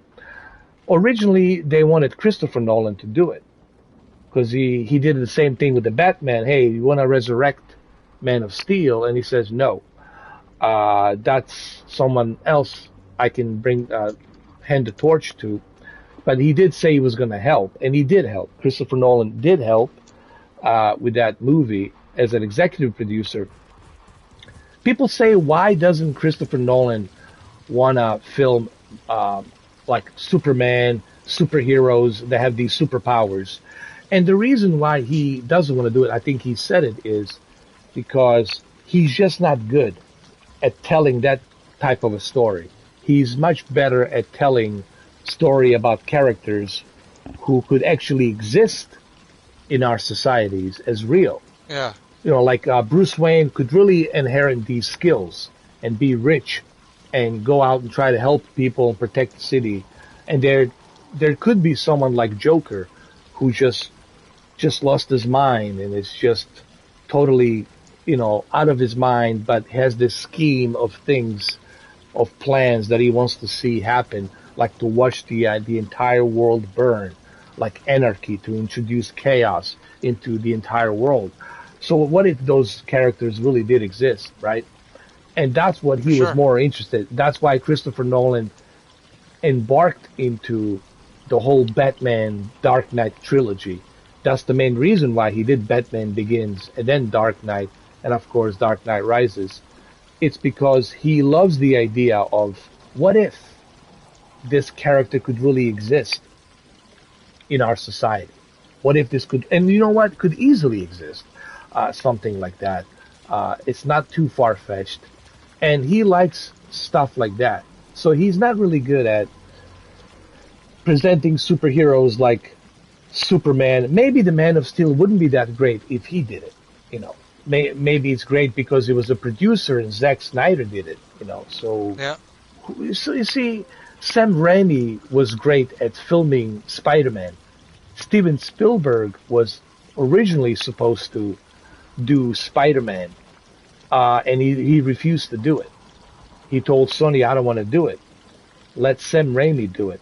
Because he said, if I do it, I will make Spielbergian Spider-Man, and people are not going to love it.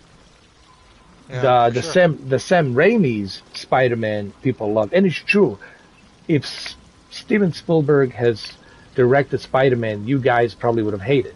And even Steven Spielberg says, you guys probably would have hated Spider-Man that I have created. So some movies are meant for certain directors, right? And it's true. It is true, For me, Spider-Man is always going to be Tobey Maguire. I know, today's absolutely, generation, bro, everybody absolutely. likes Tom Holland. And yeah, the Tom Holland ones are cool and all that. But personally, not recently, about 4 months ago, I got all of the Spider-Mans. So the original 3, the Amazing Spider-Man 1 and 2, and then I got the 2 new ones with Tom Holland. So I got all of them, the real 4K disc. And I made it like an event where I would watch from the first one all the way down to the Tom Holland one. And you know what? I still, if you rewatch the original Tobey Maguire one, from beginning to end, all 3 of them, the way that they introduced Tobey Maguire, Spider-Man, everything in those movies are amazing. I think they're very underrated compared to how people hype up Tom Holland. Like people say, oh, Tom Holland, Spider-Man. No, he's not. Because he's in the limelight right now. But if you rewatch the original 3, those to me are the best Spider-Man movies of all time. The 3 with Tobey Maguire, personally, for me. Oh, absolutely, man. And that's why they were so successful, because Sam Raimi did it. Just like Man of Steel was so successful because Zack Snyder did it. Sure, Christopher Nolan helped with the production, with the money and all that, but still, Zack Snyder brought the vision of that Man of Steel, that Superman, and he did it really well. And I just can't believe that Warner Brothers is ripping off Zack Snyder and what's his name, Henry Cavill, from a sequel, and it's not cool, man, that they did that. Because who else is gonna play the? I don't know. It's some other guy they want to play. No, man, it has to be. Oh, I brought him to my. I should have done that. Well, that's the problem. When you create like a iconic character, and you know there's going to be sequels. If you ever change that character to a different actor, usually it's a recipe for doom. It's never going to work out, especially when people have grown to like that character, that actor as this character. It's never ever going to work out, and usually the sequel is never ever going to be successful. Look, for example, look at Die Hard, Die Hard 2. They hired this other guy from, I don't know, Holland or Germany or whatever. He did a cliffhanger. He was successful at the cliffhanger with Sylvester Stallone. But the Die Hard 2, Die Harder really wasn't all that, in my opinion. It was mediocre at best. But guess what? They didn't hire John McTiernan to do a sequel. And guess what?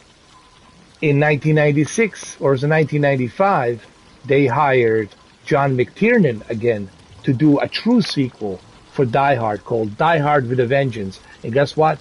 Worked fucking perfectly. That's why you hire the same director to do the same job, because he knows that story better. He knows the cinematography of that. So why hire somebody else? Hire the guy who did it the best in the first time, right? And if he fails, he fails. But at least you tried, right? So I don't know why studios do that, man. That's so unnecessary, man. You know. Our Resident Evil fan had asked a question. He says he wants to know if you're gonna buy the second Extinction game for Series X on the 28th of April. He says he wants to know if you're gonna get the second Extinction game on Series X when it comes on April 28th on Game Pass. It's a first-person team-based dinosaur shooter, and it's supposed to support 120 FPS. Oh, I don't know yet. I have to kind of. I'm not familiar with that game that well, so I pretty much have to kind of play it, look into it, and see how it is. But yeah, I mean, I'm always willing to try something new. But then again, I have to look at the videos. I have to do some more research on it. So I'll think about it. I mean, I don't know, because I have to have a concept of what it is, you know, how it plays, you know. But yeah, I'm not gonna rule it out, man. Look, man, I'm willing to try everything. It's just, you know, right now I have no concept of what that game is and how it plays, and so I have to do some more research on it. Once I do that, once I check it out, and once I see if I like it, then yeah, you know. And I think this is the beauty. Yeah, this is the beauty of yeah. Yeah, I was gonna say that's the great thing about Game Pass is that you don't have to pay for it. You just you can play it. If you don't like it, then you don't have to play it anymore. Yeah. And if you like it, you can keep playing it. Yeah. And I'm in the same boat like you. Like, you know, there's so many games that I have. Like I've never owned the PlayStation 4, PlayStation 4 Pro, Xbox One, One X. So imagine all of the games that I've missed. Oh, 100%. From what? Actually, let's even go before that. My PlayStation 3, I screwed it up in 2001. So from 2001 to 2020, imagine all of the games I missed because I wasn't gaming after my PlayStation 3 essentially died. In 2001, I haven't played any games. So imagine all the games that I missed. So when people today tell me, okay, can you play this? Can you play that? I have so many games that I haven't played that I really want to experience. You know, like the last one was I never played this game. So exactly. Now that you have a Series X. And you have a PS5. There's so many games that you're gonna play that it may not be the newest game, but to you it's new because you've never played it. Yeah. You know what I mean? So that's the great thing. But I mean, the game is on Game Pass, like Resident Evil fan was saying. So you don't have to pay for it. So which is gonna be great. I'm definitely gonna try. Oh, if it's on Game Pass, man, it says it comes out on the 28th of April. Oh, I'm gonna play it. But see, the thing is, it's April 28th. That's no good. Same time as Returnal. You want to be playing Returnal, right? Yeah, that's the first. Listen, priority. Returnal is a priority, but hey, once I finish, well, here's the problem. Resident Evil fan is gonna have to wait till by the end of May, because right around the corner I got Resident Evil Village, which kind of sucks. I got Returnal. Hopefully, I can finish Returnal, and then I got Resident Evil Village on the 7th, May 7th. April 30th, May 7th. I mean, it's right around the corner, you know. And I don't like that they put these games so close to each other, right? Yeah. So, but yeah, look, eventually I'll try it. Man, there's so many games that I missed out on, man. That's gonna keep me busy during the summer. That's only gonna keep me busy during the summer to play all these games. So. Same thing with me. When I go on PlayStation Now, 95% of the games I haven't played there. So especially now that I'm on a lockdown as of today for the next month, it's great to have all these games. I mean, it's definitely not a negative. It's a positive. But at the same time, I understand people want you to play these different games, but you know, you can only play so many games at once. Yeah. You know. Hey, you like her outfit? There you go. Looks like Gears. Yeah. Looks like Gears of War. But no, that's true. See, actually, I don't even mind that I haven't played all these games, because you know what? It's gonna keep me busy creating the content. Get to them eventually. Yeah, and also, you know, Cameron can work on them as well. Can do the walkthroughs. I watch Cameron's channel, Cameron D, where he does the walkthroughs of the Last of Us. Guys, you have to watch his channel. You have to subscribe.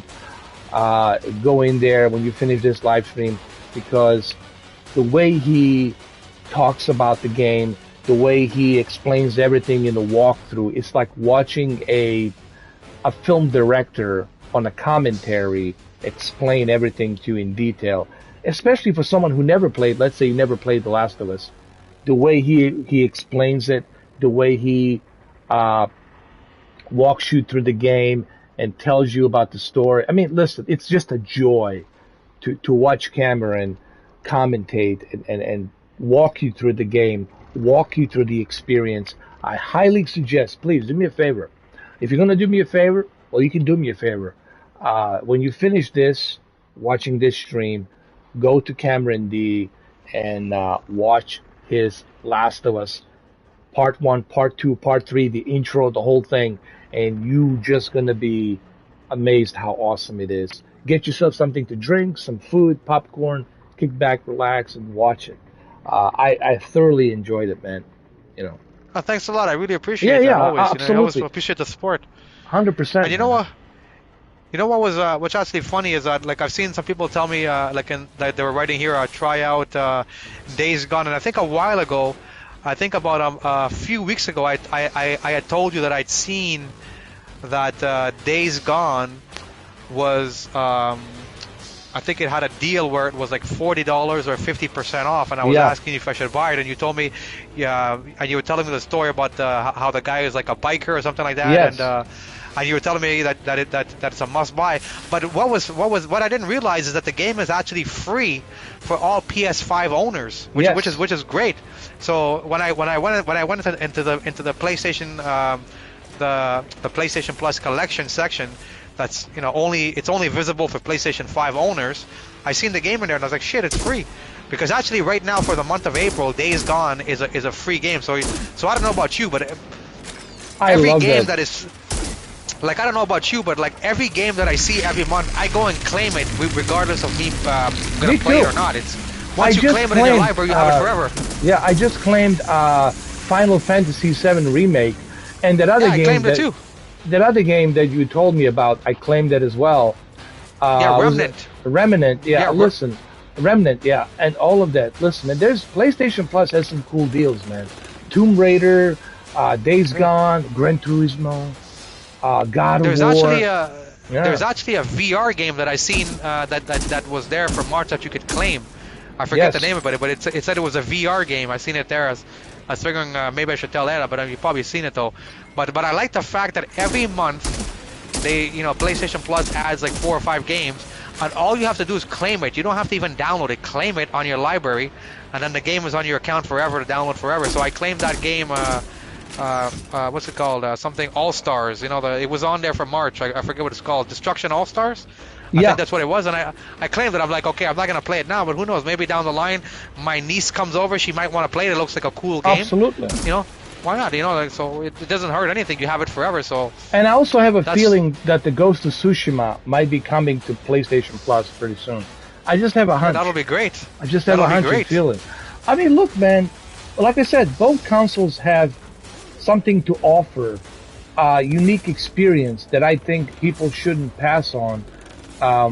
As a gamer, I think that's the value you're gonna get from both of these consoles, is that you can experience the best of the both worlds by having both of these consoles. Means you're gonna double the experience. But again, there's differences. Like we talked about it earlier. There's gonna be differences, and these differences obviously needs to be pointed out when it comes to exclusives. I mean, that's no-brainer. Everybody should know when it comes to exclusives, that's Sony's backyard. And they continue to dominate that. But if you feel you're okay with just having one console, I understand that. I always tell people, hey, man,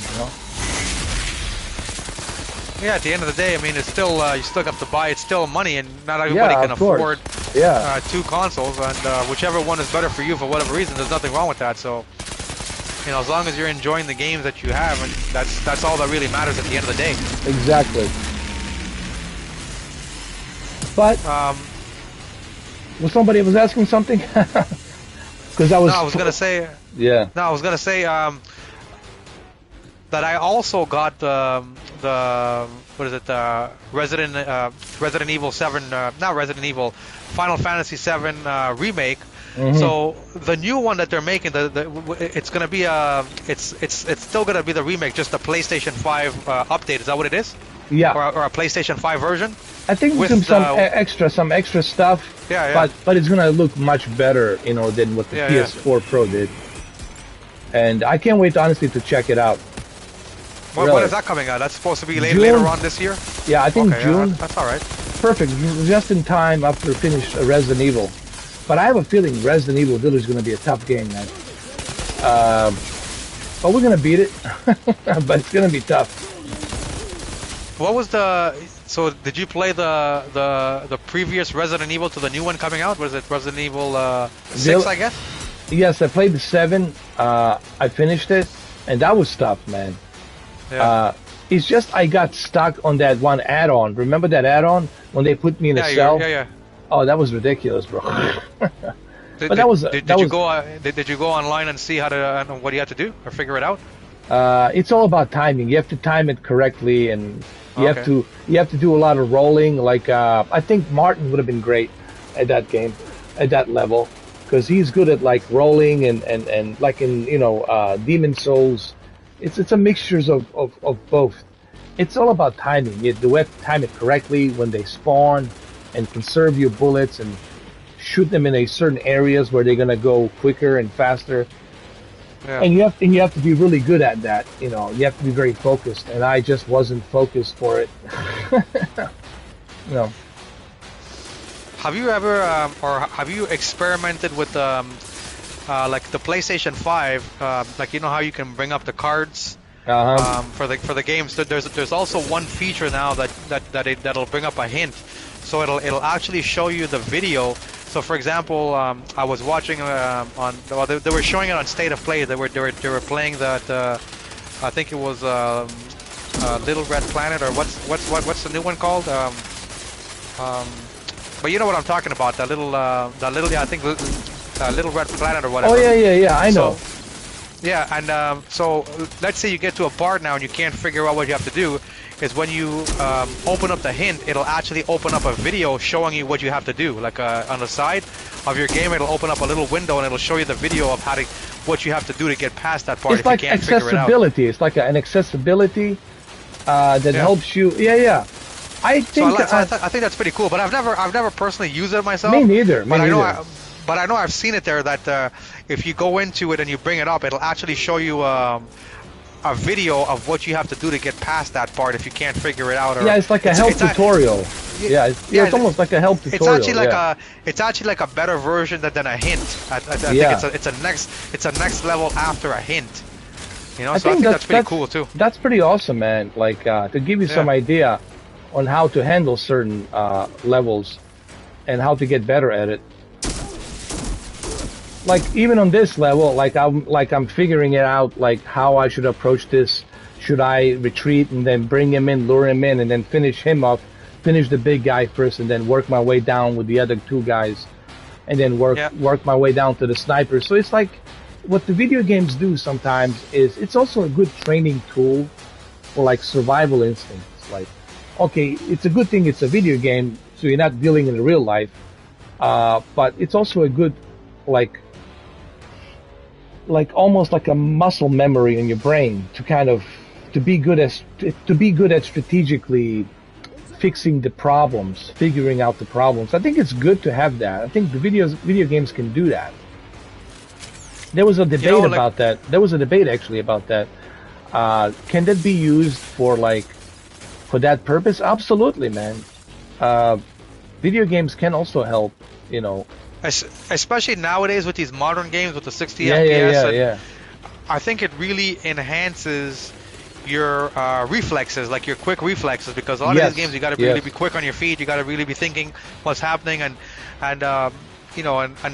depending how sophisticated the game is, there's a lot of awareness and things that you're really having to hone in on and really concentrate on. And I think in that aspect, it really does enhance certain features, like especially the more intense. And I found it's not anything new. When I was first playing the Last of Us, the first time you play the game, you're gonna play the game very, very differently than when you really learn how to play the game. So when I'm first playing the game, I'm going into every situation thinking I'm like John Wick, guns blazing, I'm taking out everybody. But then I would always get killed, and I would, which is part of the learning.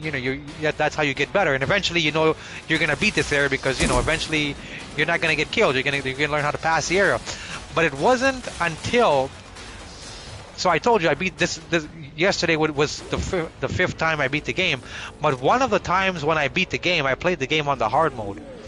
So when you play the game on the hard mode, and I think this applies for pretty much a lot of games, is when you play the game on the hardest modes, whatever you were doing prior on the other modes, it doesn't work on the hard mode. That's the first thing I learned when I was playing The Last of Us. So if you try to go in there thinking you're John J. Rambo or you're John Wick, yeah, you're gonna lose. Within a matter of seconds, you lose. Absolutely. And then you start to think, well, why am I losing? What the fuck? Why am I losing? I understand the computer is harder, and I understand these things. But why am I losing so badly? And I'm going in there and I'm getting destroyed.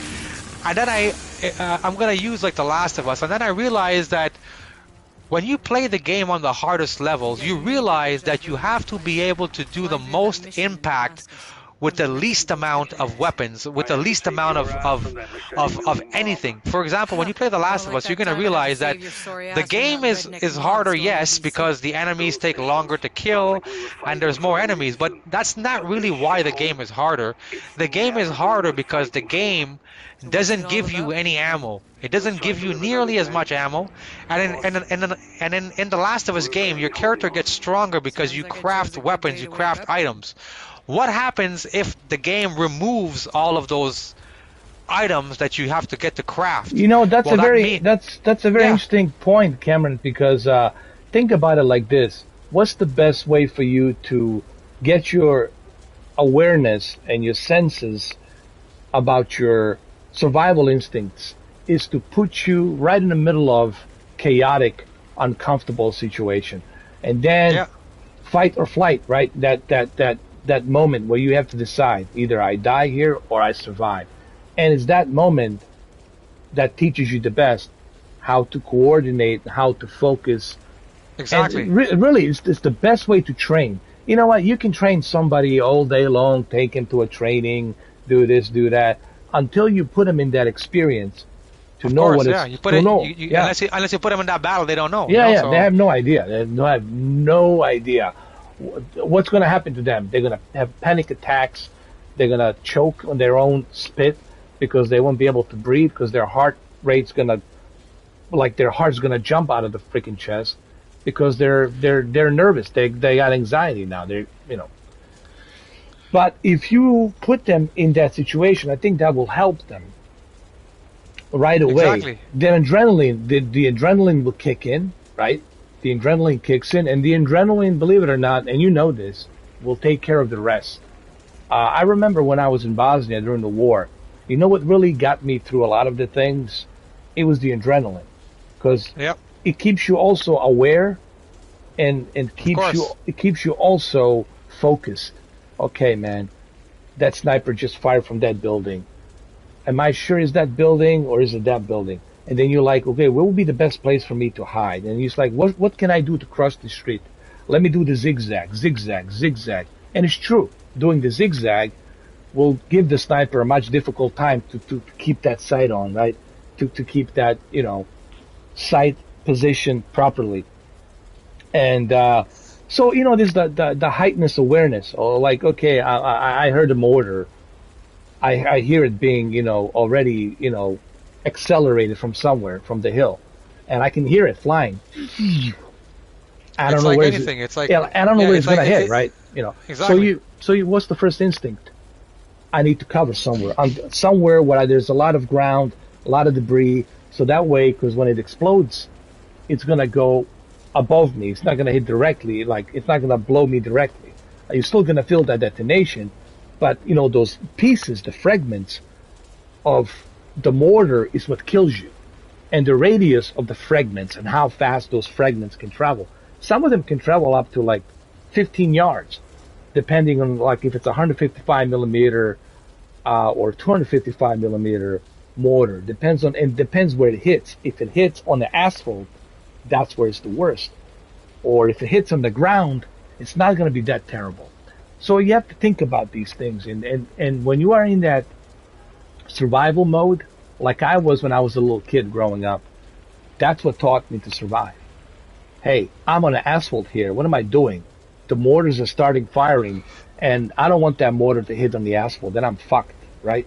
Of all the fragments, they're gonna just kill me, like a razor Gillette going 1,000 miles an hour, taking your limbs, taking your legs, everything. So the best thing to do, go over there by the bushes, where's the ground, hide there, wait for the 3 or 4 mortars to explode, and then make your way over there. You know? Yeah, once you It's lose like a that coordination. Yeah, it's like, you know, and even when I spoke to the Rangers who were stationed in Tuzla in Bosnia, and they told me, you know, like that's how they pretty much operate when they're flanking the opposition, the enemy's fire. Is they really have to be focused.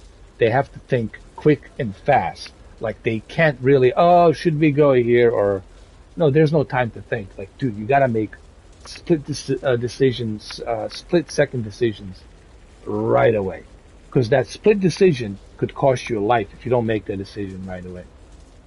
You know. once you lose that that edge, that edge, and you become comfortable, you're gonna notice your wits, everything is gonna it disappears. So you have to always have that edge. Yes. Where your reflexes are quick thinking. You don't even think about it. You just know how to react. You know what? And I'm so glad we're talking about this. Maybe you're going kind of off subject, but that's okay. Because I think what's happening today, and I see, you know, because I go shopping, I do this, do that, and do my errands, and it blows my mind. It blows my mind how comfortable people are, and they're not paying attention. When they go out to the real world, they're not paying attention. They're not paying attention to their surroundings. They're not paying attention to anything. Only thing they're paying attention to is their cell phones. And I'm like, oh yeah. And I'm like, no wonder there's so much tragedies happening, because they're not paying attention. Me, if I will always know, if let's say I'm in the mall, I'm walking inside a mall, I always know what's around me. If there's somebody suspicious, dressed suspicious, looks suspicious, I will know about it. Like, it's not gonna go right past me, not knowing, right? But a lot of people don't. A lot of people, they're just in their own business and comfortably, you know, have a good time today, have a good time today, you know. Like, you know, la la la, beautiful, you know, safe bubble. They think that there's some kind of, you know, look, people gotta remember this. Yes, we're in a civilized country, we're in a civilized world, but there's crazies out there. There's lunatics. There's people who are just batshit fucking crazy. All right? Maybe they're possessed by some other entities. Who the fuck knows what the deal is with them? But you always have to keep that in mind, that there's always, could be that day, could be that month, or that month of the week, some crazy fuck, some crazy bastard out there. And pulls out a gun and yeah. And you lose your guard. You lose your guard just for once. The one split second is when it happens. You know when it happens? When you're comfortable. When you're not paying attention. That's when shit happens. Guys, it usually happens when you're not paying attention. When you're comfortable and you're having a great time and you're not paying attention. That's when this shit happens. Because when you are not paying attention, some crazy fuck out there, it's paying attention. And it's watching. There's always someone watching, guys. There's always someone watching. So just, I'm not saying, oh, you know, you should be like afraid and walk afraid. I'm not saying you should be afraid. I'm simply saying when you go out there, keep that in mind. You're in a public place, a lot of people, and there's crazy people out there. There's lunatics. So just know your surroundings, man. And if you spot them and you lock eyes with them, they will retreat. Because they just got made. And that's not good for them. It means you fuck up their plans. That's not good for them. So you also have to make them aware that you know, that you're watching, right? So to make sure that he knows, or that suspicious person knows, that you know, that he now knows that you are watching him, monitoring him. So always, that's the survival skill, guys, that can help you. It helped me. I've been through a lot of shit, man. At a young age, I had to learn how to survive that brutal war. I would have rather just do something else, man. But I had to. I had no choice, man. I had to adapt to it, and it's one of the skills that really helps me today, man. That's why no one can jump on me, surprise me, pull some shit in front of me. I'm not gonna. There's no surprises with me. You could try it, but you're gonna fail because I'm very observant, man. I got 360 eyes everywhere, above, below, everywhere, and I'm pretty good at an instinct. I can feel and sense when there's something there. I already know it. It's really a skill that you have to harness, man. People who are like, for example, the hunters in the forest, and I know some of you guys are not a big fan of hunters. I understand that. You love deers, you love animals. I get it. I understand, but they have to hunt. They have to. It's just the way it is. They have probably more awareness and more focus than the city people. I guarantee you. Because when they go to hunt, they have to be focused. They have to be in tune with the surroundings when they're waiting for that buck, when they're waiting for that deer. So that way they know if there isn't something else, another predator like a bear, grizzly bear, or a wolf or a mountain lion that might be approaching them from behind. So they constantly have to be in tune with the sound. Breaking branches, what's walking, is it breaking branches a little bit harder? Is it a soft breaking? Because the bears have the soft paws. Believe it, they have a big giant freaking claws, but they're soft paws, and there's a difference how they're approaching and moving.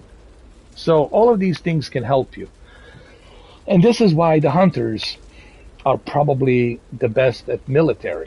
That's why a lot of these hunters whom even I knew in North Carolina, in upstate New York, and other places, South Carolina, even in Kentucky, in West Virginia, the reason they're so good and they joined the military is because they had that sense of awareness, and this is why they were so successful in military, because of that sense of awareness, and that can really save your life, man. Oh, see, I find people who have experienced traumatic things, their perspective on life and everything is different. It's like you'll find most people who have never suffered hardship, who have never seen anything traumatic, and who have lived a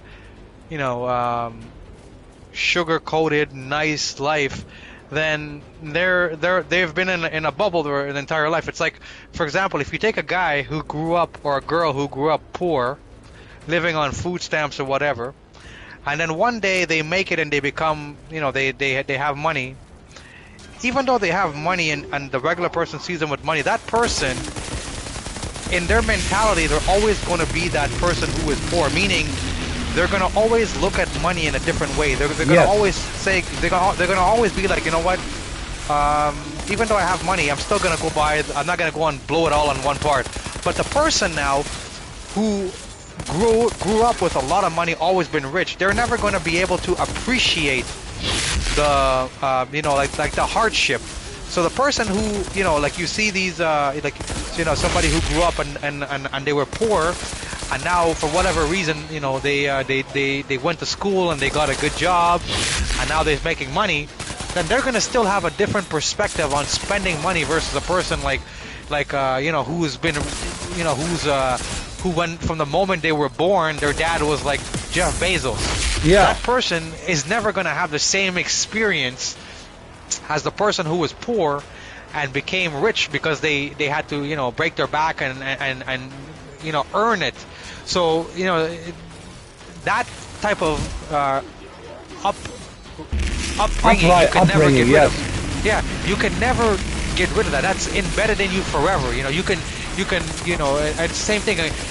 Like you see one of these little Middle Eastern kids who grew up in the war. And they grew up in the fucking Gaza Strip. Okay, you can take them out of that and you can bring them into North America and everything is nice. But in the end of the day, in that kid's head, in the back of their mind, the Gaza Strip is always going to be part of them. And you take another kid who grew up in Beverly Hills, then his perspective on life is going to be very different than the kid who grew up in the Gaza Strip. Watching his best friend be fucking blown up one day. That's something you can never change. It's all life experience. Honestly, this is why the experience is the most important thing. The diploma doesn't mean anything. I got certified this, I got certified that. It doesn't matter how many certifications you have. How many surgeries have you performed under very difficult situations, in a difficult circumstances, and how successful were you at it, right? It's all about experience, man. Diploma doesn't really mean shit. Sure, diploma, you could have cheated, you could have passed it somehow, made your way through it, get it somehow, and now you have that diploma. But what's your experience? This is why I don't really care much about diploma. I don't care how many diplomas you got hanging on your wall behind you. It doesn't mean shit to me. It's like, what's his name said, Elon Musk. Let me see how good you are. Okay, what's your experience? Let me see how quickly you can help me advance this SpaceX rocket to get a man and a woman to Mars. How quickly can you do that? How advanced can you be? Some of the smartest people who have all of this so-called book skills are actually the dumbest people, because if you put them in the real world and say survive, God. Absolutely, survive, they couldn't survive more than 10 seconds. Hell no. And you can take the guy who has no book skills, no education whatsoever, and you put him in the fucking shit and you tell him survive, and that guy is going to survive, or that girl or guy is going to survive. That's what I tell people. What you learn in school, all of that is nice, gets you a good job, but it doesn't mean you're smart. It just means that you were good at rehearsing questions and remembering questions and having the answer. But it doesn't mean that when it comes to common sense, you're gonna be good. It doesn't mean that you're gonna be able to really survive when it really comes down to it. So there's different types of smarts. There's different types of intelligence in the world. So exactly. And I'm afraid that that's what's going on lately. Is we got a lot of these soft generations, soft kids these days. They're being raised by these soft parents. Of course. And it's not good, man. They're not supposed to be spoiled and protected in their little bubbles. They need to understand, hey, life is cruel. Life is not fair. Life is dangerous. Life is a bitch.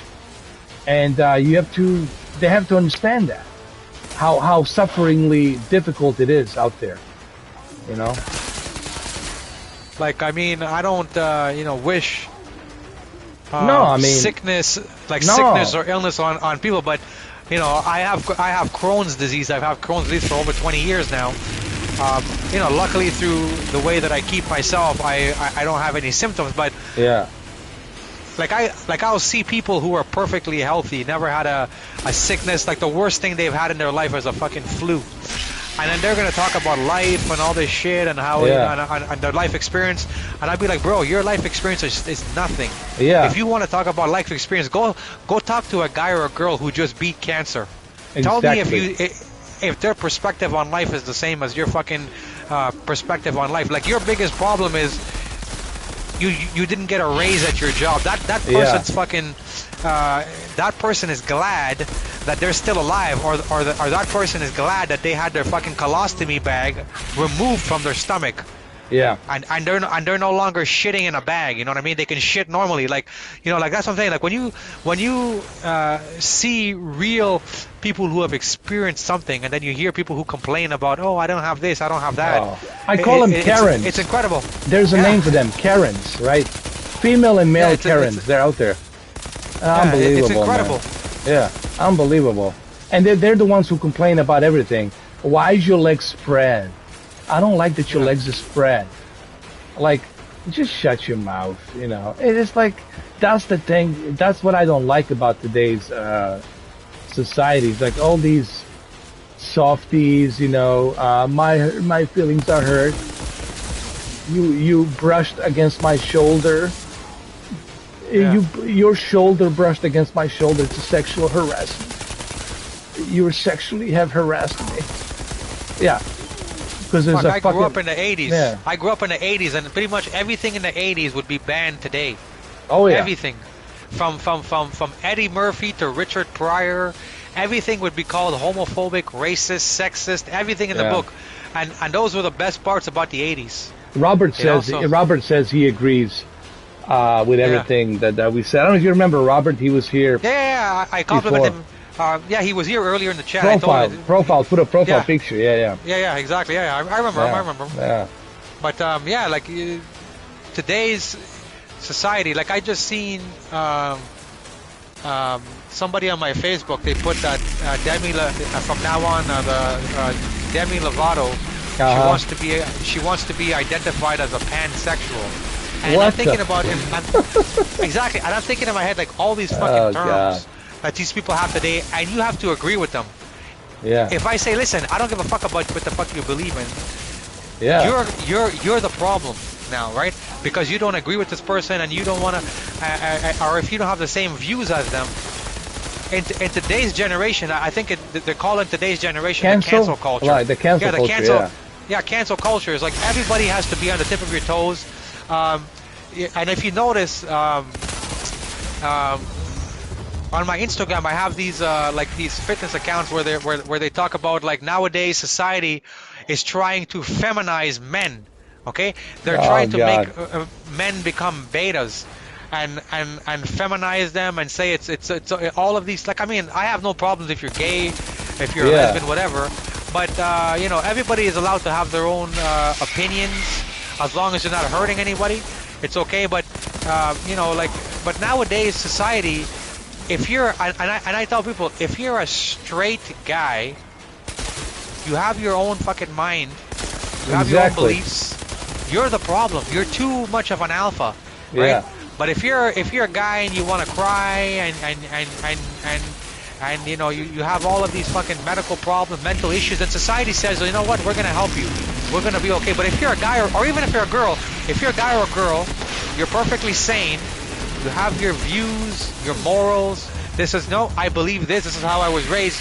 You're considered a problem in today's world. You know, have you noticed that? Like all of the people who are normal and they say, you know what, I'm okay. I know I'm a normal, but society says, no, you're a problem. And they give you a label because you have your own views. Well, see, that's the thing. That's what has changed is once upon a time, long time ago, there was a time where, you know, you could have your own beliefs and believe whatever you want to believe that you're right. You can say whatever you want to say that you're right. But people also had a right to tell you, I don't like your fucking beliefs and I don't agree with what you're fucking saying. That's what it used to mean. I'll still be friends with you, but I don't fucking believe. Yeah, exactly. Like me and my friends, we'll tell each other, listen, Cam, I don't like what the fuck you believe, but we're still good friends. You're a cool guy. We get along. But, you know, and that's the great thing about, you know, like that's missing today. Whereas when I go on Facebook, I'll see like one guy, he'll post something, and everybody, all of his friends have to fucking agree. And I am always the one that never agrees with it, right? Because if you don't, you get canceled. You get canceled. I tell people, listen, and I tell people, listen, I don't fucking know you in person. Like, you're my cousin's friend who lives in America. That's the only relationship I have with you. But fuck, when I go to the gym, I live in Toronto, Canada. When I go to the gym, I don't see you. So I don't give a shit whether you block me or not, bro. And I think a lot of people now, they actually respect. A lot of people don't like it. They're like, Cam, you're too much of a fucking prick. You know, and I tell people, listen, the Cam that you see on social media, the Cam that you hear making these fitness videos, that's the Cam that I am in real life. I tell people, I'm a little bit of Andrew Dice Clay mixed with Richard Pryor, mixed with Eddie Murphy. That's who I grew up with. You know, I'm not gonna be no cookie cutter just because you know you want me to be this cookie cutter. So you know, but I'll notice today that most people on Facebook, all of their friends are pretty much yes men or yes men or yes women type of people. You know, you have to agree with them. Yeah, and I tell people, listen, I don't give a fuck what your views are, okay? I don't give a fuck if you like Donald Trump. I don't give a shit if you like Biden. I don't give a shit if you're a gang member. I don't give a shit if if this is your beliefs. As long as you're a good person, you treat me with respect, I'll respect you. I tell people who know me in real life, they always say, Cam, if you ever go to prison, you're gonna be the one guy that's probably going to get killed first. You know why? Because you're going to make, they said because you're going to make friends with the fucking Aryans and you're a brown guy. You're going to be friends with the KKK guys and you're brown.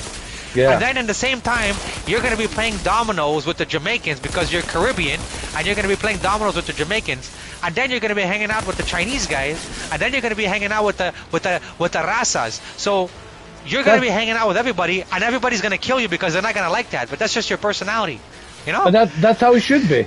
That's who you are. That's your personality. Yeah. Exactly. That's what I tell people, and people who know me in real life, they say that's the best part about you is because you're fucking relatable. You know, and people tell me, bro, you are the complete opposite of every brown guy that I've ever met. That's the one thing I noticed about you is like that you didn't just agree with it, you know, for the sake of agreement with everybody. You said what you felt and how you feel, and I said this is what I respect about you is that you say it how you feel, and I do the same thing. I tell people how I feel, and whether they like it or not, well, too bad. You know, I'm not here to make you feel comfortable. I'm not here to tuck you in your bed and read you bedtime story lullabies. I'm just here to share me, who I am, and what I'm sharing here with you. And if you don't like it, hey, that's okay, dude. There's billions of people out there. You can find someone who's gonna agree with you, right? Yeah. But the problem is, a lot of them like to come in and they like to tell you, why don't you agree with me? And someone, you know, I remember when I first started working, doing this YouTube 4K television thing, everybody came to me and said, you know, your custom settings are wrong. I said, come again? Your custom settings are wrong, dude. I said, how can my custom fucking settings be wrong, dude? They're my preference. How in the fuck can they be wrong? And no reply. I said, and another guy says, dude, but you know that your settings, your custom preset settings are wrong? I said, how? That's my fucking preference. That's like me saying to you, the house that you fucking built is wrong. But that's my preference. But fuck your preference. Your house is wrong. Right? Or the car that you built, the paint that you put on that car, right, on that Mustang, that's wrong. And that's your preference. So they just want you to agree with what they want to agree. It's a very strange phenomenon, man. I call them. Thank you, Robert. We love you too, man. Maybe one day we'll invite you, man, to join us. You know, be part of the what you call it, Thanks, Mr. 4K Robert. join. Yeah, maybe we can have you join tomorrow, man. And the other guy, what's his name? There's some people I need to add on my friend list, and I got to go through it tomorrow and check it out. But listen, man, all of this stuff, it's something that I don't think it's helping society, man. This is why everyone's going crazy. This is why people are losing their shit, man.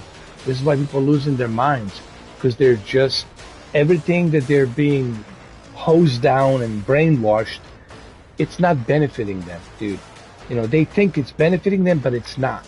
Dude, how's, like, even women, they think that they can do everything themselves and by themselves, and until you get tired of that dildo, that rubber dildo, and that little mice you put in your pussy, right? What are you gonna do? Look for a donation, some sperm donator out there to build you a kid, you know? Listen, everything they're doing is unnatural.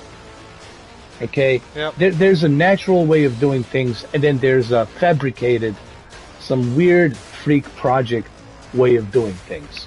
You know, I don't care if you're religious or not religious, doesn't really matter to me. There's something that Mother Nature intended it to be a certain way, to do certain things a certain way, and people, the way they're doing it nowadays is just so weird. It's so, like, unnatural, you know? Unnatural, you know? Why you need to, like, bring your ideas that you enjoy and now affect my life with your ideas. You expect me to fucking like it. Why can't you keep it private? Like, listen, whatever you do in your life, and it's your own privacy. I don't care what you do in your privacy. You can do whatever you want in your privacy. That's democracy. But here's the problem. When you want to impose what you like to do in your privacy to be implemented in schools, to be accepted everywhere, to be implemented in every part of the freaking globe of this planet, then that's not right. Then you're imposing my freedoms. Then you're imposing my ideals. Then that's not democracy anymore. That's some kind of fascism. That means that's some dictatorship. You're imposing your own dictatorship. I'm talking about these feminists, I'm talking about these other groups, You can love each other, suck each other, fuck each other, do whatever the fuck you like to do in your privacy. But don't impose it to me. Don't turn it some kind of laws to tell me this, to tell me that, what I should do, what I shouldn't do, how I should live, what I should say, how I should say it, how I should treat you, how I should not treat myself, what words to use to communicate to you. No, that's not how the normal world should work. The way normal world works is respect. What does that mean? Respect means two-way street. I don't care what you do in your private life. I don't care what makes you happy, what you do. That's your business. Nor do you care what I do in my private life. That's my business. And we can all kind of keep it like that, like we always did. Yeah.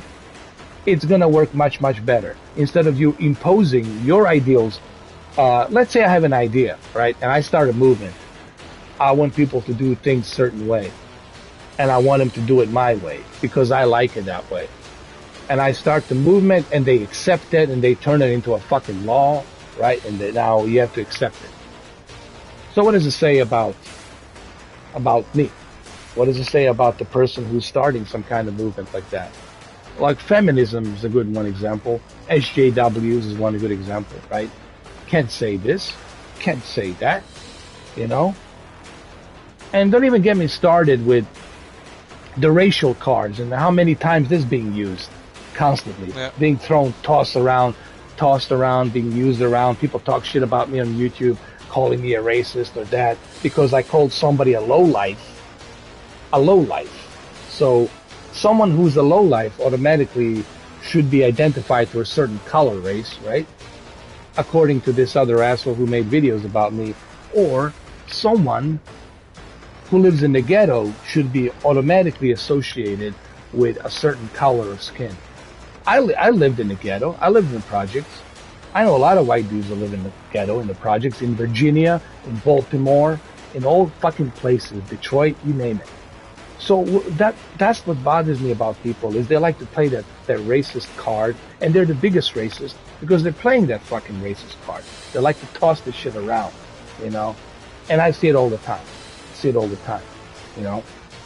And everybody's playing these cards. Everywhere you go nowadays, there's some kind of card being played. That I'm better than you, you need to bow down to me, that I'm more superior than you.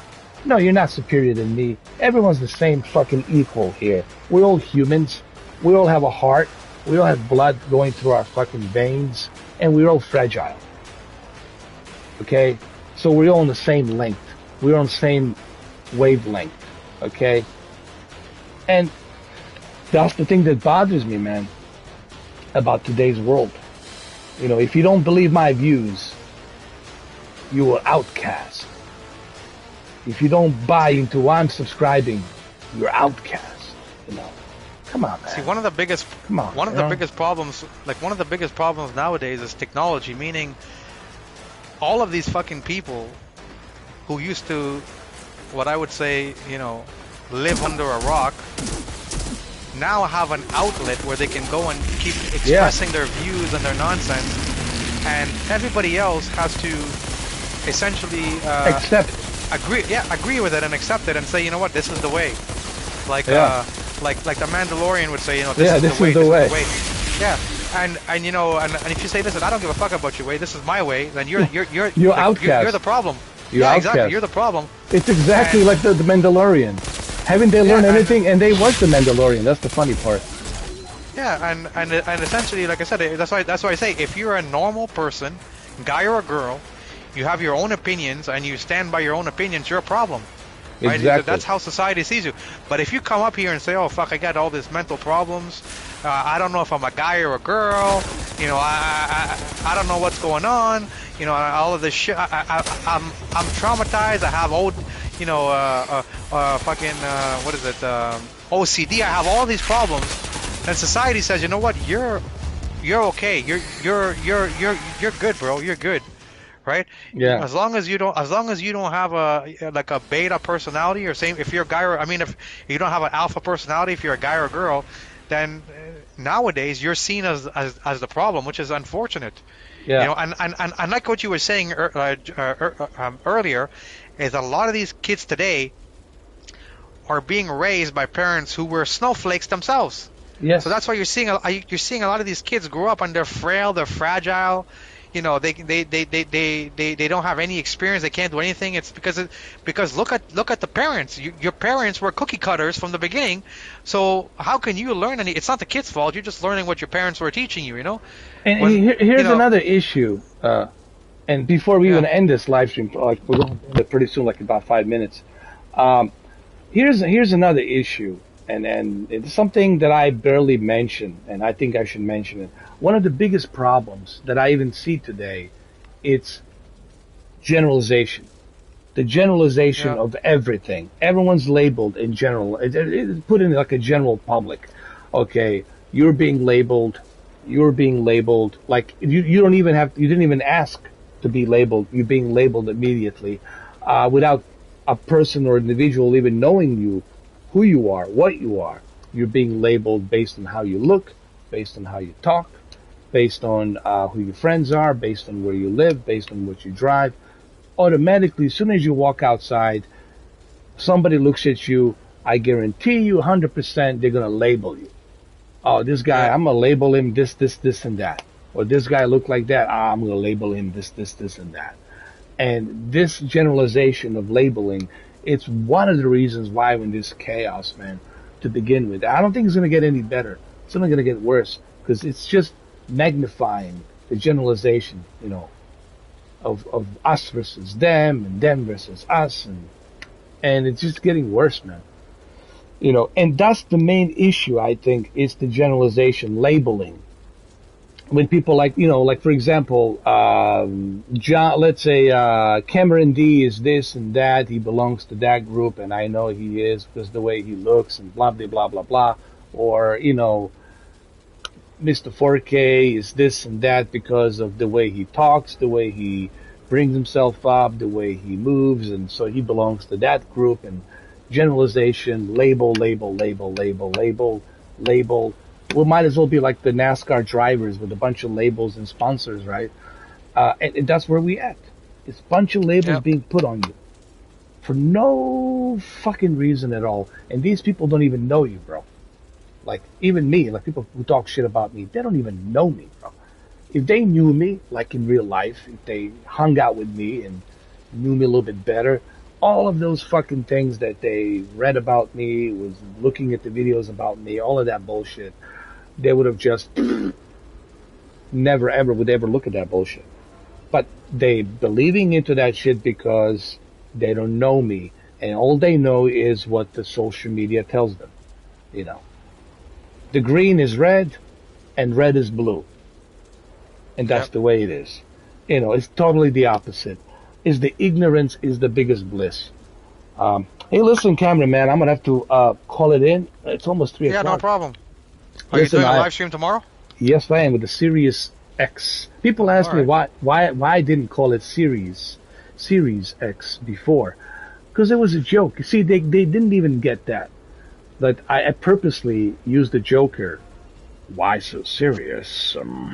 You know, I was using the joke from Joker. You know, Heath Ledger's "Why so serious?" But I didn't get that I was doing it because of that.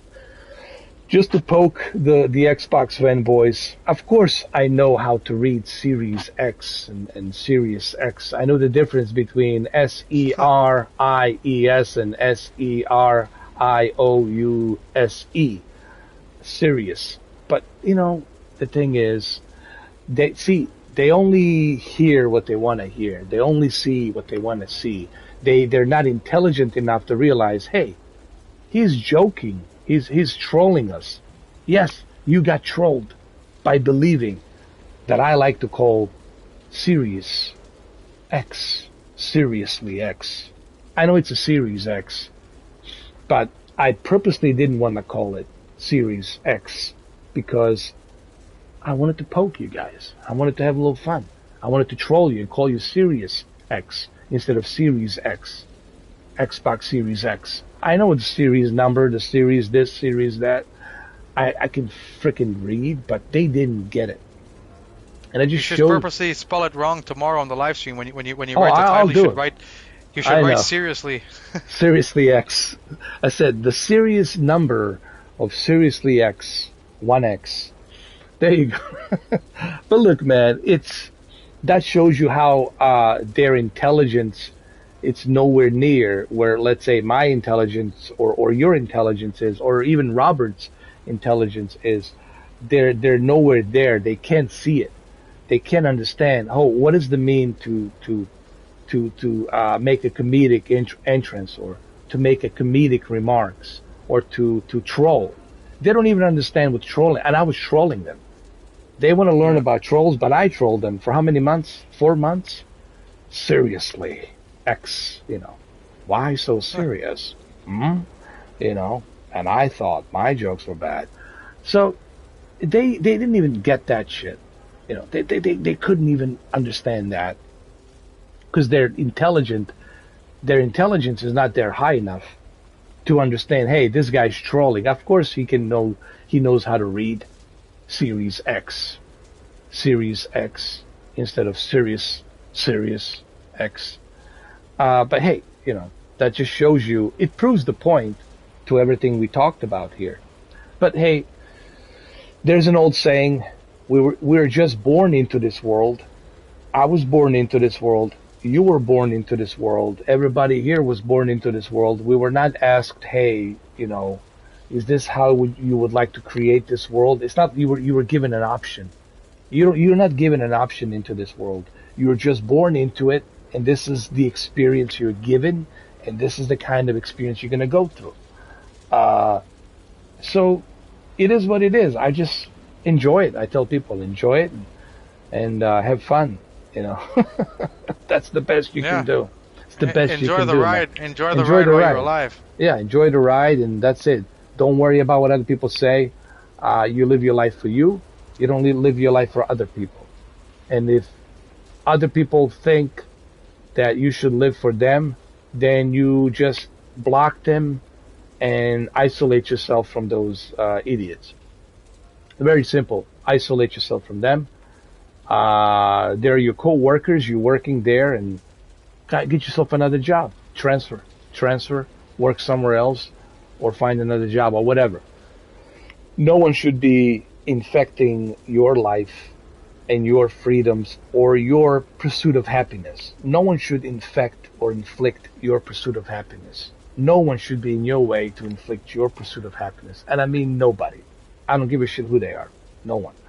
So it's important that people remember that, and just live your life. Don't waste your time on what people say.